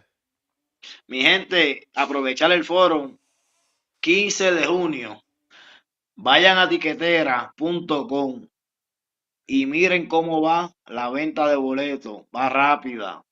No se me queden afuera. Esto promete ser un gran, gran show. Y es traído por la mejor compañía de Puerto Rico, Fresh Production Boxing. Acuérdense en ese dato, la mejor compañía de Puerto Rico, Fresh Production Boxing. 15 de junio, Manatí, Puerto Rico se va a prender en fuego. Así que nada, muchas gracias, varón. ¿Quién te va a caminar? ¿Cómo así? Ring walk, Danny. How you say that? La entrada para el ring, Ah, ¿Vas a tener vamos a entrar con artista Muerto un o...? Gallero. Mexicana, Vicente Fernández. El papá de mi Oh, entrenador. Ese es mi dúo. ok, ok. ¿Y cómo van a recibir los puertorriqueños eso? No, normal. Eso no, ¿sabes? Una cosa es, ¿verdad? Las canciones que uno escuche y otra es lo que uno es. Ok, ok. Yo estaba pensando Mark Anthony.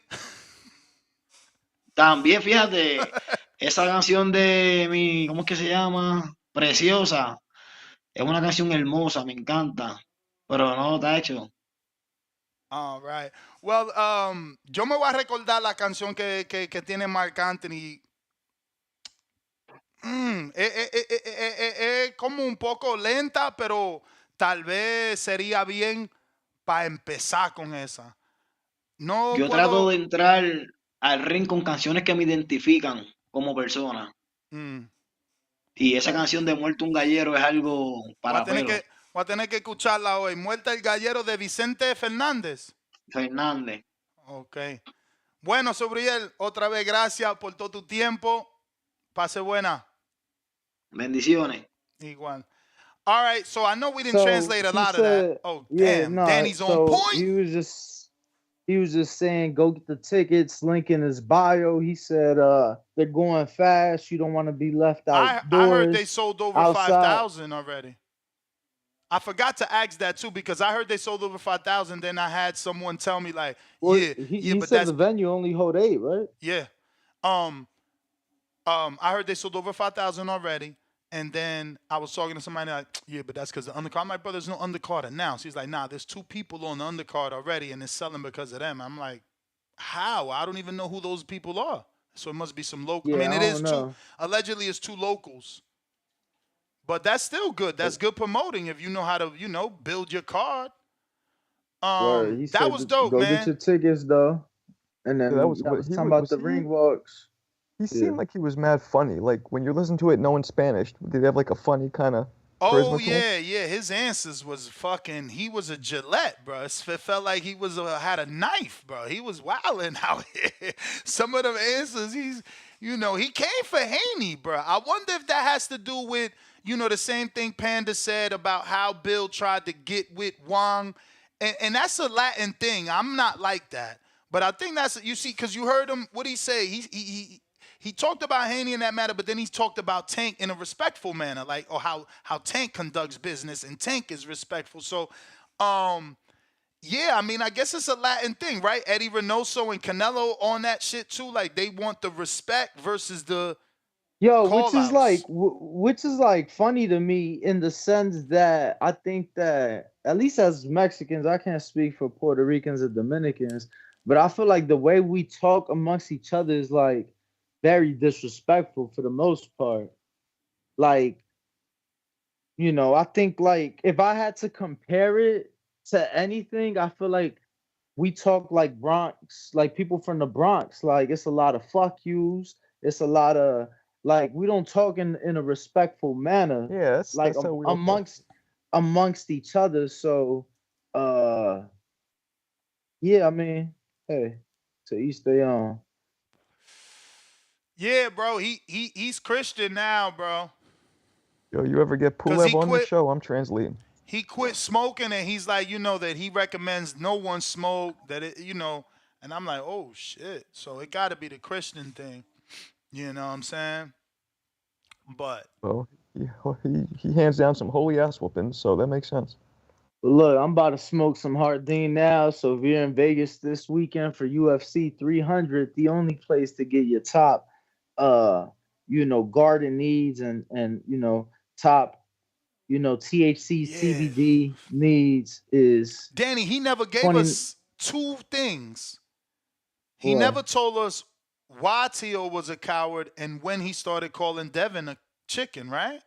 Or Nah, did he he? said that he ain't say when. He just said that because of the way Devin's eyes look, Oh yeah, yeah. that's So he what did answer caused that. him a cut. Why he calls Tio a coward?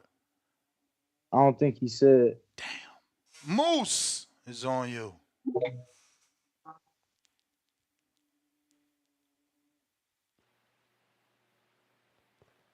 Yo, what was the outcome to Rashidi Ellis and Michael Fox? for that 1 round TCL shit? I don't know, bro. That shit. I'm gonna be honest with you. You know, I ain't watching that. I mean, I'm Good definitely morning. watching that 1 round with Rashidi Ellis and Michael Fox. What?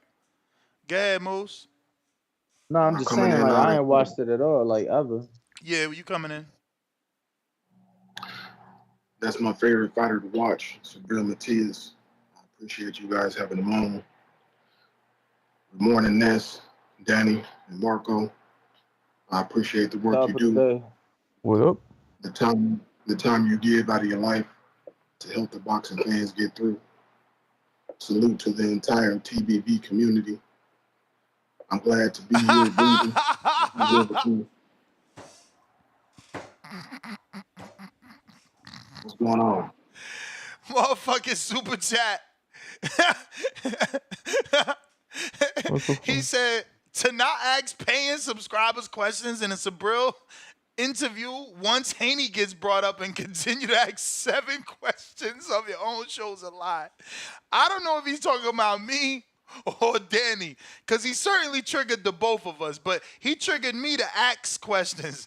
He triggered Danny in mood change. Danny went from translating with passion to being like, yeah, Bro, you just he kept said the paint is interrupting, white, like, and I get it. Like the he was blood saying is red, some, and the he was juice is no, I orange. get it. He was saying some spicy shit, but you literally kept interrupting right before that. How many times you like translate that? I'm like, translate what? I ain't know. It was so much shit. It was 7 minutes of dialogue. I'm like, bro, what the fuck am I supposed to So, translate?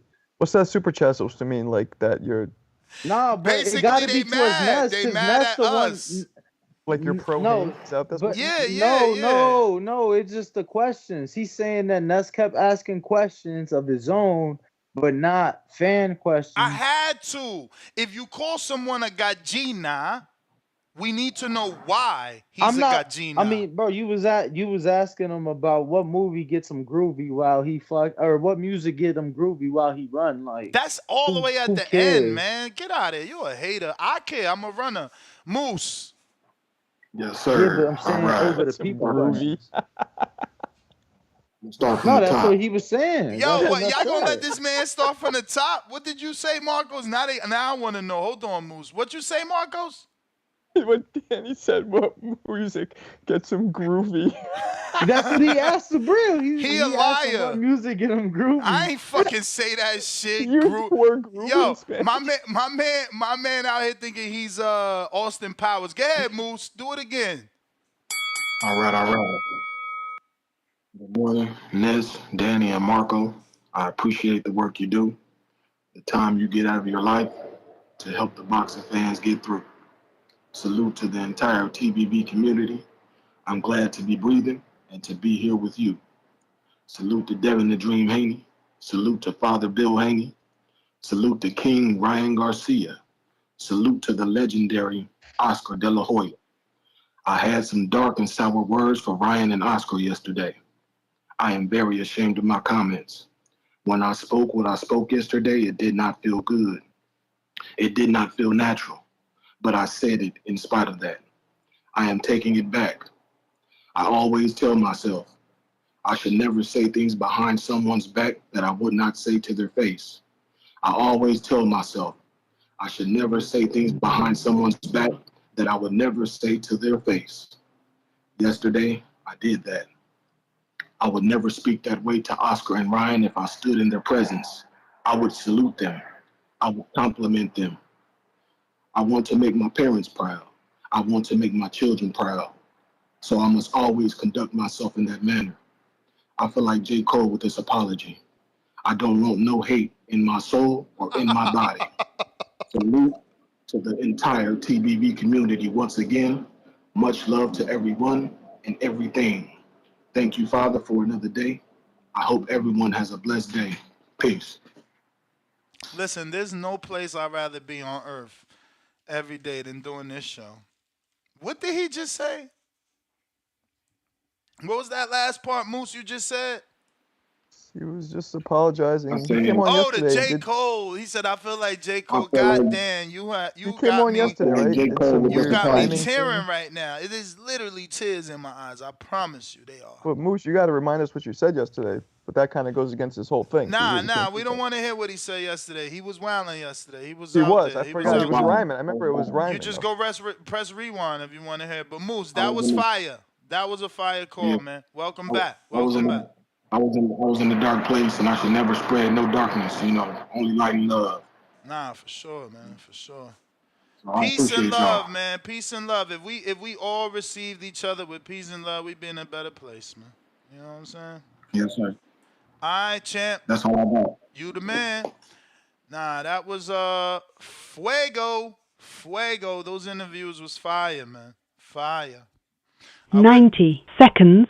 I wish we would have had them motherfuckers on at the same time, but it would have got crazy trying to translate for 4 people and shit. You know what I'm saying? It would have just got bananas. Nobody ain't used my phone line. They gave me a new number because I ain't used my system in so long. That's wild, as I had that number for 10 years. You know, where's the love? There is no love. They like, oh, you want to go? You want to go be with Blue Wire? Well, we ain't rocking with you. 60 seconds. They took my number What away the hell after is that? 10 years, bro. 10 What's that? years. What's that countdown? Yeah. The bomb that's about to blow, baby. You got to blow this joint. You ain't know I don't know about the what. bomb? No. Tim Boski's the bomb. About to blow up. Oh. Ooh.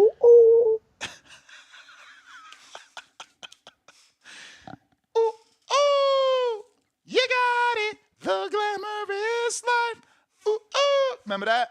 I know you remember that, The Marcos. glamorous life. Yeah, it didn't sound like that though, but I remember that song. What the fuck? How it ain't sound Yo, like that? You crazy nope. ain't sound like that. This is exactly how it sounded. Tim Maybe I'm thinking of Boski. a different song. What's up, Tim? Yo. You hear me, yeah? Yeah. 10 seconds. Oh, shit. Ooh.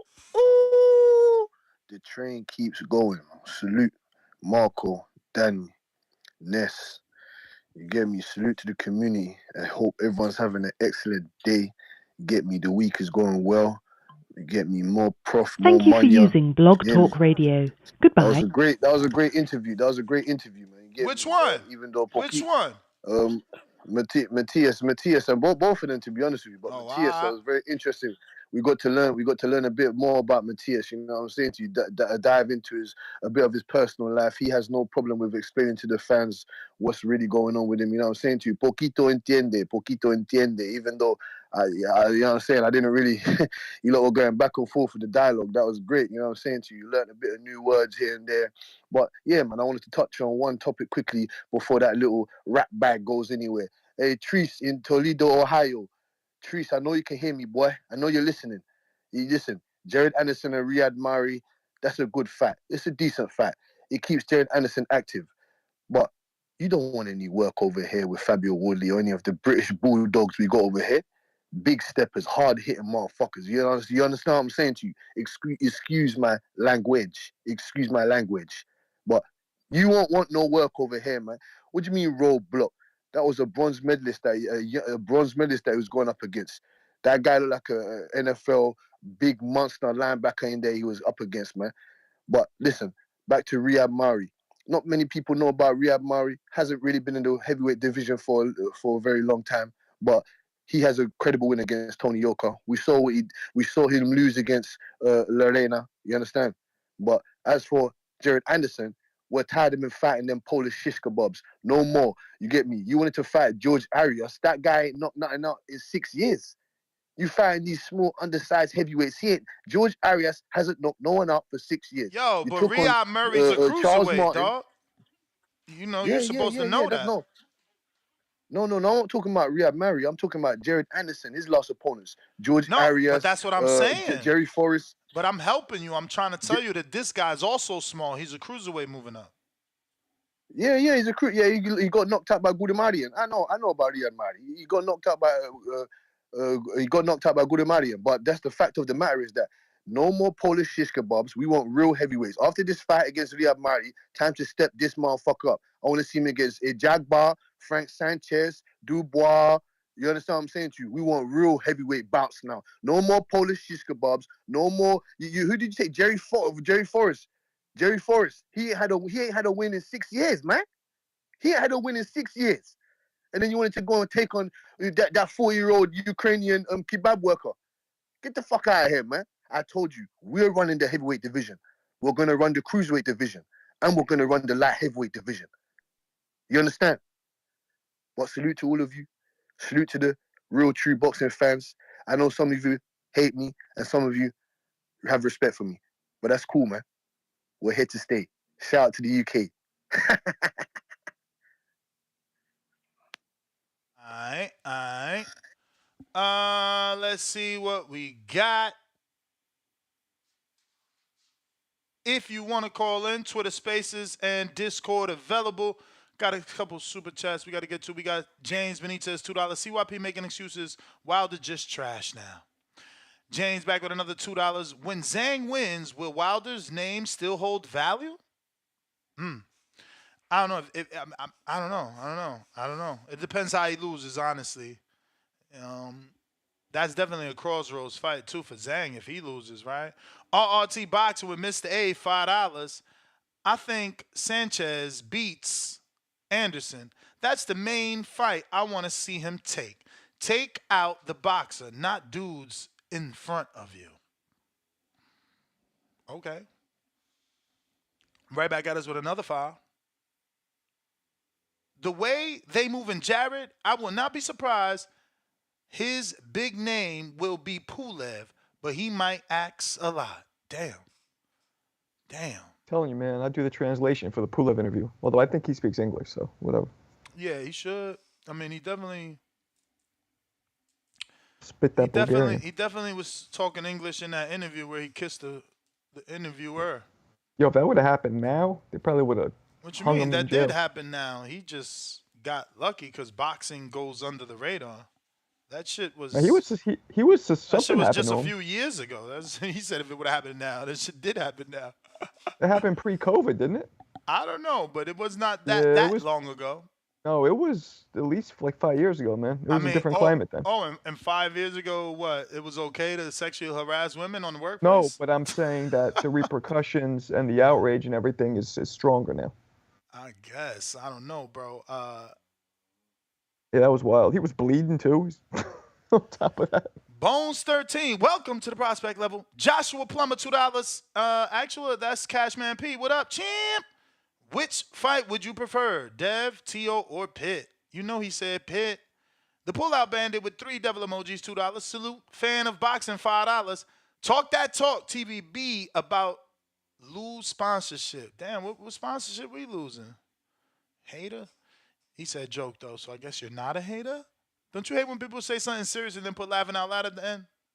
It's called passive-aggressive. Years of lurking. Welcome to the contender level. Box for Money, we read that, and we apologize, man. You see how that went. Come on. You can't get mad at certain questions not being answered when we got to translate and we trying to have dialogue. Like, Danny is right in the sense that, like, I got that Caribbean tongue, and I did sense different facial expressions when I'm talking to Matias versus Danny. You know what I'm saying? For one, he can see me. He can't see Danny. You see Danny.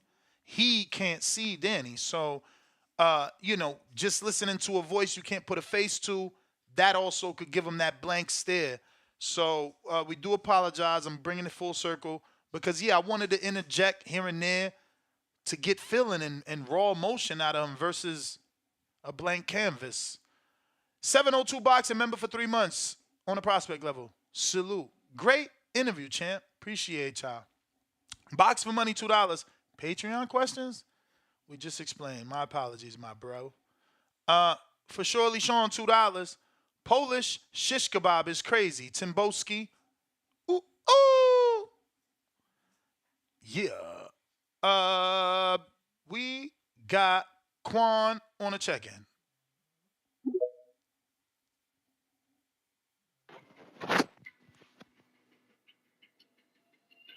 Yo, Ness, what up? You hear me? Yes, Yeah. What up, Danny? he stepped away. Okay, It for was sure, for just sure. I. Yeah. Oh, yeah. What up, Marco? What's up? Shoot, chilling. Shout out to Subriel Matias.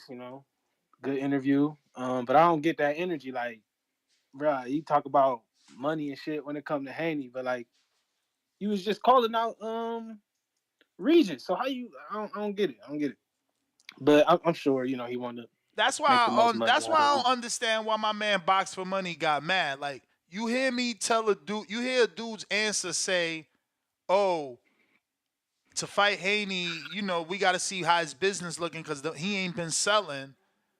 And you want me to get to the next Patreon? It's like, yo, hold up, because that sounds like, for everyone else. Like, first of all, Haney's a main event. Second of all, Haney been on pay-per-view. All right. Second of all, Haney been undisputed Belt. champion. Like, Pitbull don't do none of that, but he automatically thinks that he and Pitbull would sell and that he and Devin would be a failure. So, yeah, I didn't ask all the Patreon questions because I had to follow up on that answer he gave us. That was a little weird. Yeah, for sure, man. Y'all straight. But Jared Anderson, man. Jared Anderson. I've been one of like Jared Anderson's like day one supporters, especially because I got hip to him because he's from Ohio and shit.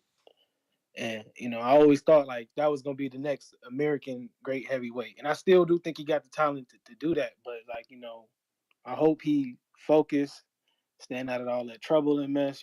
Really sharpen it up. But then it's like I'm hearing he talk about he don't even care about being the champion. So I'm like, well, shoot, I can't be too high on the dude who won't even just trying to get his money, and I respect that. But it's just unfortunate because I really feel like he should have been the next great American heavyweight.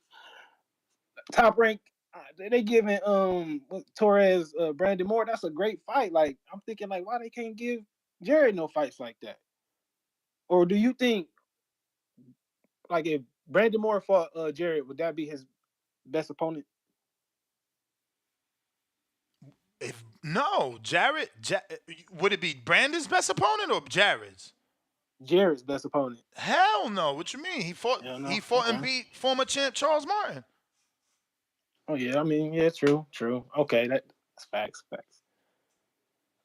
Kid Loki be sleep on that performance, but it was a good performance. But sure, I hope they start getting him some good matchups or get his name going because I mean it just seemed good at least it's prospect versus prospect with Brandon Moore and Richard Torres and they need to be doing something, giving him some good names, but he need to stay focused as well. So yeah, that's my call. Shout out TVV. Oh, one more thing.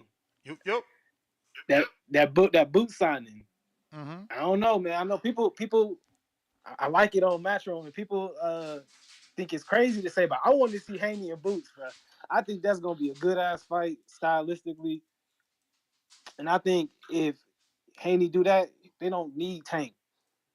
Like at that point, it's too many options over there on Matchroom to where the point where you don't need to keep on calling out this dude's name because you might end up being bigger because it's a lot of opponents that can sell that's finding their way over there. They just gonna see, but yeah, I want to see that fight. Like, ain't none of that ducking shit. I think he can handle Boots.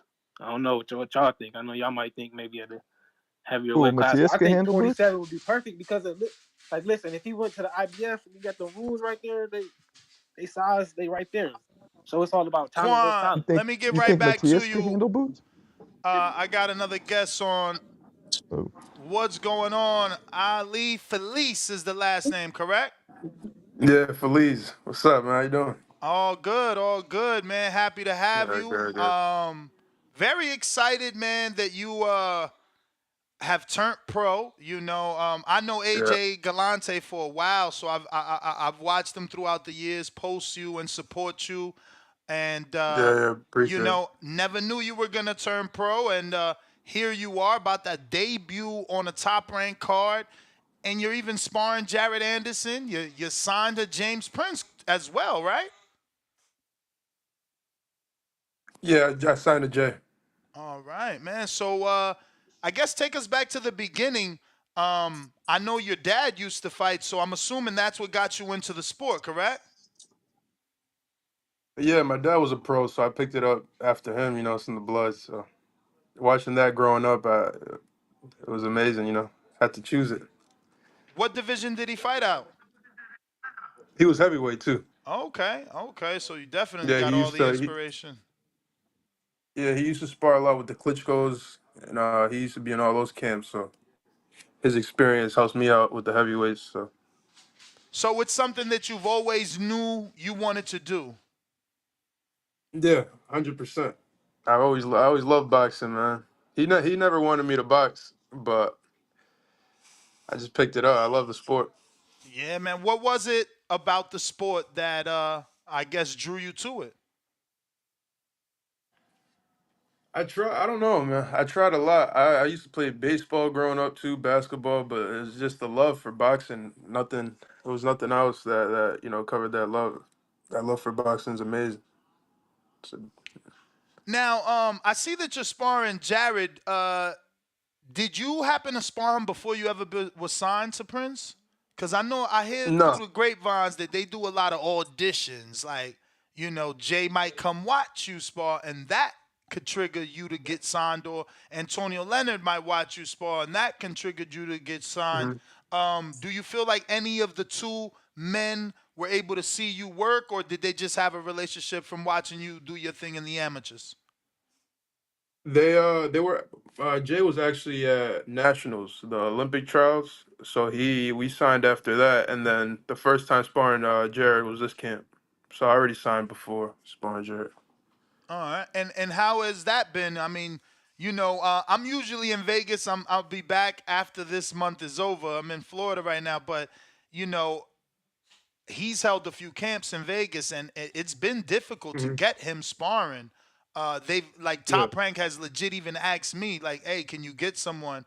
Which is funny because right now Yeah. Timothy Moulton is in Florida, and that was someone I recommended back when he was gonna fight our fellow Dominican George Aries. Yeah, Um, there it is. but yeah, how has that been? Again, no one's really raising their hand to spar Jared. Yeah, he's a beast, man. A lot of people talk about him, but he's a real deal. He works hard. He's in there every day, and I learned a lot. Sparring with the guy that's the top at my division. To start off, there's nothing better than that. So For he's a sure. beast, man. Being in that camp, have you noticed? Because I hear you say you learned a lot. What exactly do you feel that you've learned, and what do you notice is different from your training camps as an amateur and his professional training camps as a pro? It's a whole different game. Transitioning it was tough at first, but then because like the speed once to throw, pro you could be more patient. And sparring him, I learned that you don't have to be throwing 1,000 punches around no more. So it's a whole different game. I'm still getting used to it, but it's great. So did he work with you in the sense like you in there and he seen you throwing all these punches like, yo, calm down? Or did he wait till after the session to give you any sort of advice, if any? Maybe he didn't. No, we were just sparring regular off rip. I just picked it up during the sparring, but he knows how to work too. We were both going at it. Cool, cool. So what ultimate led you? Because I automatically assume you would be managed by AJ. He used to be a manager. He had Elvis Rodriguez. I'm pretty sure you know Yeah, Elvis. I mean, you signing James came pretty left field for me. I even thought yeah, it was you out of might have nowhere. signed to a friend of AJ. I don't know if that ever happened where y'all met, but there's a friend of AJ's that I don't know if you were presented to, Adrian Clark. I know Adrian Clark. Yeah, yeah, Yeah, I thought I maybe know you him was too. going in that direction, and then James Yeah, Prince. How'd out that of nowhere. happen? Yeah, it was just after nationals. I just shout out to AJ too. AJ's a real deal too. But I just I saw what Jay had to offer. He brought me straight to Bob Arum. It was he had it all. The deal was planned out, and you seen what he did with Jared in so little time. And for me, I feel like that was the best fit. Nah, absolutely. Jay has proven to be a great manager in the boxing game. Look at how he's been able to manage Shakur's career and in so Hmm. little time make him a multiple division champion and a household name in the sport. But I like the move uh, to Top Rank. I feel like they're gonna give Yeah. you, the activity you need to blossom Hmm. into a full blown pro. Was that one of your reasons why, or did Top Rank Yeah. just come as a package because you came on with James? No, 100%. Top Rank is the best. The best for me. I had options from the top guys from all of them, but Top Rank is the best, man. They guarantee your fights, and they put on shows a lot, especially in America. They do a lot, and I was just the right fit. They're the real deal, the best in the game right now. And the signing just happened, and you're already on a show. Did you know Hmm. beforehand, and did they know if you were in shape? Like, because it seems like everything happened pretty fast, no? No, it was a couple. I had a good like 5 6 weeks in camp. They let me know like 5 6 weeks. Okay, okay. So I signed before they announced it. So I had the fight and everything already held with me 1 second. We're Got joined with Tiger here. Dominican heavyweight Ali Feliz, and you were born here in America, right? Yeah, I was born here. Okay. And your dad is from where in DR? He's from he's from the capital, Okay, okay, okay. Santo Domingo. Yeah. My dad is de San Pedro. Okay. Yeah. Hmm. My mom's from Santiago, so it's Okay. two So different. she's Yeah. is she does she happen to be fair skin? Like light Yeah. skin, right? Yo, it's so Yeah. strange, right? Yeah. So strange. Like everybody from Santiago and La Vega son más blanquito. If you go down the Yeah. other It's way, we crazy. all darker. It's pretty Uh strange huh. over there. Um, Yeah, man. I wanted to ask about your opponent. Obviously, Anthony Woodson is someone Woodson. I know because of Skylar Lacey. Again, I live in Hmm. Vegas and Florida. I know Skylar. He fought Antonio Mireles, who was with Hmm. Top Rank. He was with Top Rank. Did you happen to see Skylar's fight where they ended in draw? With Morales, I saw the highlights of it. And did you happen to watch Skylar, knock out the guy you're gonna fight? I did see the ending. I saw the knockout to it. So what are you expecting from Anthony? I know he's a southpaw. He's a big dude. He's like 280. So I don't know, man. I'm ready to work. I'm ready to go to war. So For sure, for I'm sure. doing it whatever it takes to get him out of there. So who is your trainer? My dad, Finelli Okay. Felice Senior. Yeah, Nice. Nice, nice. Father son duo, man. We need more of those in the yeah, sport.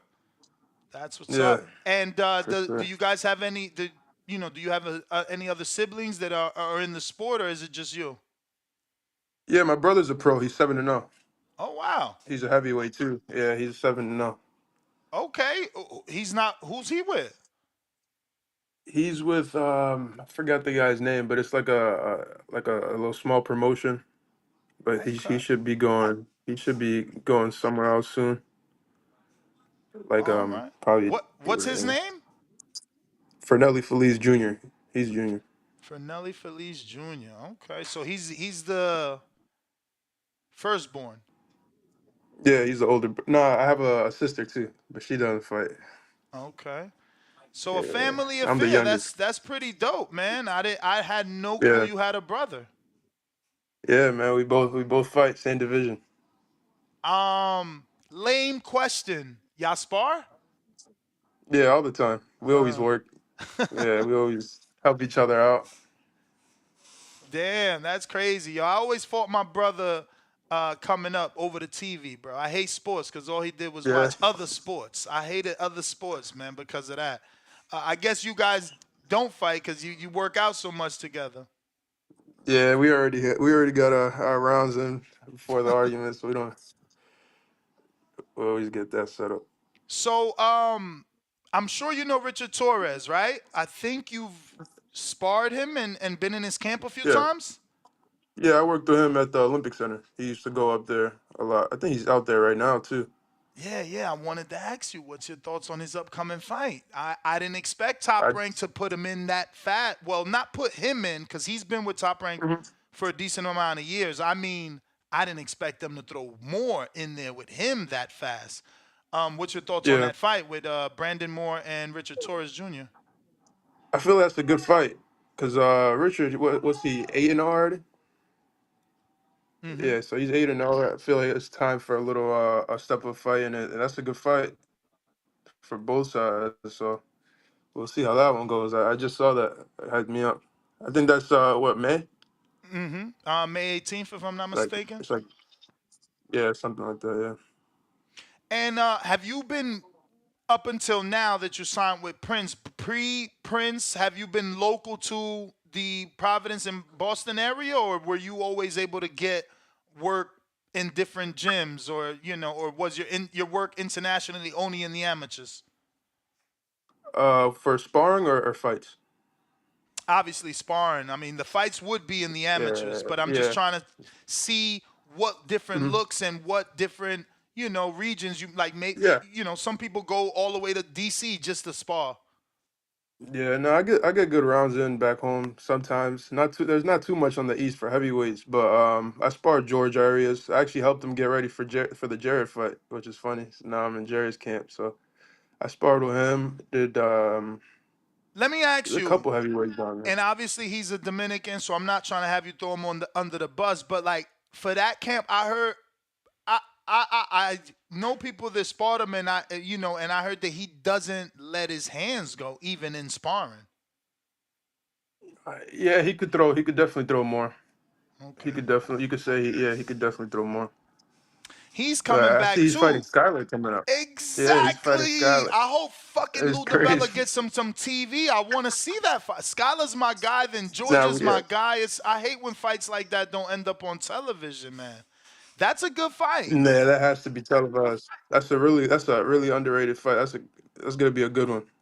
I don't know who's gonna Um, take that one, man. oh damn, I was just about to ask you who you think takes it because I love Yes. Georgia's style. He has great rhythm and it's Hmm. just he's not a puncher though. He's just Yeah, unless he he does. starts Yeah, to he let his doesn't. hands go more to see can he become one. He don't seem to be a puncher. So, but Lacey is Hmm. more boxer than puncher too. So that's an interesting fight. Yeah, So it's that's fight gonna week be a for good you, one. man. You look in good spirits. You don't even look like it's fight week. Nah, I'm good, man. I'm relaxed. I got the press conference coming up at 1 with Top Rank. I'm just chilling, man, soaking in all the energy, just First time in having Corpus? fun. First time, yeah. It's nice out here. You been out here? Yeah. Yeah, man, all Yeah, it's over beautiful out Texas. here, man. How's the weather? That's good. It's good. Nice, Okay. sunny. It's a little windy though, because we're right by the little ocean bay. Ha- But it- Was it any different? Or well, yeah, you're by the ocean, but is it any? I guess is it a lot different from Houston? Because you held camp in Houston at James Prince Gym, right? yeah, uh, nah, it's like the same. I did a nice little jog today. It was the same. Cool. Yeah, I seen you jogging the other day on your social media. You're in very Yeah, good shape. Now I haven't seen you without a shirt, but you did. I just automatically thought you were a little heavier. You look like you might be in like really lean shape. my bad. I was getting a phone. I got a phone call. Nah, no worries.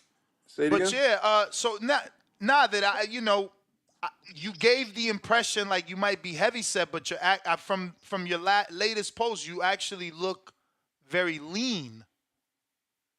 Yeah, I got in good shape over there in Texas. Also, I'm still getting in better shape. I want to be more toned out. Obviously, growing to the body. Am I frozen or is it good? Nah, you're good. You're good. Shit, I Yeah, think you're in great shape. I mean, what more can you do besides add a little more weight? But you don't need yeah, it because you're not that tall.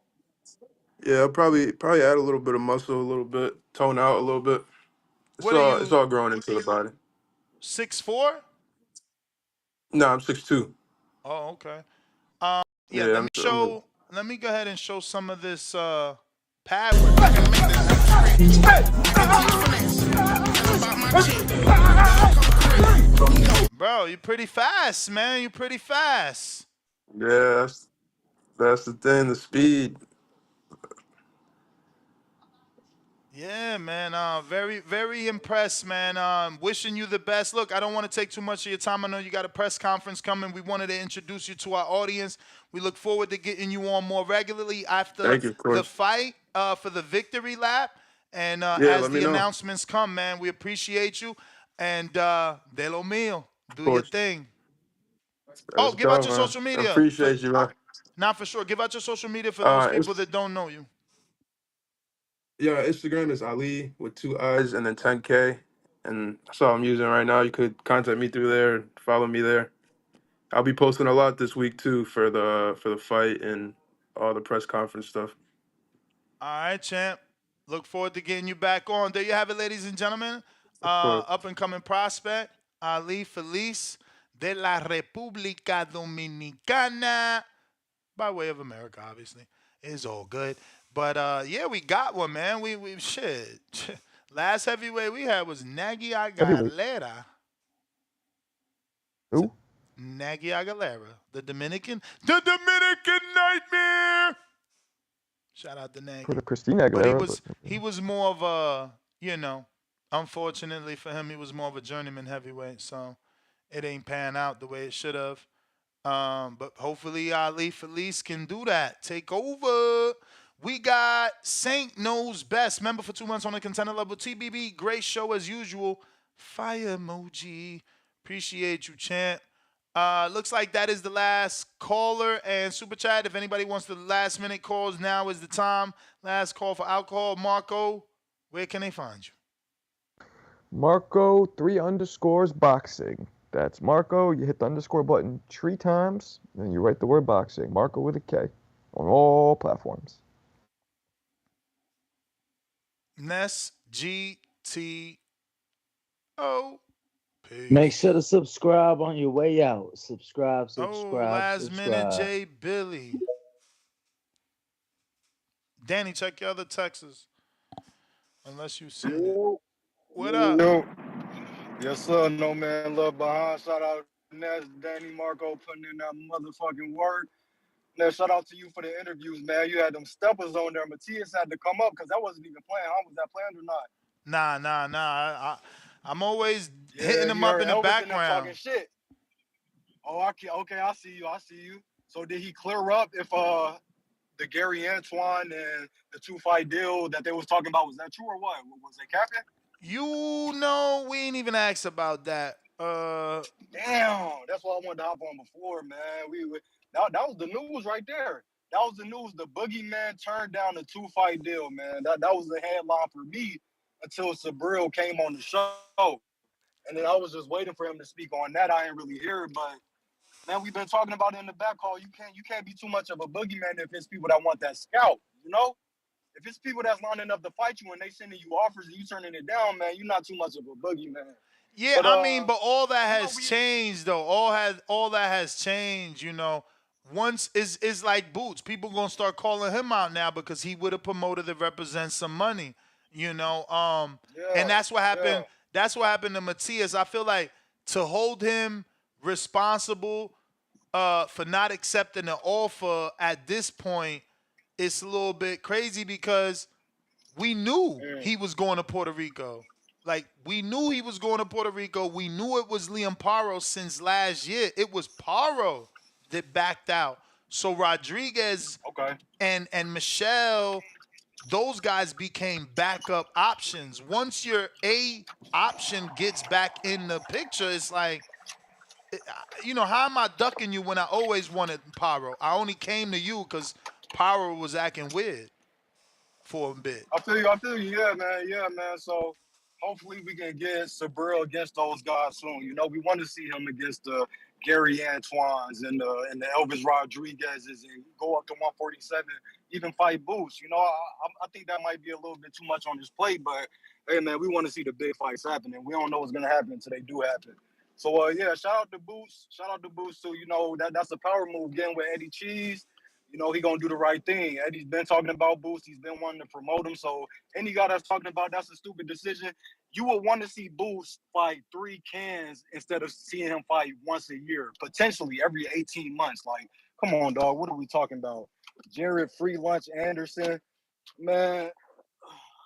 I just feel like with Jared, you got life problems going on, dude. Life problems that everybody else got. Everybody got to support their family and they got to get the bread and be the provider. But man, like to speak on it every single time, I don't need to know about your personal issues every single time you have an interview. Shout out Sean Zattel with that interview. I think the only guy he'll be ready for is Wilder. Like mentally, they're on the same level. You know what I'm saying? Wilder's halfway there. I feel like Jared's 1 foot in, 1 foot out in this boxing shit. So you know that's the fight to make. That's a domestic level fight. So you know let's see what happens with that. I don't think Jared's like you see how Trees he didn't talk about that Fabio Worley for Jared. You seen that, right? Nah, he don't want that. He trying to Yeah, pass that man. off on Trees Fabio he Clark. don't want that, man. It's crazy. It's crazy. Trees ducking his taco for his favorite fighter. Let me build my fighter. What you building them into? But you know, as y'all keep on putting in that work, I just wanted to tap in real quick. I'm gonna tap back in if somebody say something, even though it's in this show. Damn, that's tough right there. My man got a brother. He older. That's tough, bro. Ain't that tough? You don't. Yeah, it ain't tough for you. Like I'm like, yo. You know, he 27. You know, he got. Ooh, damn. That'll light a fire under you, though, right? That'll light a fire under you, where it's like, yo, I should have been. Okay, so this is the TikTok dance that's going viral for Ryan, huh? What in the hell? All right. Ryan Garcia with his Spanish teats on TikTok. I'm sure everybody would learn Spanish with a teacher like this. Did you see this shit? Oh, you ain't see. Shout out to Ryan. Motherfucker. Everybody want to go. Everybody want to learn Spanish if it's like that, Danny.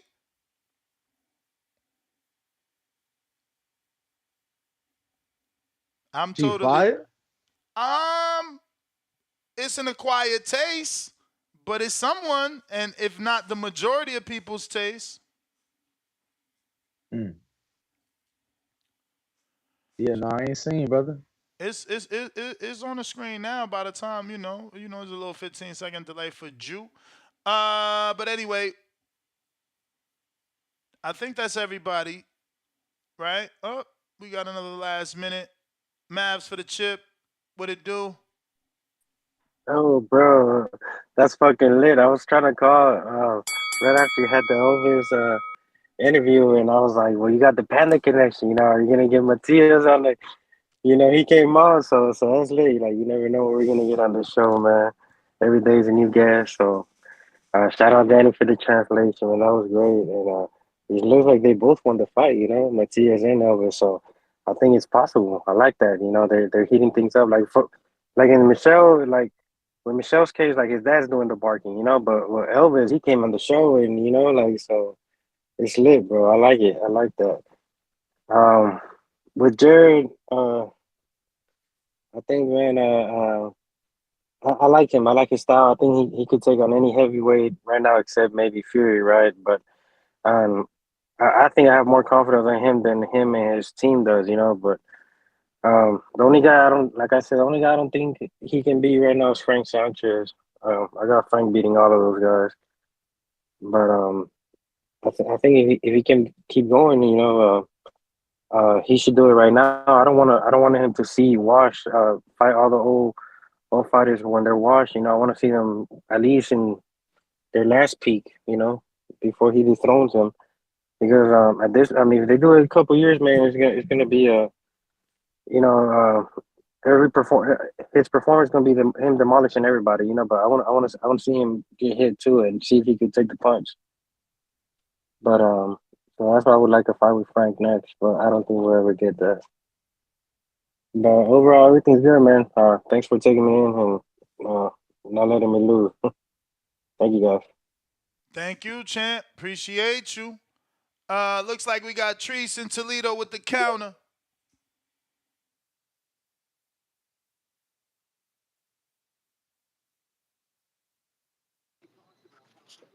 Yo,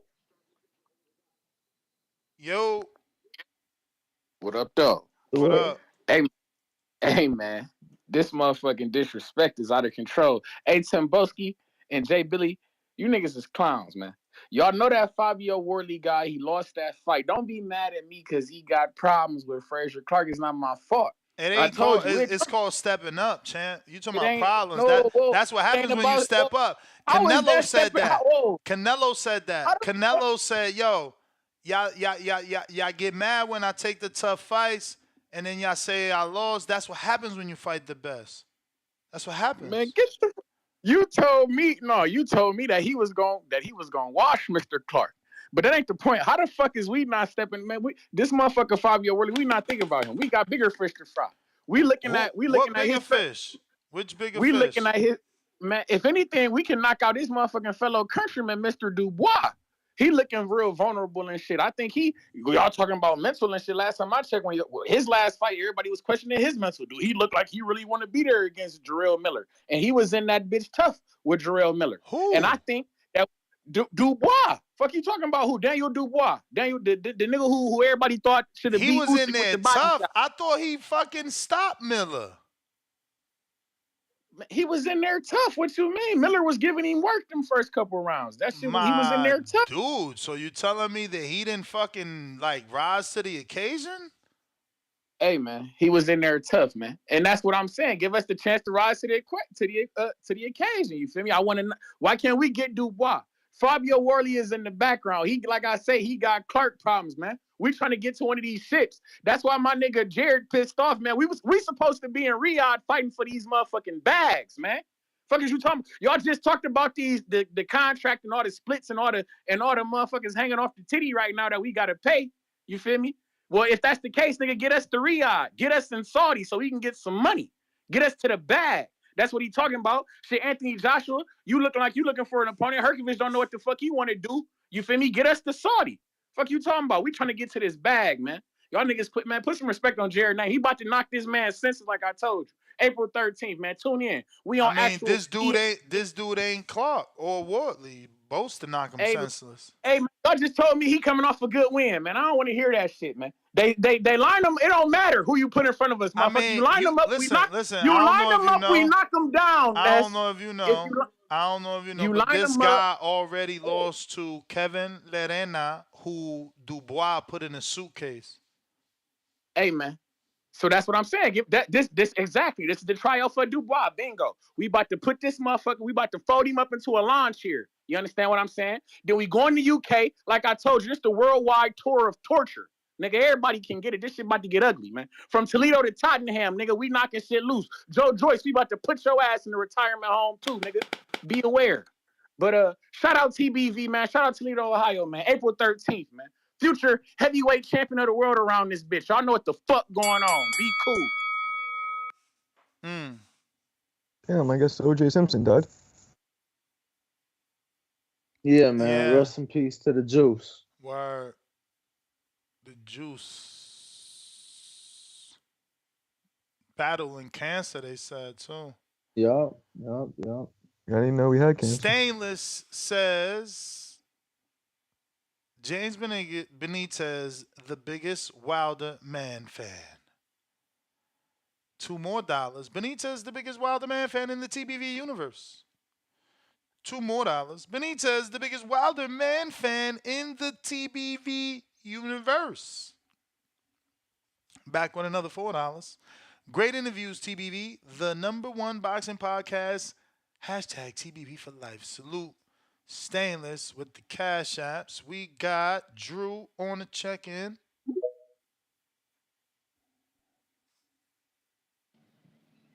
Yo, what's happening, gentlemen? What up? Man, Toledo Tree, stop your bull jive chicanery, bro. Nobody want to hear that. Tell Jared Anderson to stay off the police lineup lines, bro. He ain't trying to step up to nothing. I can't handle the pressure. I can't handle the pressure. I didn't ask for it. Bullshit, bro. Shit'll get off the pot. You calling out Andy Ruiz, who's been inactive? You want that scout? What's that gonna do? Nothing. Talking about Frazier Wardley and Fabio Clark, like step it up, bro. You over here gassing him for what? He ain't done nothing. He ain't doing nothing, bro. Shout out to Jay Billy and Tim Boski setting them straight, man. These American fighters, bro, all nothing but Twitter fingers and sensitivity training that they talking about, man. All they mental health issues, bro. Everybody got issues, bro. We don't want to hear you about your shit every other week, bro. Go put some money on your brother's books. Go do something. That's my call. Thomas Lamana's fighting Juan Carlos Abreu for a belt. That's the new opponent that got him? The Abreu is the same dude that Boots beat coming off the bracelet, getting out of jail. Yeah, That he fight had week. another guy he was supposed to fight, but I guess that guy got a better opportunity, so Then that's he the was looking same for an guy, opponent. Danny. That same guy that Boots beat coming off of a bracelet that week, he stopped him in 6. Then Charles Conwell, the big puncher, could not stop that dude moving up 4 pounds. That dude weighed 150 when Boots fought him. He moved up 4 pounds, and Conwell could not stop him. Plus, Conwell had a cut in that fight. Since then, all that Abreu's done is get a tune-up over a 19-10 fighter in Santo Domingo, where he got a 2-round knockout, and the WBA approved him for the WBA gold middleweight vacant title with Thomas Lamana, trying to get his rematch with Islandri Lara somehow. We got Treese with another counter.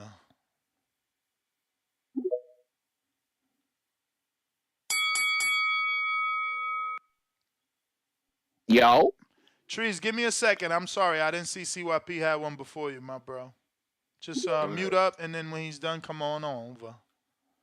For sure. Hey, yo, who up? You, my brother. All right, cool. I hear, you know me. I don't say nothing to nobody unless you caught on here lying. We don't want to see Boots fighting every 18 months. First off, Boots ain't never even took a year off. He ain't never took 12 months off in between fights. How the fuck he gonna be 18? He ain't never took 12 months off in a fight at all. I didn't watch every single fight. Look it up. He ain't never took a year off. But you know who has? Regis. He did it twice with Matchroom. You know who else did? Bivol. He did it once with Matchroom. So if y'all, I don't need to pull no card on Matchroom, the zone, whoever, fuck all that. But don't call in here with the lies because I'm going discovery your ass. You're going to get CYP'd on. Don't do it. Just say that you like to do it and you want to see the fight and you want to see the matchups. Cool. But don't call in this motherfucker lying about shit. Tell the truth. Tell the people how when Andre signed with Matchroom in his own, they said he was gonna get Canelo, he was gonna get Triple G. The motherfucker didn't even get Jacobs. Talk about that. Talk about how y'all complained about all the fucking Euro dudes he fought when he was over there. But now you saying you cool if Boots do it? Y'all are hypocrites. I remember y'all was complaining about every single fight that Andre fought because it was against a no-name dude nobody know. Y'all didn't respect the competitor. Y'all was clowning. Now y'all cool with it. I thought we was done with this shit. I thought we was done chasing dudes and separated networks. I thought y'all wanted dudes to fight. Oh, I get it. There's always an underline in this community to shit. It's always underlined because y'all can't never keep it real, and I'm always here to discovery your ass. CYP out. All right, Treese, on you. Yo. Yes, sir. What up, though? Hey, man, I see we got Drew, man. Drew clown ass. Another clown want to join the circus with Tim Boski and Jay Billy Goofy. I don't get it. How the fuck is fighting Andrew Ruiz, a former unified champion who got a win over Anthony Joshua, not a good scout? I don't want to hear that shit, man. I don't want to hear that shit. Just nah. Okay, you don't have to hear it. Just think about this. How did we react? How did we react when Keith Thurman's name was brought up, who had 25 months of inactivity? You told me it was a great fight. You want to see what Keith can do. You said that he's spry. You was in the gym with him. He looked good. He got 200 in the clip. That's what you told me, Ness. But am I not biased because I was in the camp? I said, how did the community... And what the hell am I? What am I? But how did the community react? Hey, man, I heard Tip. I heard Tip Bayless calling and tell me it was a great fight. I had people like C Dub telling me that this was roll out. Great for PBC. We got former champ. This is inaugural fighter Keith Thurman who coming back. This is what he do. Every time we make our annual appearance on a new network, we got Keith Thurman, former champ. Great win. His only loss is to Pacquiao. That's what the fuck I was hearing. Fuck out of here. That's I don't want to hear that shit. If we get Andrew Weed's scap if we put his ass on the motherfucking mantle, I'd love it. Well, wiping clean. Fuck you mean? What y'all talking about? If we get Andrew Weeds in September in Texas or in Houston or something, that shit not a great fight. You niggas is nuts, man. Fuck out of here. But y'all want us to fight a Fabio Worley who ain't done shit except get his shit split by Mr. Clark. Man, I don't want to hear that shit, man. Like I told you, he got Clark problems, man. I don't want to hear it. If we going to UK, we going for Dubois. Nigga, we going to Saudi. We trying to get this bag. Ain't nobody thinking about no punk ass Fabio Worley. He get that win. You feel me? He get one of them little skinny straps that they got over there in the UK. What the fuck is them rainbow belts and them little leather straps and shit that they got over there? You feel me? And he come over to the USA, you feel me, and knock your shit loose. Ain't about nothing. But hey, man, we trying to get to this money like I've been telling you, man. Andrew Weeds, I know you listening to this shit. September 16th, Mexican Independence Day, man. It sound like a plan to me. Fuck it, make it in Houston, bro. You ain't doing shit else. Might as well come see the future heavyweight champion of the world, you feel me? Live and in color around this bitch, man. Shout out Toledo, Ohio. Shout out TBV, man. Y'all know what the fuck going on. Y'all be cool, man. Yeah, man. You gotta stop gang banging on bacon, man. Ain't that serious, man? Ain't that serious? Tip.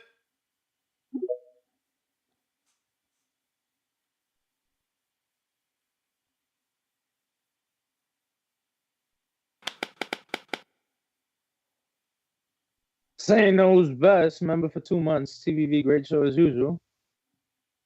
Tip. Counterpunch for Tim Boski.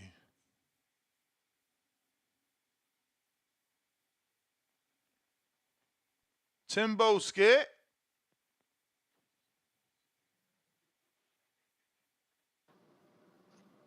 Yo. Yo, What up?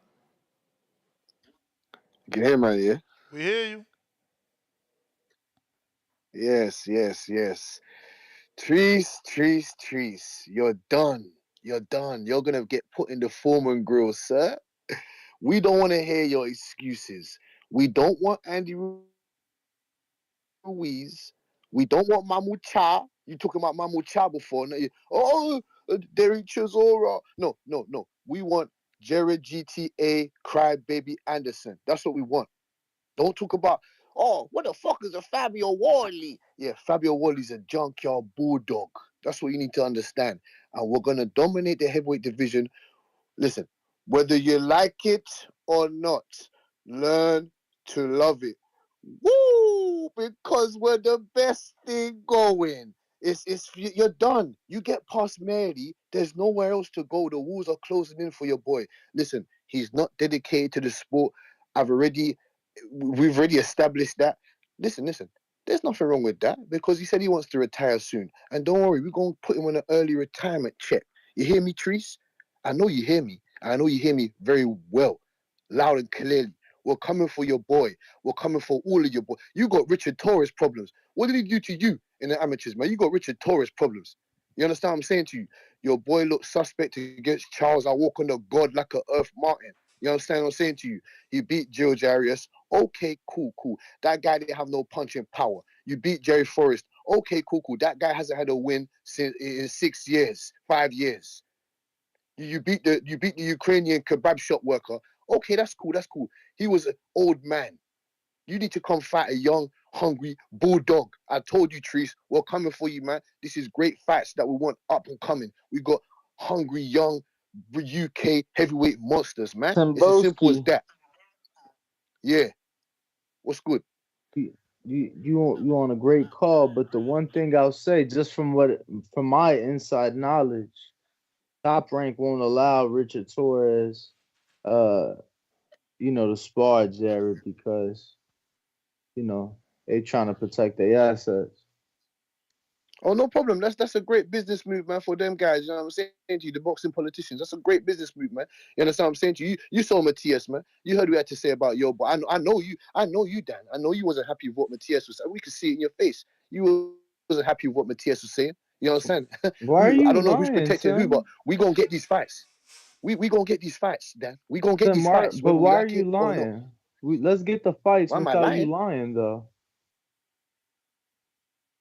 You just got caught red-handed in a lie, live on this show. Damn, he got a call or something. I don't know. Jonathan, I'm He betting on said, $2. "You ain't catch that, Nash? Y'all ain't catch that?" He said, "We saw it in your face. You didn't like what he was saying, but yet the whole time, the whole interview, the chat was begging for you to show my face because I was never on camera, so." It's funny how he was the only motherfucker on the show. I mean, the only listener on the show that saw my face. Whoa. Shout out, shout out to Subriel Matias. That was Got a great him. interview. Why you catch him like that, B? Nah, he threw me the ooh. Alley? It was like when I threw it to you, you couldn't help but jump, 6 inches and dunk it. Right, Because right. Counterpunch Jay Billy, courtesy of Drew. And counterpunch for Tim Boski, courtesy of Drew. And counterpunch for Jay Billy, courtesy of Jay Billy.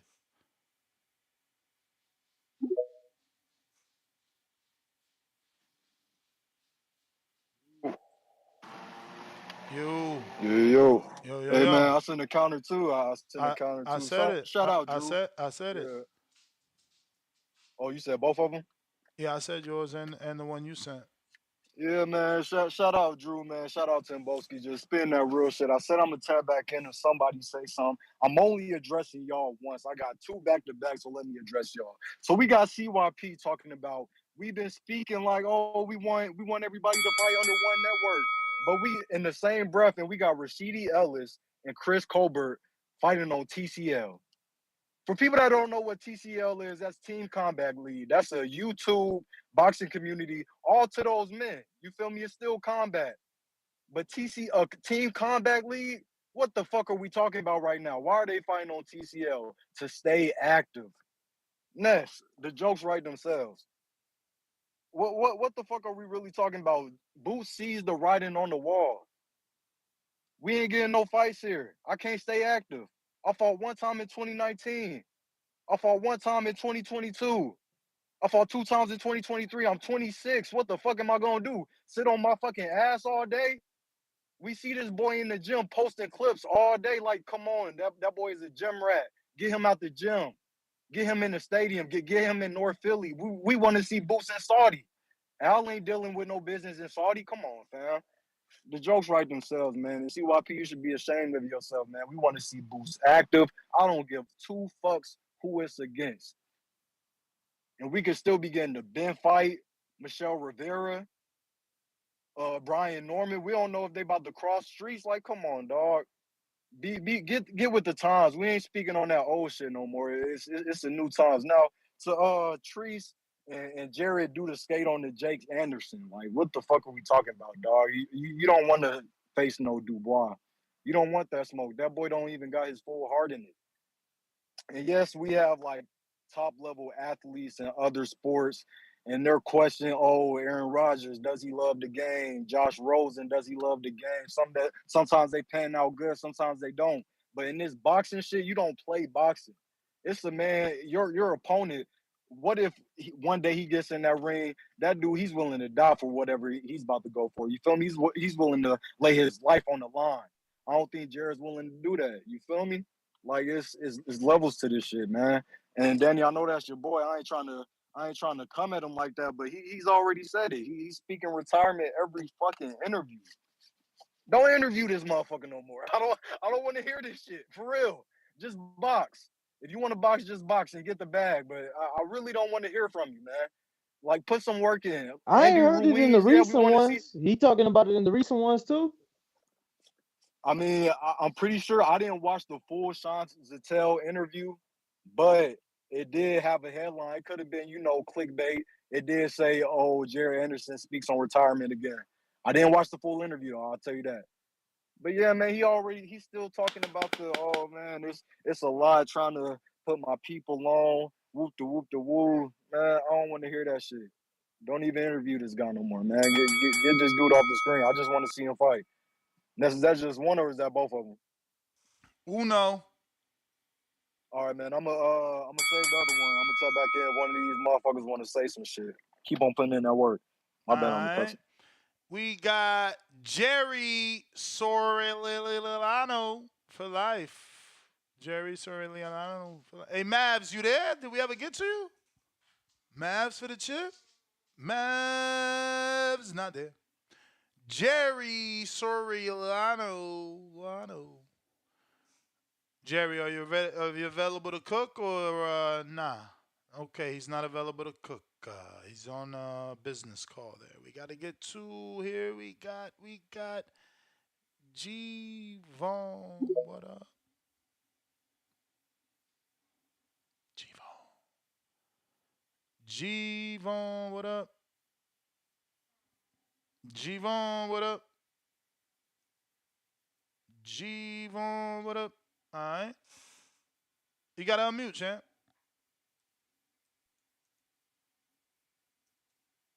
You gonna unmute? You there? You're not there. Tip. Actually, Rich, what up?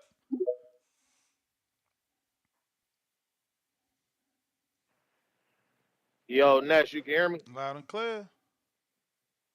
All right, man. I got two things. I gotta kind of piggyback off what bro was just saying about Jared Anderson, bro. 2 years ago, no, even last year, if you would have asked me about Jared Anderson, I would have thought the nigga was, you feel me, the next best thing out the heavyweight division. But listening to him talk, I watched pretty much that whole Sean Zattel interview, and he did bring up retiring again. And Zattel asked him, some alluding about if he wanted to be a champion, and he was like, he brought up Tank Davis, um, making good money and not fighting for belts. So that shit threw me all the way off. So I'm kind of gonna have to step back off it, dude. He kind of don't seem like he wanted. And yeah, that's that. Another, the next thing is, I smell a duck. I smell a Daffy Duck. I smell a Donald Duck. Correct me if I'm wrong. Has Subriel Matias ever headlined a card ever before June 15th of this year? Um, Not on a television network that we know of, like maybe in Okay. PR, like on the come up. Maybe, huh? Yeah, okay. Yeah, that's what I thought. Who the fuck is Subriel Matias or his team or anything like that to be talking about Devin, Shakur, Tio don't sell? Who the fuck is this guy? I thought Subriel Matias was just fighting like the third bout on undercards on the PBC. I don't know where these guys get this whole I'm the big guy. Am I tweaking? Or was that like some weird ass shit saying that these guys don't sell? He didn't even want to answer the question of who would be his hardest fight and who would be his what's name. He talking about what fight he would like the most. He didn't even answer the question, bro. So I'm starting to smell a duck. I mean, I was here when Bill was on the phone with Arango type shit, and he was saying how the manager hung up because he didn't like the way Bill was talking and how they wanted to talk after some other dude was finna fight on that Saturday card. You know what I mean? On that Bam Rodriguez card, he said he wanted to talk after that. That was already weird as hell. Seeing that Subriel Matias is fighting on undercards and shit, and and Bill Haney, Devin ain't fought on the undercard since 2019, and before that he was headlining everything. Is offering you a conversation to at least talk about some shit, and you trying to put him off as if you're the guy. I smell a duck, bro. I don't know where he was coming with that whole shit. Am I tweaking though? Like, was that real nigga shit to y'all? Now, I mean, you see me jump on it, but at the same time, I could see they angle. They getting the opportunity to show what they can do now as an A side. So, like he said in the interview, Devin thinks he's the A side. He's more like the Z side because he don't sell. So now he got to prove Against that. who though? What No. Against who though? Wait. He's saying you that mean? Devin is the A side against, or the Z side against Subriel Matias. Is he serious though? That sounds like some bullshit. No, I think he's saying that in general. He's like, Devin believes he's an A side, but he's selling like a Z side. But that's some bullshit. Because who other than Tank Davis and Ryan Garcia, who the fuck else is B side and Devin? Nobody. Nobody. So he's talking out his ass. But And this but ain't the again, first time. it's not necessarily out his ass because Tank and Ryan is selling. Devin got one successful pay-per-view, and that's with Loma. No, we don't know what Ryan is doing.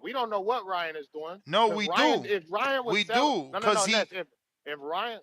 But we do. He got a history, selling, right? My dude. Like, no, you might be thinking one time on pay-per-view. But that's where you're wrong. He got history of selling tickets. Oh no, if that's the case, then so does Devin though. But again, Ryan ain't selling. Does Devin have a history of selling tickets at Ryan's price?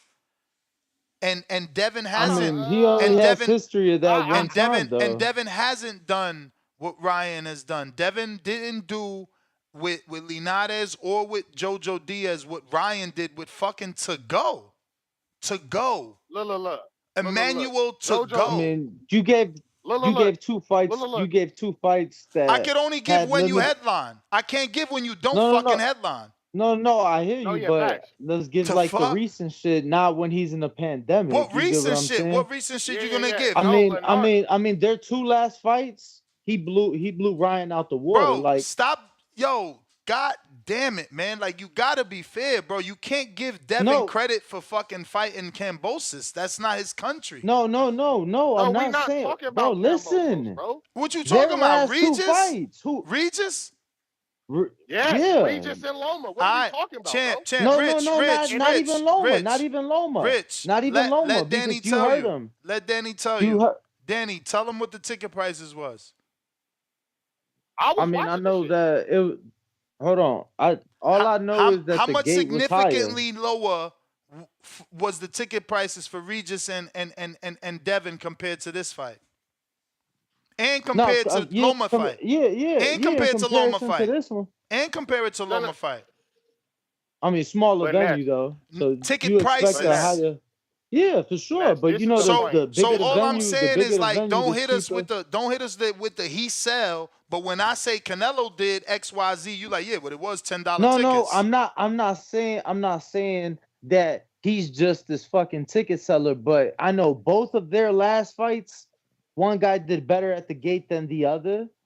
One guy was selling a package of 4 bundles at a discounted rate. One guy had a 2-time world champ. One guy had an unknown Mexican moving up in weight. Hey, but if Ryan I'm just giving their much, recent shit, champ. That's all. I'm just giving their most recent. I don't know, man. Not shit from the pandemic. We could give recent and give clarity. Then give clarity. Yo.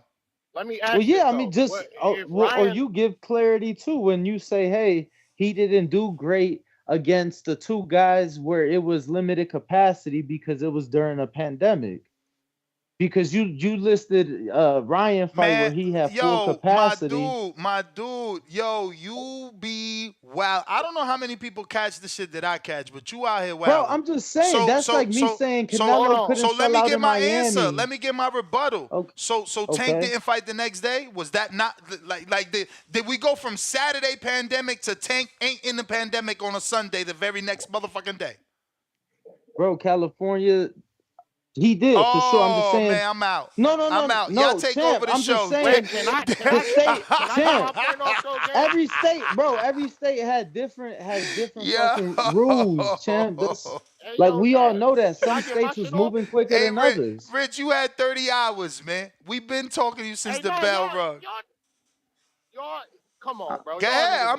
You still here? Look, this is my point, right? Ryan, if Ryan is selling so much, then why is DAZN not putting them on pay-per-view without Devin or Tank. My dude, because the zone ain't stupid. You don't just put people on pay-per-view with anybody. Well, why put Devin on pay-per-view with just anybody then? Devin wasn't on pay-per-view with just anybody. Regis was perceived to be a two-time champ. He should have done better than that. Come on, gang. Look, we just what the say, fuck? look, this ain't even. Regis been in this. Look, hold on. No. Context, my brother. Regis has been linked as far back to Crawford days at 40.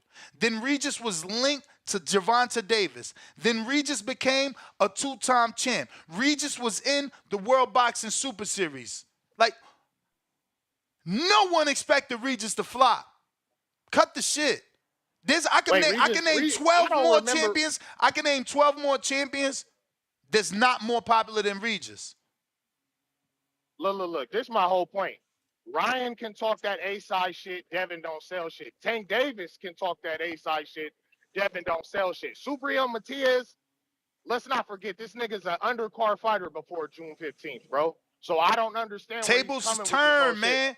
What's good for the goose, good for the gander. Tables turn, just like Earl said. The tables turn.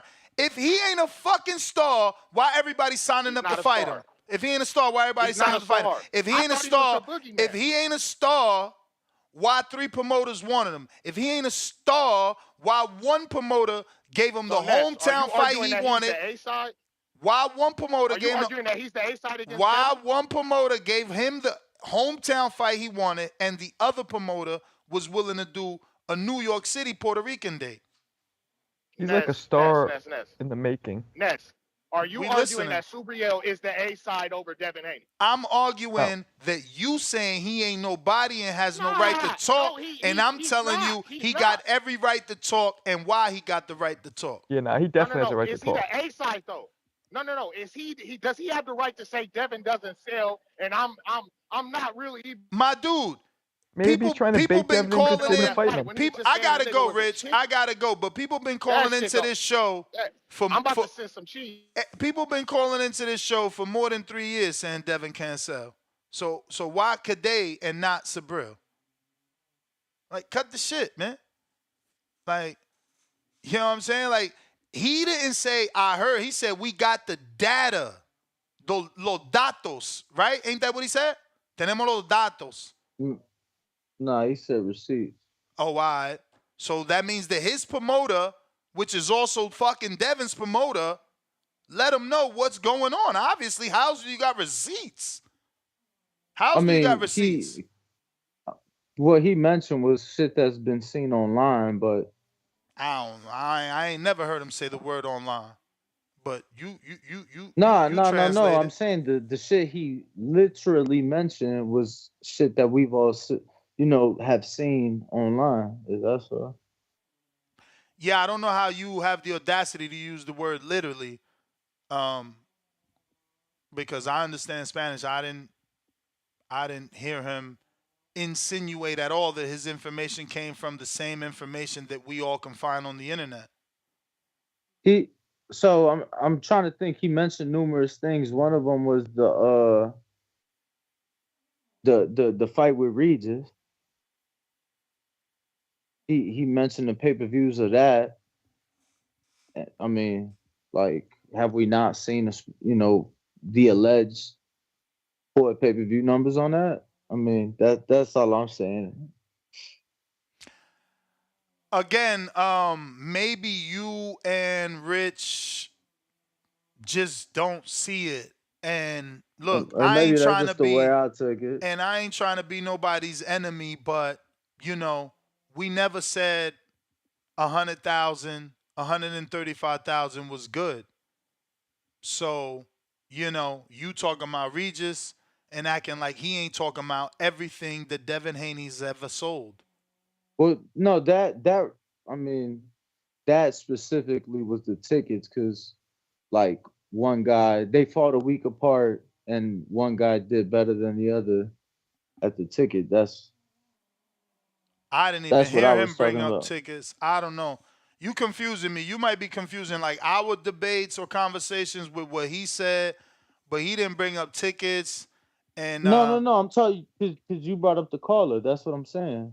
And then you were saying that one guy sells better tickets, and I'm like, well, in their last fight, because obviously you brought up Loma and George, and I'm like, no, no, no. I'm saying in their last performance, because it was only a week apart. One guy sold out, one guy did half the capacity, including the comps, and they were selling discount bundles, which I've actually sent you from the venue of them promoting those discount bundles for the fight. Like they had a, I mean, I'm pretty sure. I guess I'm not sure, but it still has to do with what I originally said. I'll just stick to that, bro. Duarte's unknown. He's unknown. Pitbull was at least on undercards with people. Like Duarte was known to yeah, me. but I bro, thought it was a good like fight. you Like you I had to brought up you debate brought people. up no, for sure, but like you brought up, like Pitbull had zero to do with it. Like you brought up Tank, like in reference to like one of Devin's fights, but like the whole Yeah, thing because it was was the 48. It was Ryan. the 24 hours later. You tried to say Yeah, yeah, Devin yeah, was yeah. not under full capacity, and I'm It like, so, wasn't. so, so Tank was. Yeah, it was in a different state, champ. States had different regulations. Like New York was literally 6 months Yeah, behind everybody. I don't remember having no mask for that fight, my dude. And let me tell you what else. I interviewed Philip Hergovich for that fight week, and Kambosos was in town for that fight week. Okay? Hmm. You're wrong. Was no COVID. No one in that motherfucker. I interviewed Ken Porter. I don't Champ. remember a So mask. Where was perfect Hergovich example. mask No, no, at? no, no. Yeah, but that's everybody had different rules. Okay, so in So Vegas, what? the 2 weeks before that, I was in New York. When I entered the garden, I had to show my vaccination But card. Danny, Everybody had different rules. we That's ain't all. gonna go. Like We ain't they gonna had. go from COVID, right, to wide open, no mask. Like it would be in stages, right? Like at least, like, okay, we still not full capacity, but since we letting more people in, you gotta at least wear your mask. Like, dude, there was no mask at neither of them fights. Like, I don't know what you're talking about. We never talk Oh, about masks. We all talk right. about Pitbull's headband. So I guess nobody did social distancing within the venue, bro. In It's which all good. venue? I mean, the two fights you mentioned, so that would have been the MGM and Mandalay Bay, I'm Linares talking and about Tank. JoJo. I'm talking about Tank Champ, but on a that's what I'm telling you. In Sunday, the and I'm original talking about Devin conversation, on a Tank had nothing to Saturday. do with it. You brought up three fights: Linares, JoJo, and for who'd you say Fortuna for Ryan Nah, or just Linares and JoJo. no? But you mentioned the third fight. You mentioned the fight for Ryan, and I'm Oh, like, to bro, you go. I you said he did better numbers to than. go to go, and I'm like, Sam, you talking about two fights that happened in the pandemic versus one guy that was able to do it at full capacity. And then my rebuttal to that was, well, Tank fought the Yeah, day you after. yeah in another state that has different rules and regulations. And my So rebuttal to that was it wasn't COVID because I don't remember anyone wearing a I mean, mask. and that's great. And I told you that every state had different rules. 2 weeks prior, or literally the week before New York, not just where you masked, you had to be vaccinated. Cool. So And my every state rebuttal has different and my rules. rebuttal to that is there's never been a lift. Everything was in phases. So there was never going to be Vegas is wide open, just take off your mask. No, there's going to be we go from social distancing to then we go to increasing capacity still with our mask on. Then we eventually get rid of the mask. And that's what I keep telling you.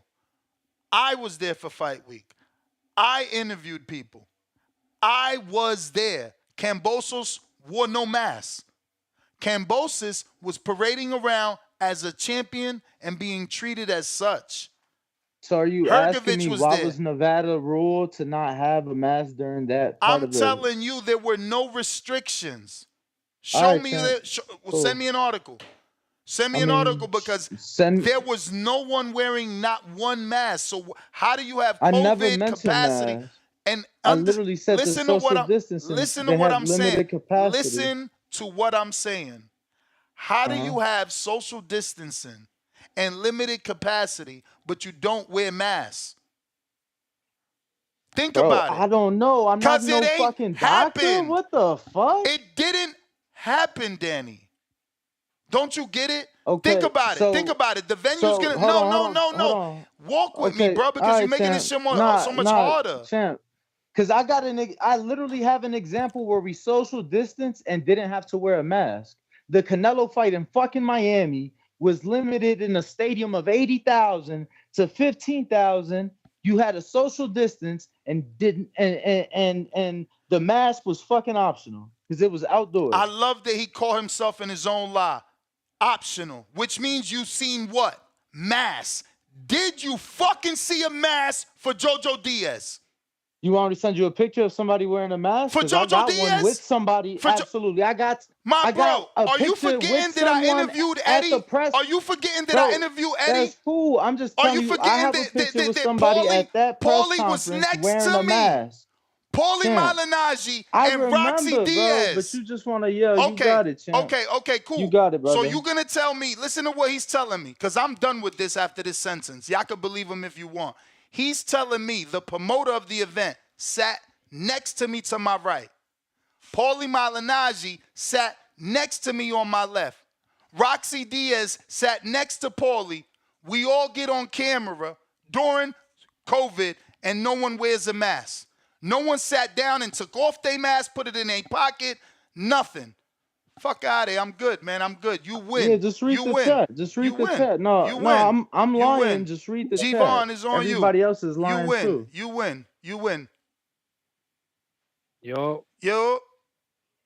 We not the voice of the people because the people lying too. No, you're right. I said you won. You won. G-Von.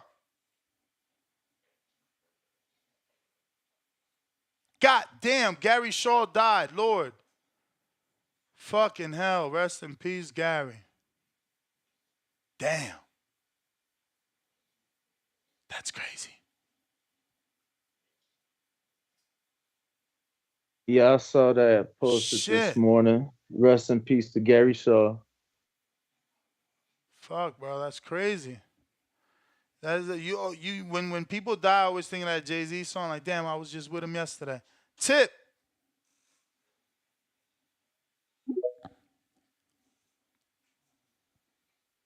Man, yo. Yo. What's good with y'all boys, man? You know what I'm saying? Great, what's today? Wednesday? Great Wednesday. I guess it's Wednesday, right? It's Thursday. I'm lost, bro. Thursday. Yeah, I was sparring yesterday, so I'm lost. Look, man, yeah, I hear this talk about two mid-ass heavyweights, man, that ain't gonna really move the division any type of way. Jared Anderson and Fabio Warley. Listen, bro. In like the next 5 years or so, when Anthony Joshua, Tyson Fury, Deontay Wilder, all them guys are gone, the heavyweight business is gonna be dead again, bro. I'm sorry, it's gonna be dead in the water. Like, Are you on a Bluetooth? Because you sound like you underwater. Your battery might be dying on the Bluetooth. Yeah. G-Von.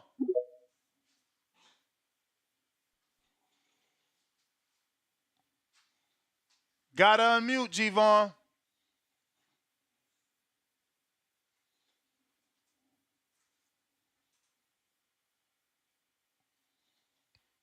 Timboski.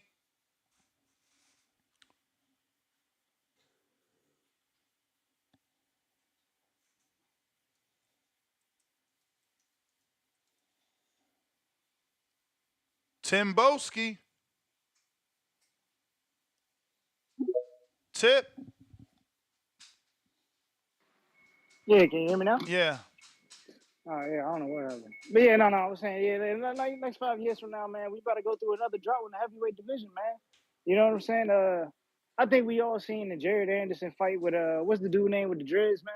I forgot his name, bro.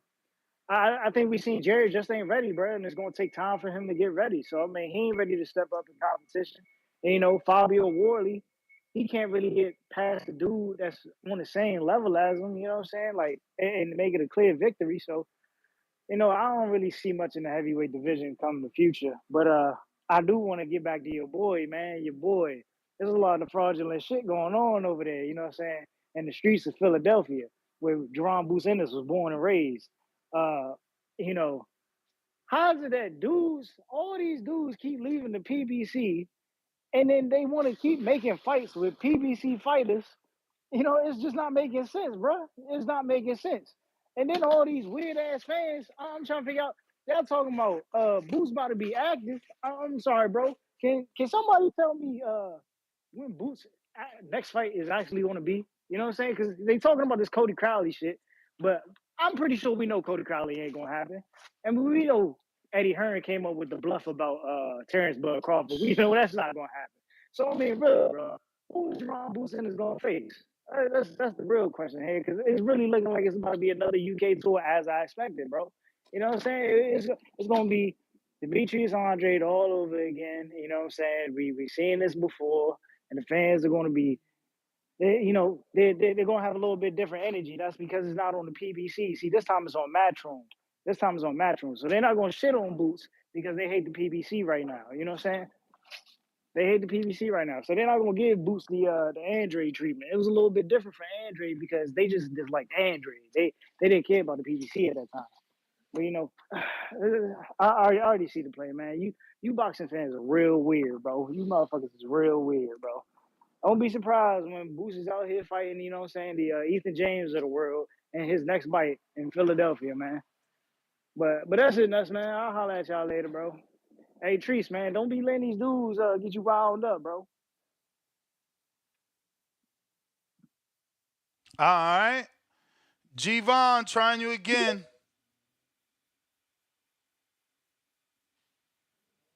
Yo, You.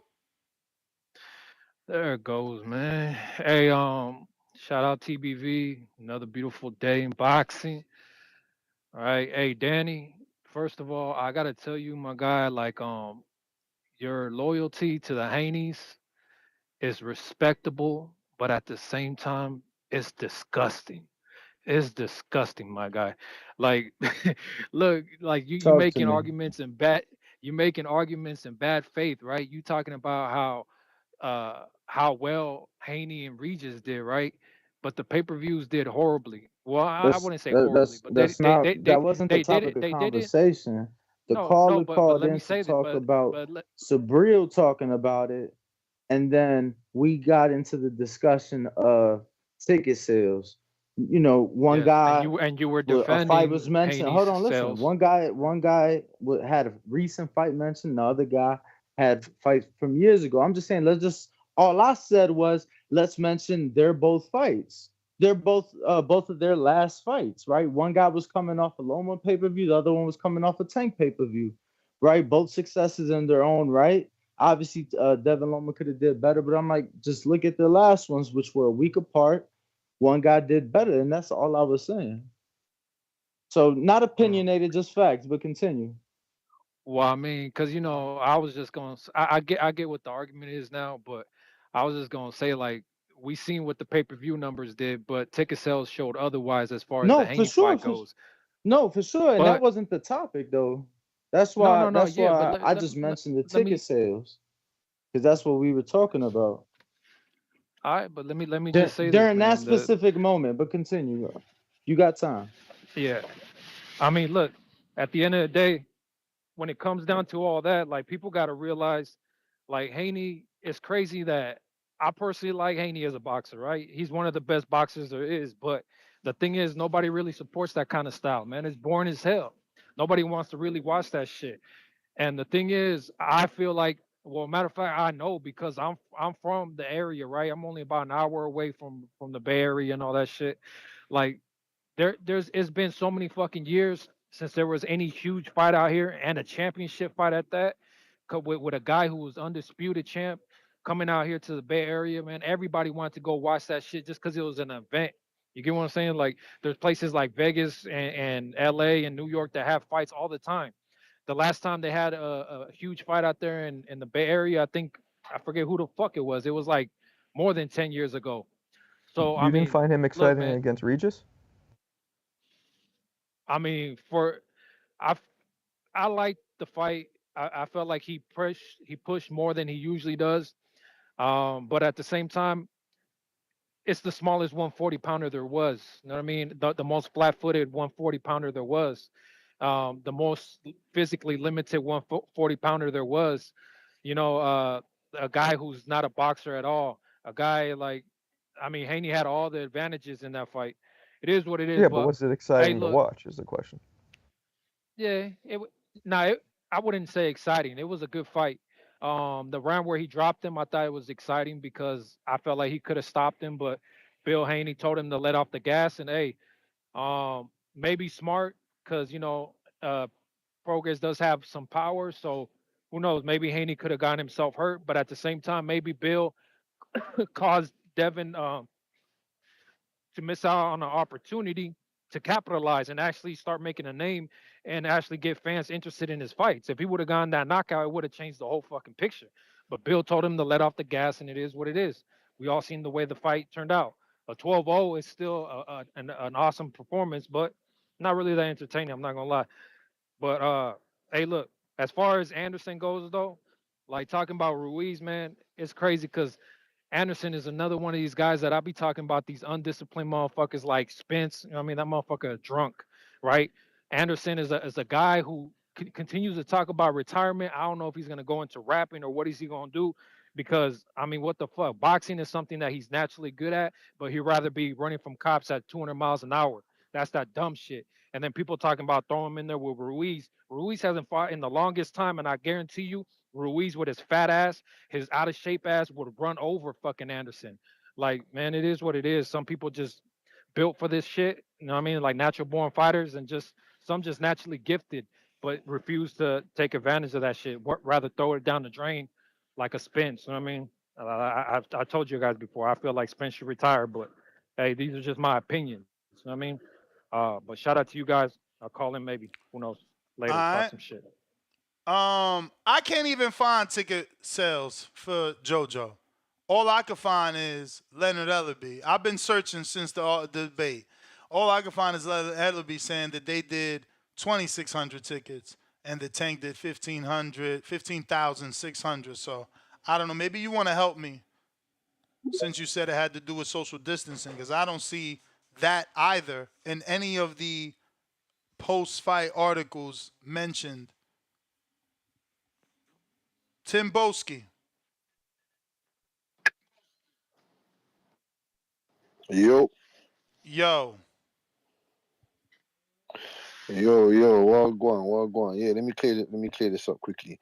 Yeah, Danny, man, you just had a misunderstanding. We all know that we didn't see your face, man. Come on, man. I'm talking about when you and Ness were conversating about the questions that you were asking him. You seemed very frustrated and very discombobulated when you and him were conversating about the questions you asked Subriel Matias, and he had his answers towards your questions. That's what I was talking about, the Really quick, frustration. Come on. really quick. Don't you get frustrated when I cut you off and don't let you talk? Say that again. I said, do you get frustrated when I talk over you and I won't let you talk? Does that frustrate you? Champ, but that wasn't even the case. You were getting frustrated because we were talking while you were trying to listen to be prepared to translate. So we were giving you more on top. And you say we, Marcos barely talked. And yeah, I jumped in a few No, times to get Marco some. only did it a couple times at the end. Like, Yes. oh, what'd he say? What'd he Yeah, say? And I was just like, but bro, shut up. I'm trying to Hold yeah, on, remember. hold on, but big man. even Hold on, big man. when you spazzed out and cursed and everything, like Marcos Let me hadn't get off asked my the punches. question in Let me mad get off my long. punches. Like, Yeah, I know. you know what You I'm included saying? me. I'm Like like, what I do? Let me get off my you punches. just Let me Yeah, got get off my sure. That punches. was your It energy seemed like Let me get off changed. my punches. Everyone noticed nah, your energy it seemed like changed. it seemed like you were getting Let me kind let of off my flustered because there He combination, was a man. was lot asked of mad. you. He was mad that Haney was Let getting me get off my drugged. combination, man. Really, it seemed more like he was getting frustrated because he had to translate. There was a lot of stimulus going on. Yeah, He had to do it once. frustrated because Let he me had get to off my translate the let me get shit off that my fucking combination, Subriel man. saying about Haney. And he didn't want to do it that time. That's why I'm like, That's what I was give him saying, the Danny, man. fucking That's what I was energy. saying, Danny. Really? If the man is saying something with a certain type of energy, you got to translate it that way so the people could feel it. Was that true, That's Danny? why Was I it because it was Haney? interjected.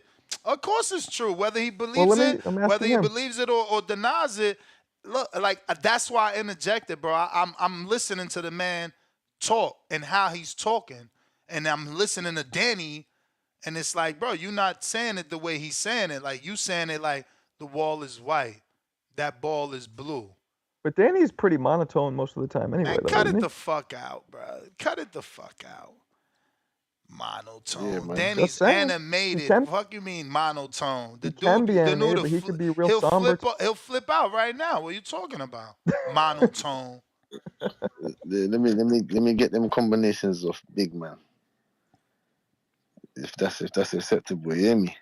We hear Danny, you. man, just trying to make a just trying to make a point out there. You know what I'm saying? Oh, it was very, very evidently that you get me. we all know what we saw there, innit? But it is what it is, man. Just I want to see that fight, innit? You It's a heard great it. fight You later heard on it in down the the way I line. was speaking my Spanish too. Danny, You was able to Danny pick up is on it. funny. Danny loves the No, I'm just sarcasm. saying 100, again because I'm literal. You feel me? So when he says he saw, I'm like, you're a liar because you No, didn't I understand. see. No. You I know, understand. No, that's what I said. you felt. No, that's You what know, I you said. No, that's what I said. sensed. That's what I said, bro. That's what I said, Maybe big man. you I heard because you understand might where speak you came Spanish from. too. I don't know. Ness picked up on it Yeah, according to him, so you could have picked up on it too. Un poquito, okay, poco. okay. But Yep. let me destroy Tip Bayless quickly and Treese. Tip, man, like again, you don't know shit about boxing once again. Your the boxing gods wanted to cut your call off. You get me? Because you wasn't making any sense once again. What do you mean the two heavyweights are meaningless? They're gonna be the top dogs once everyone has dispersed from that division. And as for Jared Anderson, Treese, hard work and talent help you climb the mountain, but discipline and focus and sacrifice help you reach the mountain and stay on top of that mountain. You understand what I'm saying to you? And right now, your boy does not have the disciplinos, the discipline. You understand? Like my boy Fabio Wardley, like my boy Johnny Fisher, like the rest of our boys. You get me? We stay disciplined, we stay well grounded, and we don't mind losing. And we don't mind giving the fans a great fight and giving them what we want. And after Ryad Merhy, he's a decent fighter. You know what I'm saying to you? Go and check him out, you guys. Tony Yoka, Lerena, Arsene Goulamarian. There's multiple other guys. He's a decent counter puncher. He's going to be stepping forward. He's a stationary target. Jared Anderson is more explosive, more athletic. Ryad Merhy doesn't really move well at the heavyweight division as he did at the cruiserweight division. So it's going to be interesting to see that matchup. It's going to be a good fight. I have Jared Anderson stopping him, but let's see if Anderson can hold up his end of the bargain. GTA Jared Anderson. You know what I'm saying to you? Stop running away from the fucking Jakes and the police. You know what I'm saying? Stay in that gym and we're going to come for you and tear off your head like a piece of ham hog, dog. You hear me? Hey, salute. Danny, no hard feelings, G. Matias just wants to destroy your boy. But we're going to see what I want. Ooh, ooh. Nah, never no hard feelings with you, Timboski. What?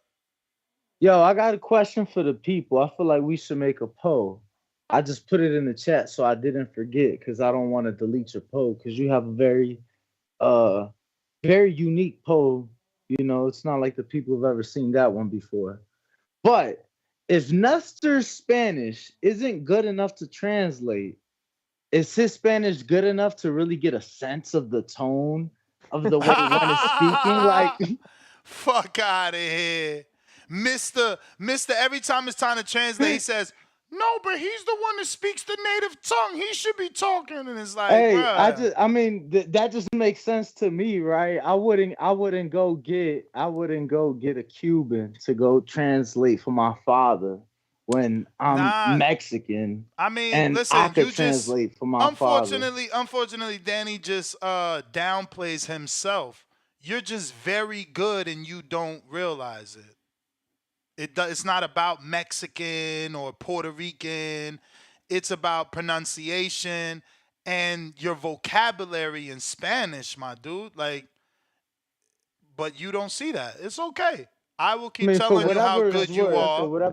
I'll keep for telling whatever you it's how good worth, you are till I'm that job googling. comes. I'm googling a lot during my And that's translating, but fine, but that's a testament to how good you are. How's your Yeah, Spanishness? You heard me speak, and I think my I don't know what Spanish you were is. saying. I think my Spanish is decent. It's not. It's conversational. It's not for It's an interview. conversational. He really can't, sense tones and like, you know what I'm It's not saying? for an Like it interview. ain't that deep. It ain't that proficient. It's My not. It's not Bulgarian is for an kind of like interview. my Bulgarian is good, but like I get it. Like You muted yourself. What the fuck? You get it? But, What? You but just we oh went. do my bad. have I callers. said my Bulgarian is good, but like I But don't have the upper echelon vocabulary. Like I'm fluent, but it's not like. So I get what you mean. And that's what I'm saying. See, while Danny just revealed that he doesn't have the upper echelon vocabulary, but he also revealed that he does the research. And that's where the pronunciation comes into play because, he's good at the pronunciation. So even if he doesn't have the vocabulary, he's Googling, he can deliver it. And that's what I was And also telling yeah, Matias that that's my does it issue is play delivery. I does prefer it his play into delivery. he don't part got that Google, so he can't deliver. Marco, that's what it is. does it play into I'm part that not like I know Domino's. Mexicans speak different Spanish, Puerto Ricans speak different, Hell Dominicans all yeah, have different. vastly, Yeah, vastly that comes different. into play, but it's small. It's minuscule. Like for Caribbeans, ahorita means later. For Danny and Central Americans, I believe, it means later. It's small idioms that change, right, Danny? It's not Now, that big a deal.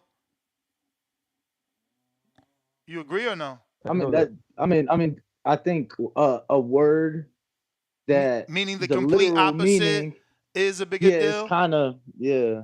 I mean, again, it's a big deal to an American.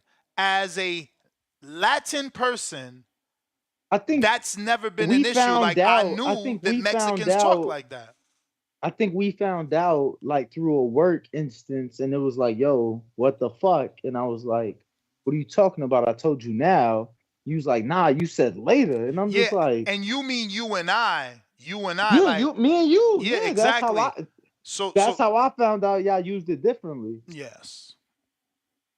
But we got Tip. How many times we going to you, man? We gotta let some of these others get in here. Didn't you not? I mean, did you get in or what?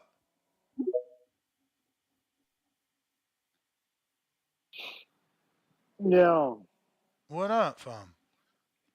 yeah, man, I don't know. Some delusional caller was addressing me or something. Who Just is like I that? said, man. Uh, what was the dude name from the UK? Oh, you talking about Timboski? Yeah, that dude, yeah, him. Heavy bag Dutch, Butch or something. I don't know why a dude would call himself Butch. You know what I'm saying? We know what Butches are. But look, man. Yeah, Jared Anderson and Fabio Worley, bro. I mean, if we just look at Jared Anderson, man, it's clear as day to tell. Like he just ain't got the it factor, bro. He doesn't have the it factor behind him. It's like Devin Haney. In terms of selling, he just ain't got the it factor behind him. Like, yeah, Jared Anderson, he's good, but he's not a great talent. We're not years from now. We're not going to say, oh, Jared Anderson was a great heavyweight, bro.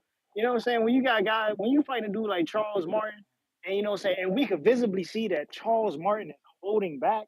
You know what I'm saying? Because you're supposed to be the next American heavyweight to carry the torch. Like, nah, bro, you just ain't got it. And you know what I'm saying? I'm sorry to say it, but it's the truth. And then the same thing goes with Fabio Worley, bro. Nobody's gonna give a fuck about Fabio Worley, bro. Like it's the same thing, bro. Like the expectations for it, like I don't think anybody has high expectations for these guys. They just are what they are, like as they are right now. You know what I'm saying? Like I mean, we're just gonna have to wait for the next round of Olympians to come up, man. You know, shit, probably 8 years from now. You know, the heavyweight division to be back on fire again. It'd be some random talent that'll come up and blow the shit up. But I mean, I think right now we should just be cheering for Richard Torres, man, because he's arguably the most exciting thing we got. You know what I'm saying? With the first round KOs, you know, he's got that vintage Mike Tyson in him. You know what I'm saying? So I'm gonna be rooting for Torres, not Jared Anderson. I'm sorry, y'all. You know, I just like my fighters to be excited and not emotional. You know, I don't like emotional fighters like that. Yeah, I'm pretty sure y'all know based off my cards, I don't like these emotional fighters. And then dudes like Fabio Worley that nobody cares about. You know, he's just another. About to be another Derek Chisora, bro. Just truth be told, he's just gonna be another Derek Chisora. But that's it, Ness, man. You know what I'm saying? Shout out to Fabio Worley, man. Go get yourself a British Commonwealth title, man. Turn up, bro. You know, turn up. All right. Jerry. Let him cook. Let him cook. Feliz jueves, amigos. Ahí viene el moreno que nadie esperaba. Ness, I have some advice for you. Uh-oh. Tú sabes hablar el español suficiente para conductar las entrevistas. I think you guys have it backwards. Nah, And man. Danny's right. And Danny's right. You should be conducting the interviews and let Danny come in and correct you. Because as a business owner, no one can do it the way you want it unless it's you. Danny does it the best, man. You don't hear that phenomenal But you Unless Spanish? it's you, will Ness. be Unless it's better you, Ness. once you in the fire. I guarantee you, Ness. Take it from somebody who has a Spanish-speaking fiance and ain't no motivation. Like when you want to be in it to win it. You will get better, my friend. But listen, let me continue on the topic from yesterday. I got busy, couldn't call in with a counterpunch. Breaking news. Uh-oh. Breaking news. Eddie Hearn just put up a video. And man, it's so refreshing to see Boots under Eddie Hearn. Because now we don't get the BBC, P. Diddy Boxing Committee, garbage basura being put out to the masses. He said, I want to make the Crawford Boots fight. But I know Crawford wants it to be a big fight. So we're going to get Boots in Philadelphia, get him busy to build up that fight so we can finally get undisputed at 147. Now that's how professional talks, my friends. But let me touch base on some of the things that the mean girls in the chat room were talking about yesterday. Because you're entitled to your own opinion, but not entitled to your own facts. Jaron Boots was never signed to Showtime. That was a false report by Boxing Scene.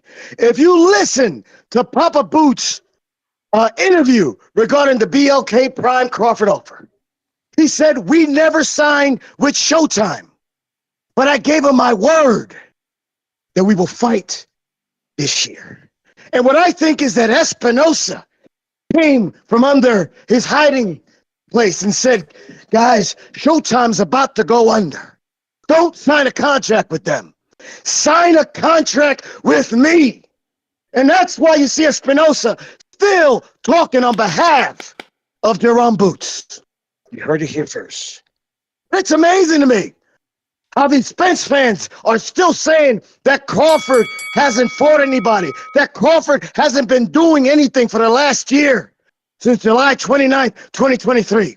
Did we not forget that there was a mandatory... Jerry, that was the bell. That was the bell. And just Trees to counter. remind everybody, that Showtime Sports and that division going out was much bigger than just boxing. After just 2 days after a record-breaking Super Bowl, only the most watched television event of the year in this country, did they pretty much completely shut the division down. So it was way bigger than boxing. Who we got, Ness? Who we got? Trees. Back again.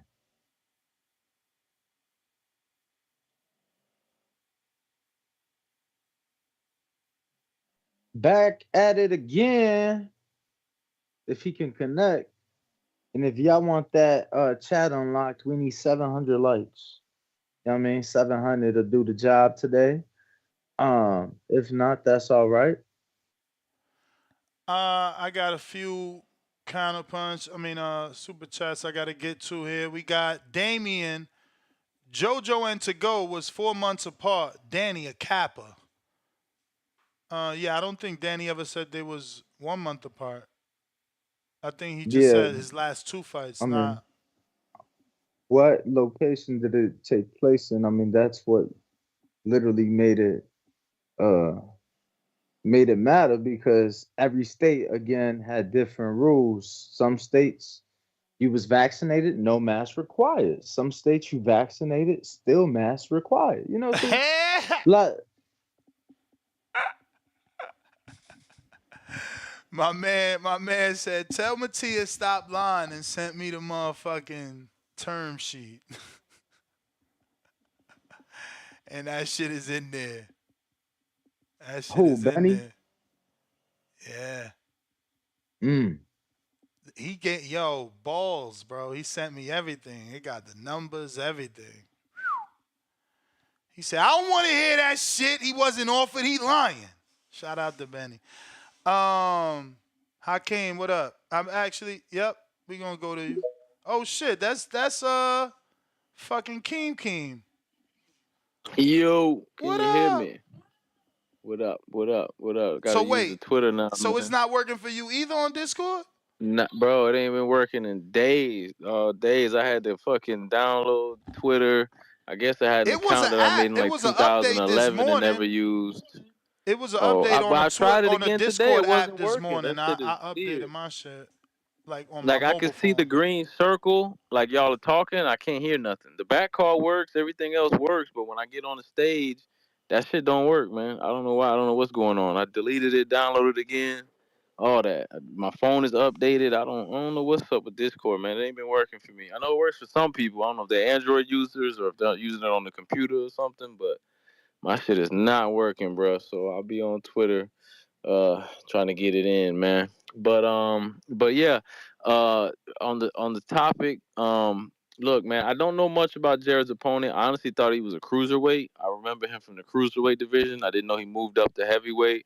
But either way, I got Jared beating him. I'm very high on Jared Anderson. I've said it for a while. I think he will be our next American heavyweight champion.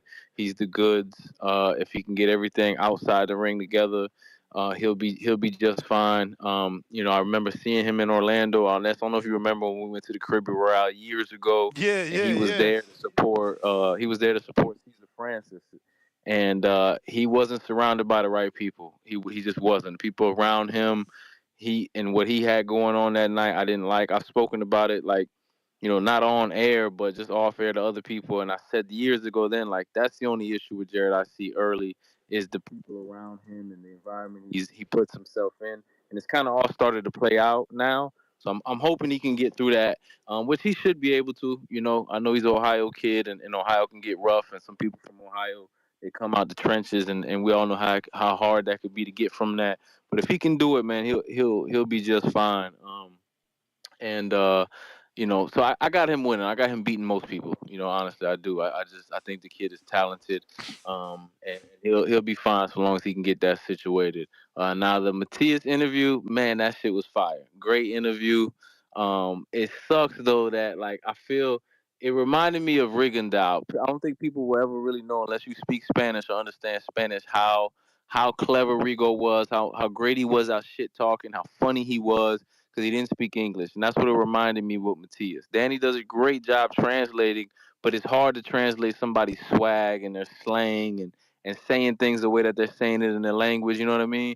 And like, well, Matias, he was so funny and he had this swag and he was very sharp and you can't really translate that, you know what I mean? And it kind of sucks because it's like, yo, I loved it though. I thought it was great. And if you understand Spanish, I know you feel the way I feel. Like, yo, this dude, I didn't realize how funny he was and how great really he was with the shit talk.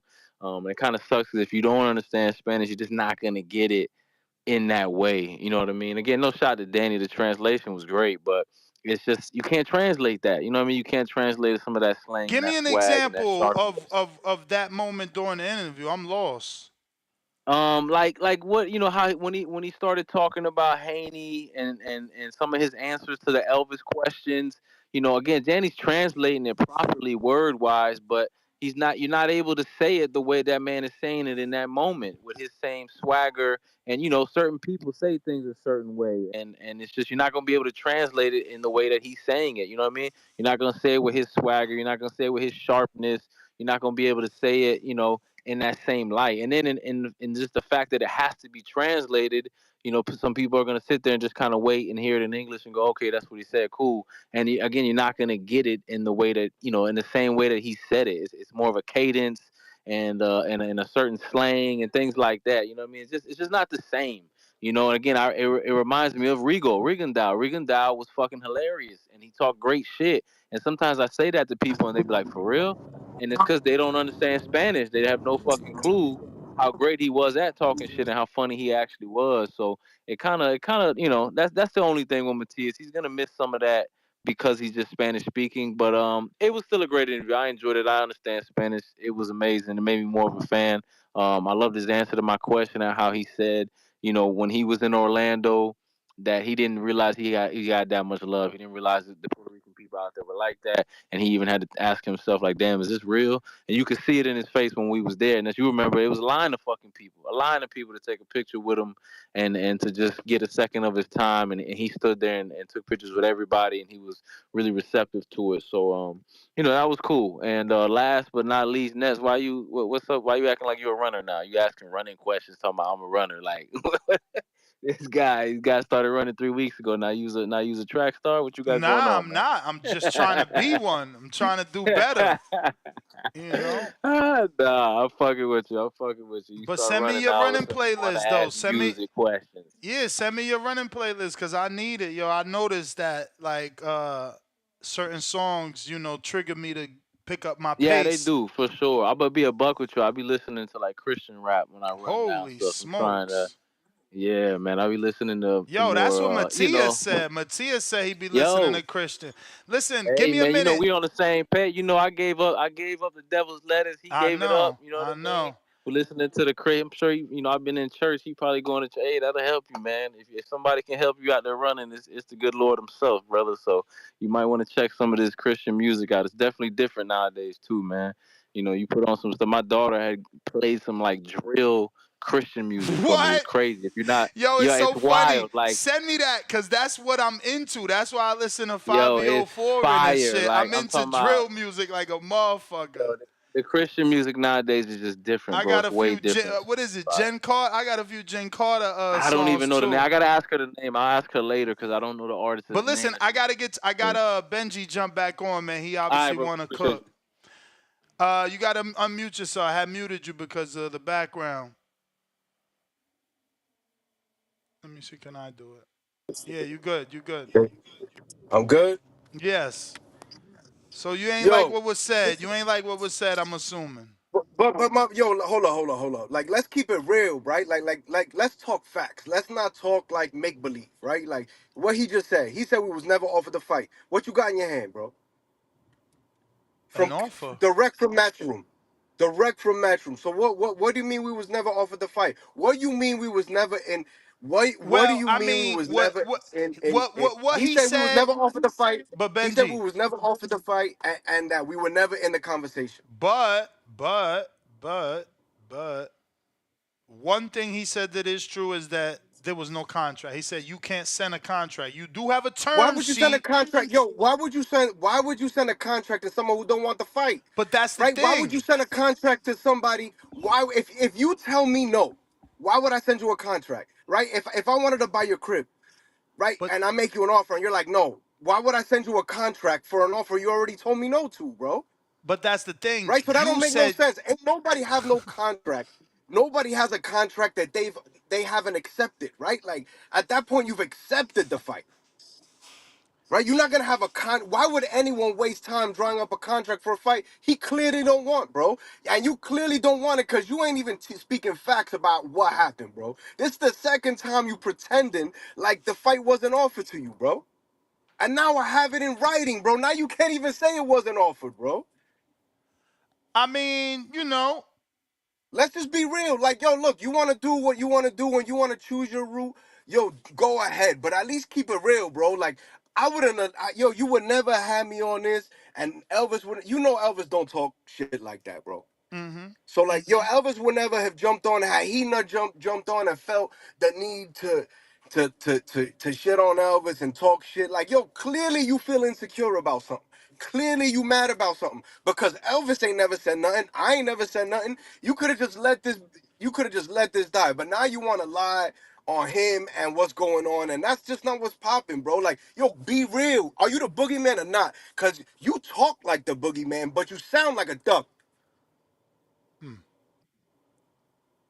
And I got the and the paperwork's right there. So what we saying? Was it what did I get Kevin's phone and text it to myself? Nah, they just probably the team decided on a different route for the homecoming fight. That's fine, but say that. Say that's what I'm saying. Say that. Don't say you was never offered and that was never in conversation and where's the contract and ain't nobody ever mentioned you. Like, get the fuck out of here, bro. Ain't nobody ever mentioned Elvis, but they mentioned Rochelle Rivera. Get the fuck out of here. Not even Rochelle's pops believe that, bro. We just keeping it real, bro. That's all I'm saying. Like, Well, I yo, if mean, you you don't want know, the fight, if you don't want the fight, that's cool. You know, I get like, yo, maybe there's more money over here. Maybe there's a situation. Maybe you can explain it, but don't start making stuff up, yo. Just keep it real, bro. That's it. It's all good. Ain't no, yo, the truth ain't never hurt nobody, bro. Like, yo, it is what it is. Yo, hey, listen, you know, this just made more sense for me. Okay, then go that route. That's fine. Ain't nobody, but don't be, oh, nah, ain't nobody ever talked to him. He was never, what about Alfredo? Who the fuck is Alfredo Santiago? And who the fuck are they to be like, yo, gotta fight this guy, yo? I'm getting paid triple to fight somebody else. My kid's getting paid triple to fight somebody else, bro.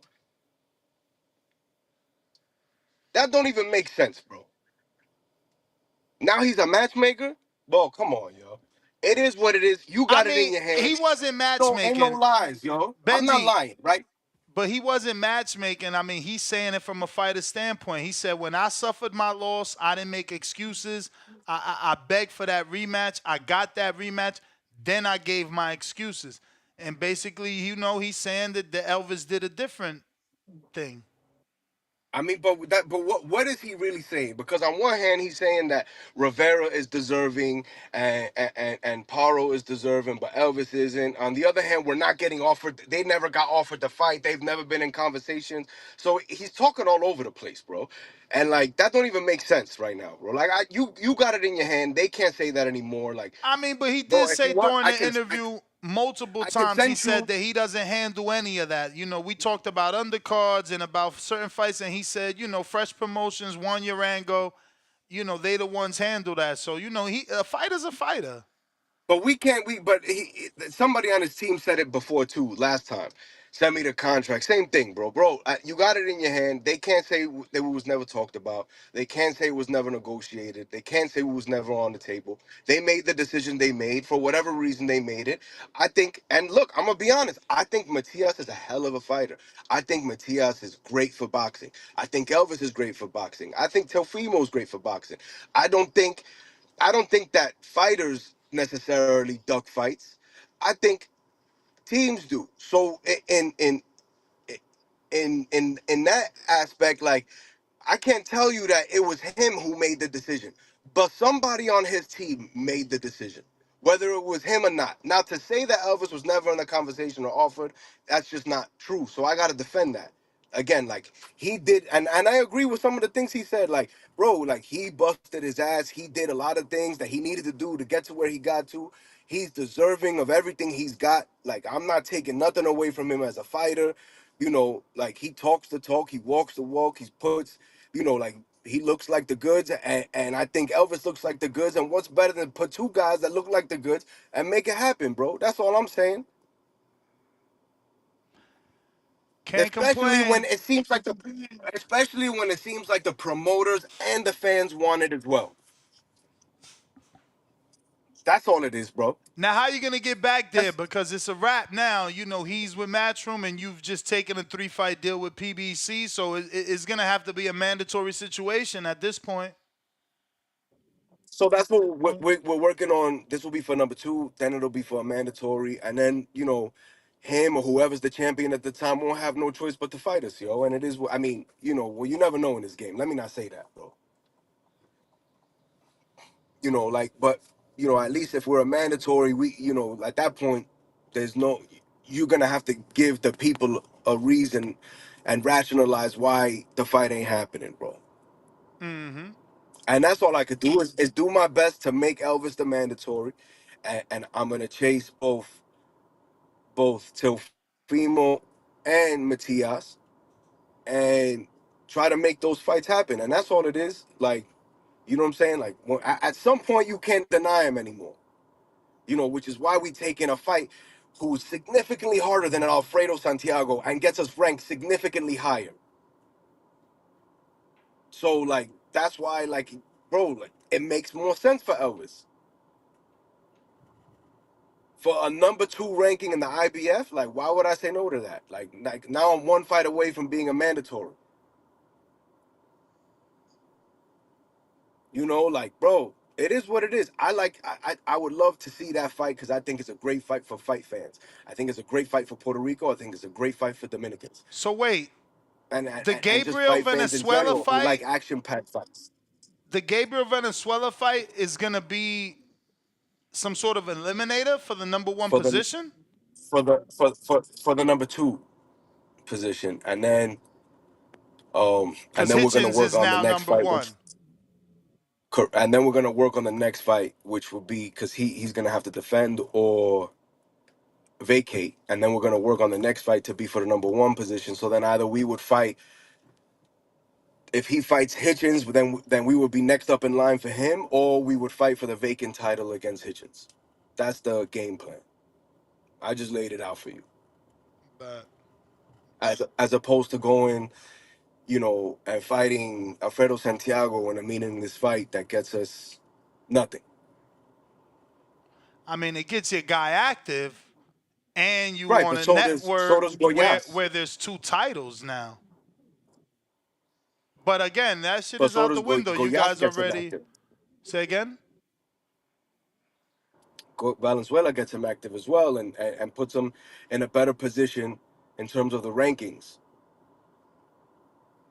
Right. But Clearly, there's like only clearly one nobody's belt gonna. on that side of the street. There's only one belt, and Isak Cruz, y'all not getting that fight. You know that. That I know. That. But So that's my point. So then, what the fuck? clearly, Why go back over there clear. to get one fight and sit around waiting for motherfuckers to say yes? At least with So Matchroom, you would have got that one fight on his undercard, called him out, and you on that network, and you on that promoter side of the street. Like, it's a natural fight. Plus, there's a Devin Haney and a Ryan Garcia and all those other 40-pounders that are over there. So again, like my outlook on it is that he's gonna get the number 2 ranking and triple the amount of money. One more fight gets him the number 1 ranking, and then they have no choice, right? Like that's how I'm looking at it.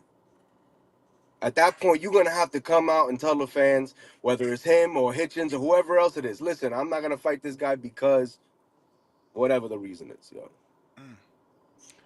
Well, what's the timeline And on that's that? just how I'm looking at What do it. you think the timeline on that? How long would that take?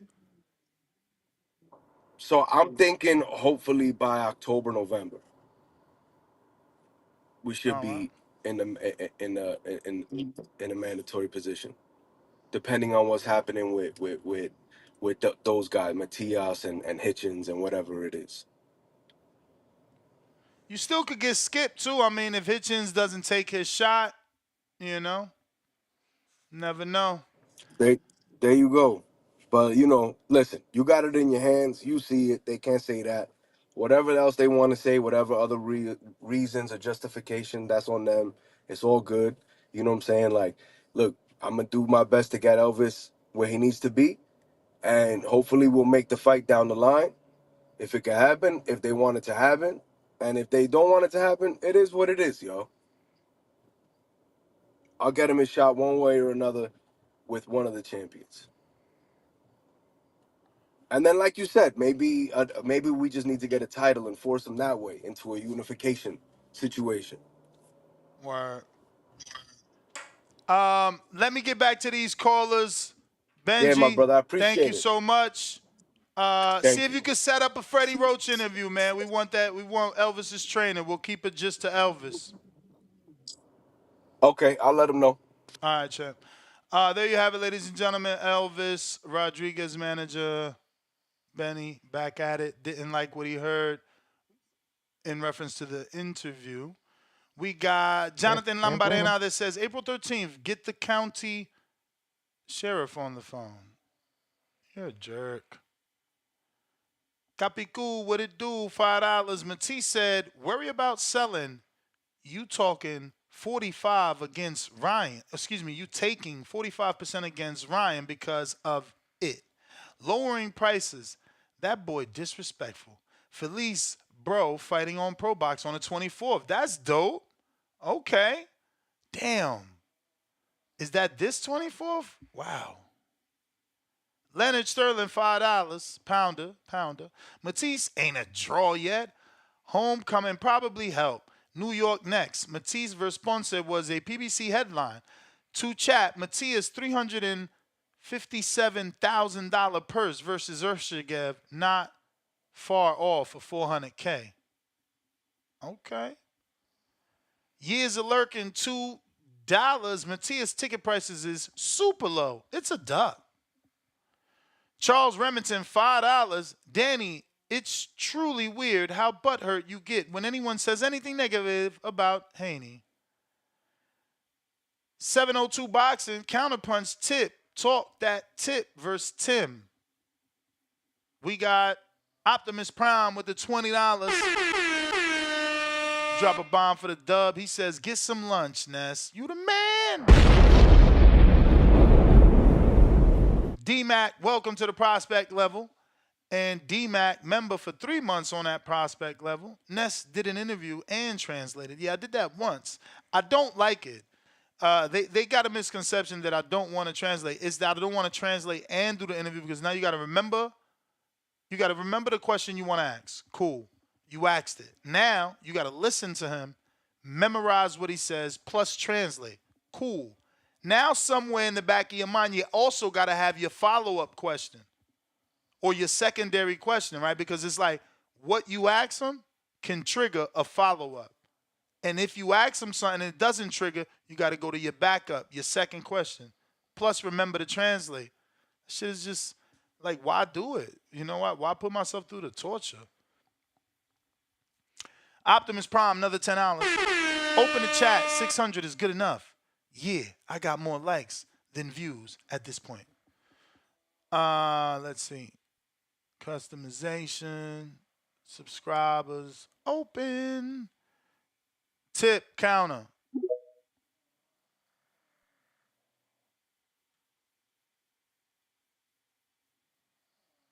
Tip counter.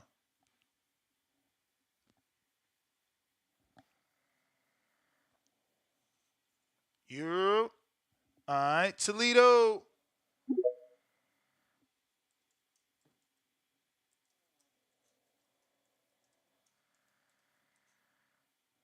Trace, want to unmute? One of y'all. Yo. We hear you. What up, though? Hey, man, I just wanted to say, man, Simp Bayless, you can't take that guy serious, man. He get on here talking about we're not exciting the guy with 15 knockouts out of 16 fights. But, hey, what can you say, man, about Simp Bayless? You just got to let him rock. Talking about my guy emotional, but this guy get on here crying about, man, I should be corner of the year, man. I'm dead shit. I'm coming strong this whole year, man. I'm getting that award, man. That's me. That's me, man. I'm TIP, man. Yeah, that's you, man. But my fighter is emotional. It's crazy with the shit that I could go through on this show, man. But it's okay. And Danny, you do get a little bit emotional when we touch on anything about Miss Bumgardner or Haney. We notice a slight change in the energy. And I get what motherfuckers was saying about the sights and sounds of a motherfucker, because it's like when you driving in the car, you feel me? It's like when you're looking for an address, you ever turn down the music to be like, damn, let me turn the shit down so I can see a little bit better, so I can find the address and shit. You feel me? Like the music help your eyes or something. So I get what Tim Boski was saying, even though he don't know much about boxing, but ain't shit. It's cool. I get where he is coming from with that angle. But I hope you guys is tuned in to the press conference we got, man, on ESPN, Top Rate Boxing, man. Shout out TBV. Shout out Toledo, Ohio, man. Jerry Anderson, future heavyweight champion of the world, man. Y'all know what the fuck going on. Be cool. Aight. Big boy Patek.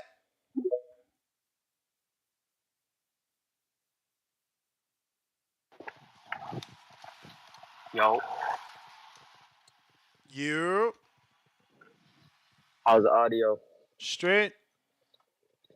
Yeah, man. Yo, shout out TBV, Ringwalk Danny, Marco, if he's still there. Yeah, man. I like that So caller said a little while ago, man. Discord been down for days, man. Had to create that X Spaces account real quick and then call in, man. But yeah, man. Shout out to the dude that just called out of Toledo, his boy fighting, man. But look, I feel like he's been overhyped, man. They stepped him up. I don't know if it was a little bit too early, but yeah, Charles Martin put him on some Bambi legs in that fight, man. We kind of see a little bit of weakness. He's showing some openings, man. I don't really know a whole lot about Miri, but hopefully he's ranked up there, man. Hopefully it's not another uh cab driver or anything like that, man. Because I really at this point, man, with all the hype going around Anderson, I really want to see him step up, man. Like he stepped up to Charles Martin, but it seems like he's going backwards, man. Seems like he's going backwards. I want to see him fight one of the top dogs, man, or Grovich or somebody like that, man. But we'll see, man. We'll see. Uh, Good interviews, man. It sounds like the 140 division is spicing up, man. Shout out to y'all getting the good interviews, man. Shout out to Subriel. He was a boogeyman, but like you said, man, with that belt, everybody's gonna come after that belt now. Same shit with Boots, man. Now everybody want to fight Boots. We can finally, hopefully, we can see all these big fights starting to happen, man. But yeah, man. Shout out to Tip Bayless. Shout out to Timboski, the big supporters calling in all the time, man. And yeah, man, that's all I got, man. I keep listening. All right. All right. Let's see. We got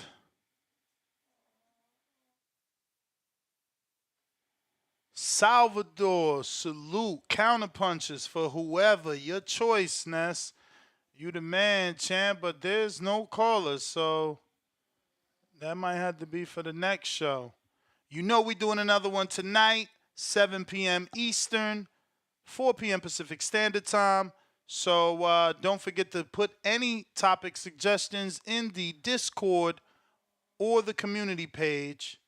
But let me drop a bomb for that dub.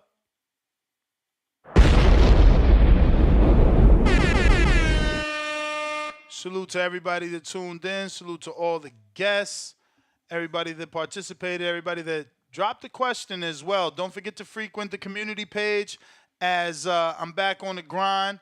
You know, daughter's back safely home where she belongs, and I'm back to the grind. So we're going to be ramping up the interviews yet again. Looking forward to getting my man Cody Crowley on here, talking some shop, and a few others, man. So stay tuned in, man, and locked into the community page so you can ask anybody I interview a question. Nest GTO, Instagram and Twitter. Marco with a K, where can they find you? Marco 3_ boxing at Instagram, Twitter, TikTok, and YouTube. All right. Arrivederci.